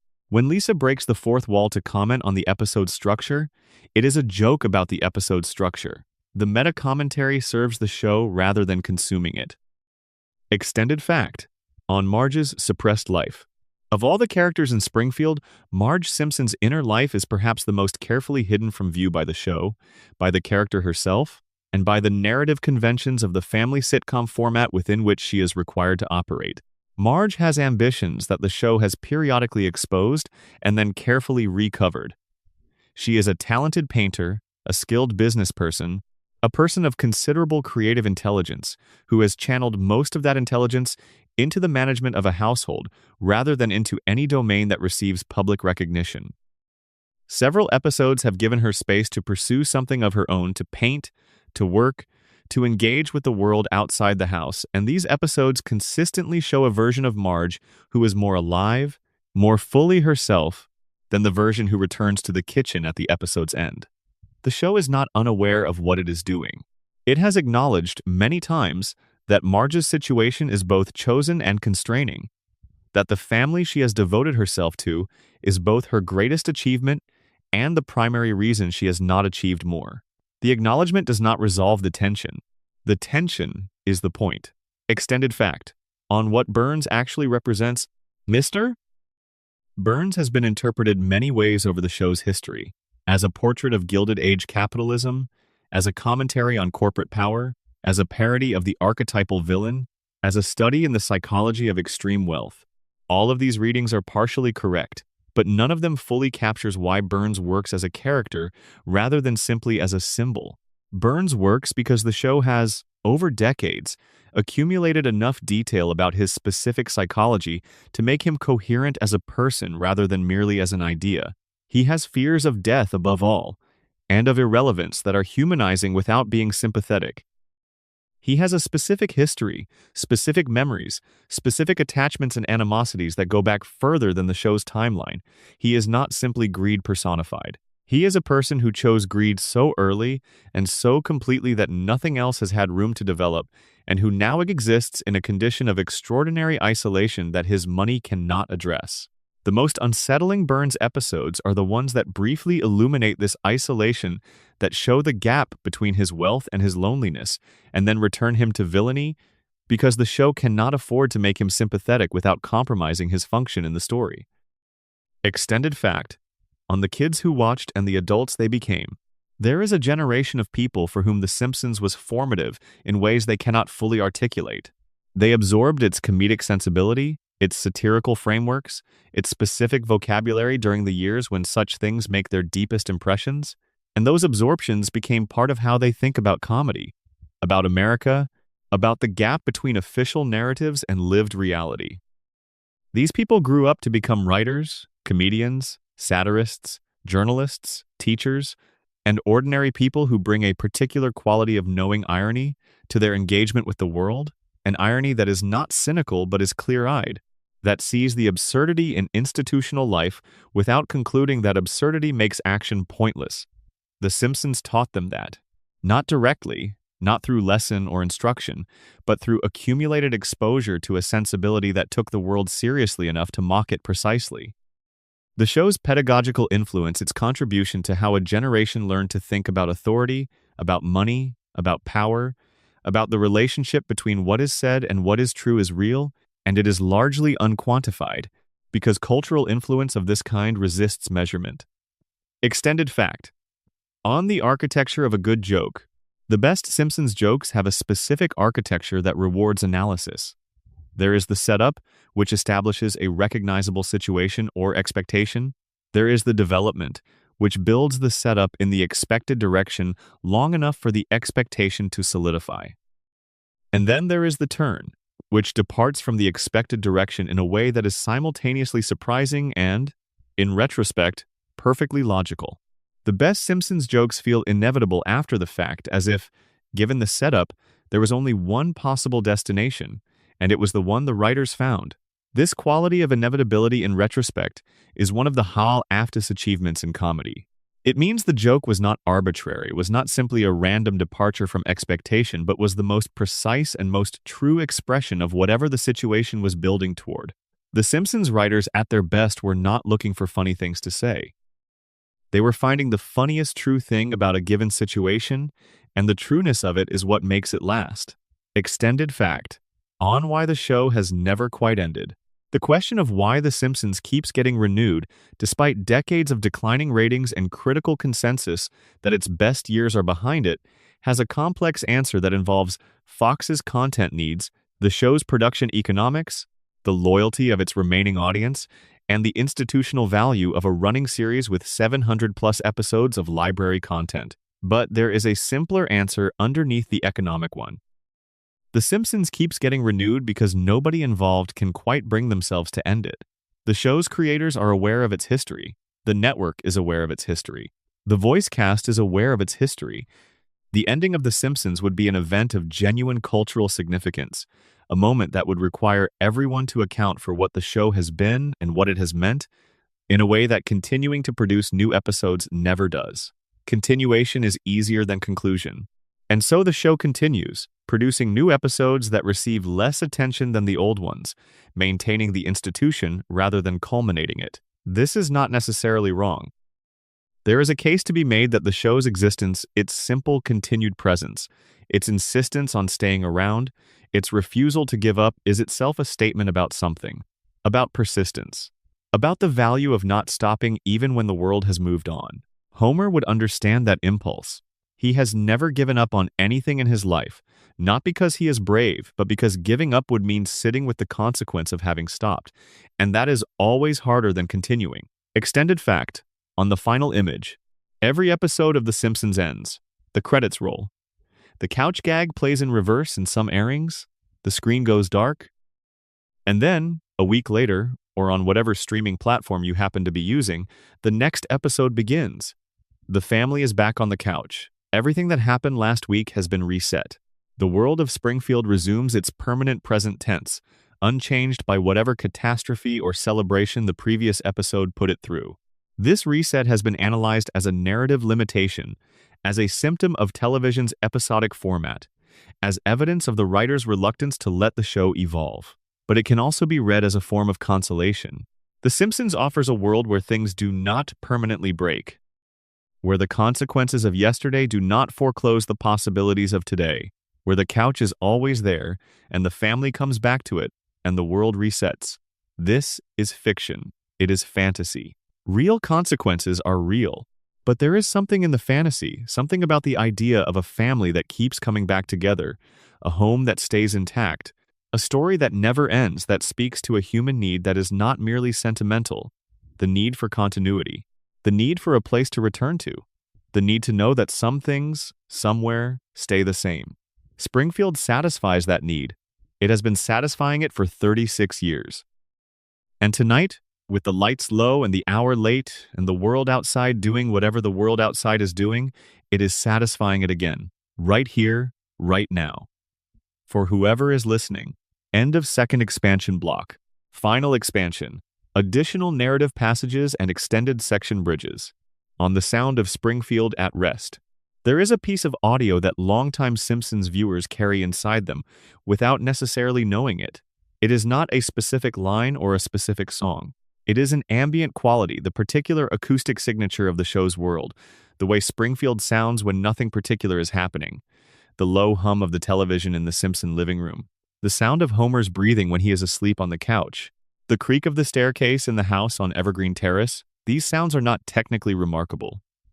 They are the ordinary sounds of an ordinary domestic space. But they have been present in so many episodes, in so many hours of watching, across so many years of a viewer's life, that they have become something more than ambient noise. They have become, for the people who have spent thousands of hours in Springfield's company, a kind of auditory home, the sound of a place you know so well that you could navigate it in the dark. On Bart's complexity, Bart Simpson has been reduced, in cultural memory, to a set of catchphrases and a skateboard, and a general posture of cheerful defiance. But the Bart who exists across the show's history is a more interesting and more complicated person than the cultural shorthand suggests. He is a child who is genuinely intelligent in ways the school system he inhabits cannot accommodate or recognize. He is a boy who loves his family fiercely and without conditions, in a way he would never articulate directly but that the show communicates through behavior rather than declaration. He is a person who has chosen disruption as his primary means of engagement with the world, not because he is empty, but because the world he inhabits does not offer him any other form of recognition. The teachers at Springfield Elementary, with the exception of a very few, regard him as a problem to be managed. His father loves him but cannot model for him what it looks like to succeed through application rather than accident. His sister is brilliant in ways that are acknowledged and admired while his own intelligence is invisible. Bart's pranks are his art. His mischief is his way of being remarkable in an environment that has told him, repeatedly and with the force of institutional authority, that he is not. The show has known this about him from the beginning. It has known it in episodes that take him seriously and in episodes that play him for pure comedy. The knowledge is always there. On what the show did to animated television. Before The Simpsons, animated television for adults was largely non-existent as a category. There had been attempts the Flintstones drew on the conventions of adult sitcoms. Ralph Bakshi's films pushed animation in directions that were explicitly adult, but there was no sustained, critically respected, commercially successful animated series aimed at adult viewers as its primary audience. The Simpsons created that category. It proved that animation was a medium capable of the full range of human comedy and human emotion, that the fact of something being animated did not limit its subject matter or its emotional reach, that adult viewers could engage with animated characters as seriously as they engaged with live-action ones if the writing was good enough. Every adult animated series that followed it, Futurama, Family Guy, Bob's Burgers, Archer, BoJack Horseman, Rick and Morty exists because The Simpsons demonstrated that the category was viable. This is a significant creative legacy, and it is one that the show itself has generally been too modest to claim. The Simpsons did not simply succeed in a pre-existing genre. It invented the genre and then inhabited it for 36 years. On the experience of falling asleep to Springfield, there is a specific quality to watching The Simpsons late at night, when the day is over and the body is tired and the mind is moving towards sleep. The familiar rhythms of the show, the way jokes build and resolve, the way the family's dynamics play out, the way Springfield's world reasserts itself with comfortable consistency across decades of episodes, create a kind of audio-visual texture that is restful rather than stimulating. You do not need to work to follow the story. You already know these people. You already know this place. You can let the show wash over you, catching jokes when you catch them, drifting when you drift, returning to attention when something pulls you back. The show's consistency, which critics sometimes cite as evidence of creative stagnation, becomes in this context a virtue. Consistency is comfort. Familiarity is permission to relax. The Springfield that appears on the screen tonight is the Springfield that has always been there, and the family on the couch is the family that has always been on the couch. And nothing terrible is going to happen to them that will not be resolved by the end of the episode, and the episode will end, and another will begin, and the rhythm will continue, and somewhere in that continuation, the mind finds what it needs to let the day go. On the thing that has not changed, Across 36 seasons, across hundreds of showrunners and writers and directors and animation teams and network executives and cultural moments and technological revolutions, and the full arc of what has been an extraordinary period of human history, one thing about The Simpsons has not changed. The family still loves each other. Not perfectly, not without conflict, not without the full range of irritation and disappointment and selfishness that characterizes real human families. But Homer still looks at Marge with something in his eyes that is not irony. Marge still stands by Homer in moments when a more rational person would have walked away years ago. Bart still, in his most unguarded moments, reveals a tenderness toward his family that his public persona would find mortifying. Lisa still plays her saxophone in her room at night, filling the house with music that is simultaneously beautiful and slightly heartbreaking. And Maggie still watches all of it from the margins, enormous-eyed and silent, holding everything she knows. That has not changed. Everything else is subject to revision, to the demands of the floating timeline, to the reset button, to the exigencies of network television. But the family loves each other. That is the one constant. That is what the show has always been about, underneath the radiation and the mysteries and the theories and the 36 years of jokes. A family, a house. A love that is messy and imperfect and absolutely, permanently there. End of final expansion block. Additional bridging passages, section transitions, and closing meditations. Between Section 1 and Section 2, a moment of transition. Before we move from the show's origins to its characters, it is worth pausing on what it means to create a character who will outlive the moment of their creation. Groening drew Homer in about 10 minutes. He drew Marge, Bart, Lisa, Maggie. He gave them names from his own family history and sent them into a meeting room. And from that meeting room, they went into the world. And from the world, they went into the culture. And from the culture, they went into the language. And from the language, they went into the way an entire generation thinks about what American family life looks like at its most honest and its most chaotic. The sketches from that waiting room corridor are still out there, somewhere. 5 drawings, 10 minutes. 36 years. The math of that particular creative moment is extraordinary. Between Section 4 and Section 5, on the relationship between voice and place. One of the things that makes Springfield feel real is the fact that its voices have been consistent. The same small group of people has been voicing its most important residents for decades, and that consistency has given the town a quality of continuity that its deliberately inconsistent geography and timeline cannot provide. Springfield's layout may shift from episode to episode. Its history may be revised. Its founding myth may be debunked and reinstated and debunked again. But Homer still sounds like Homer. Marge still sounds like Marge. The town is held together not by its geography or its history, but by the voices of the people who inhabit it, and those voices have been the same voices for 36 years. That is Springfield's true continuity. Not place but presence, not map but sound. Between Section 6 and Section 7, on the guest and the host, when a celebrity enters Springfield, something interesting happens to the show's internal logic. Springfield is a place that exists in its own closed system, and the introduction of an outside person, someone whose existence in the real world is known to the audience, creates a brief rupture in the sealed reality of the show's world. The audience is suddenly aware, simultaneously, of 2 things: the fictional Springfield they are watching, and the real person who has stepped into it. The best guest appearances manage this dual awareness deliberately, using the tension between the celebrity's real-world identity and their Springfield role to generate comedy that neither could produce alone. The worst guest appearances collapse this tension, making the celebrity simply a talking head delivering lines.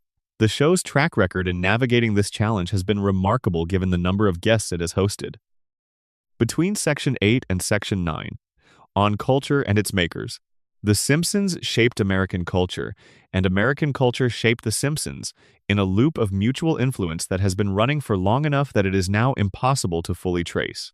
The show absorbed the culture it depicted, its references, its anxieties, its idioms, its celebrities, its political controversies, and reflected it back in a form that was simultaneously recognizable and distorted.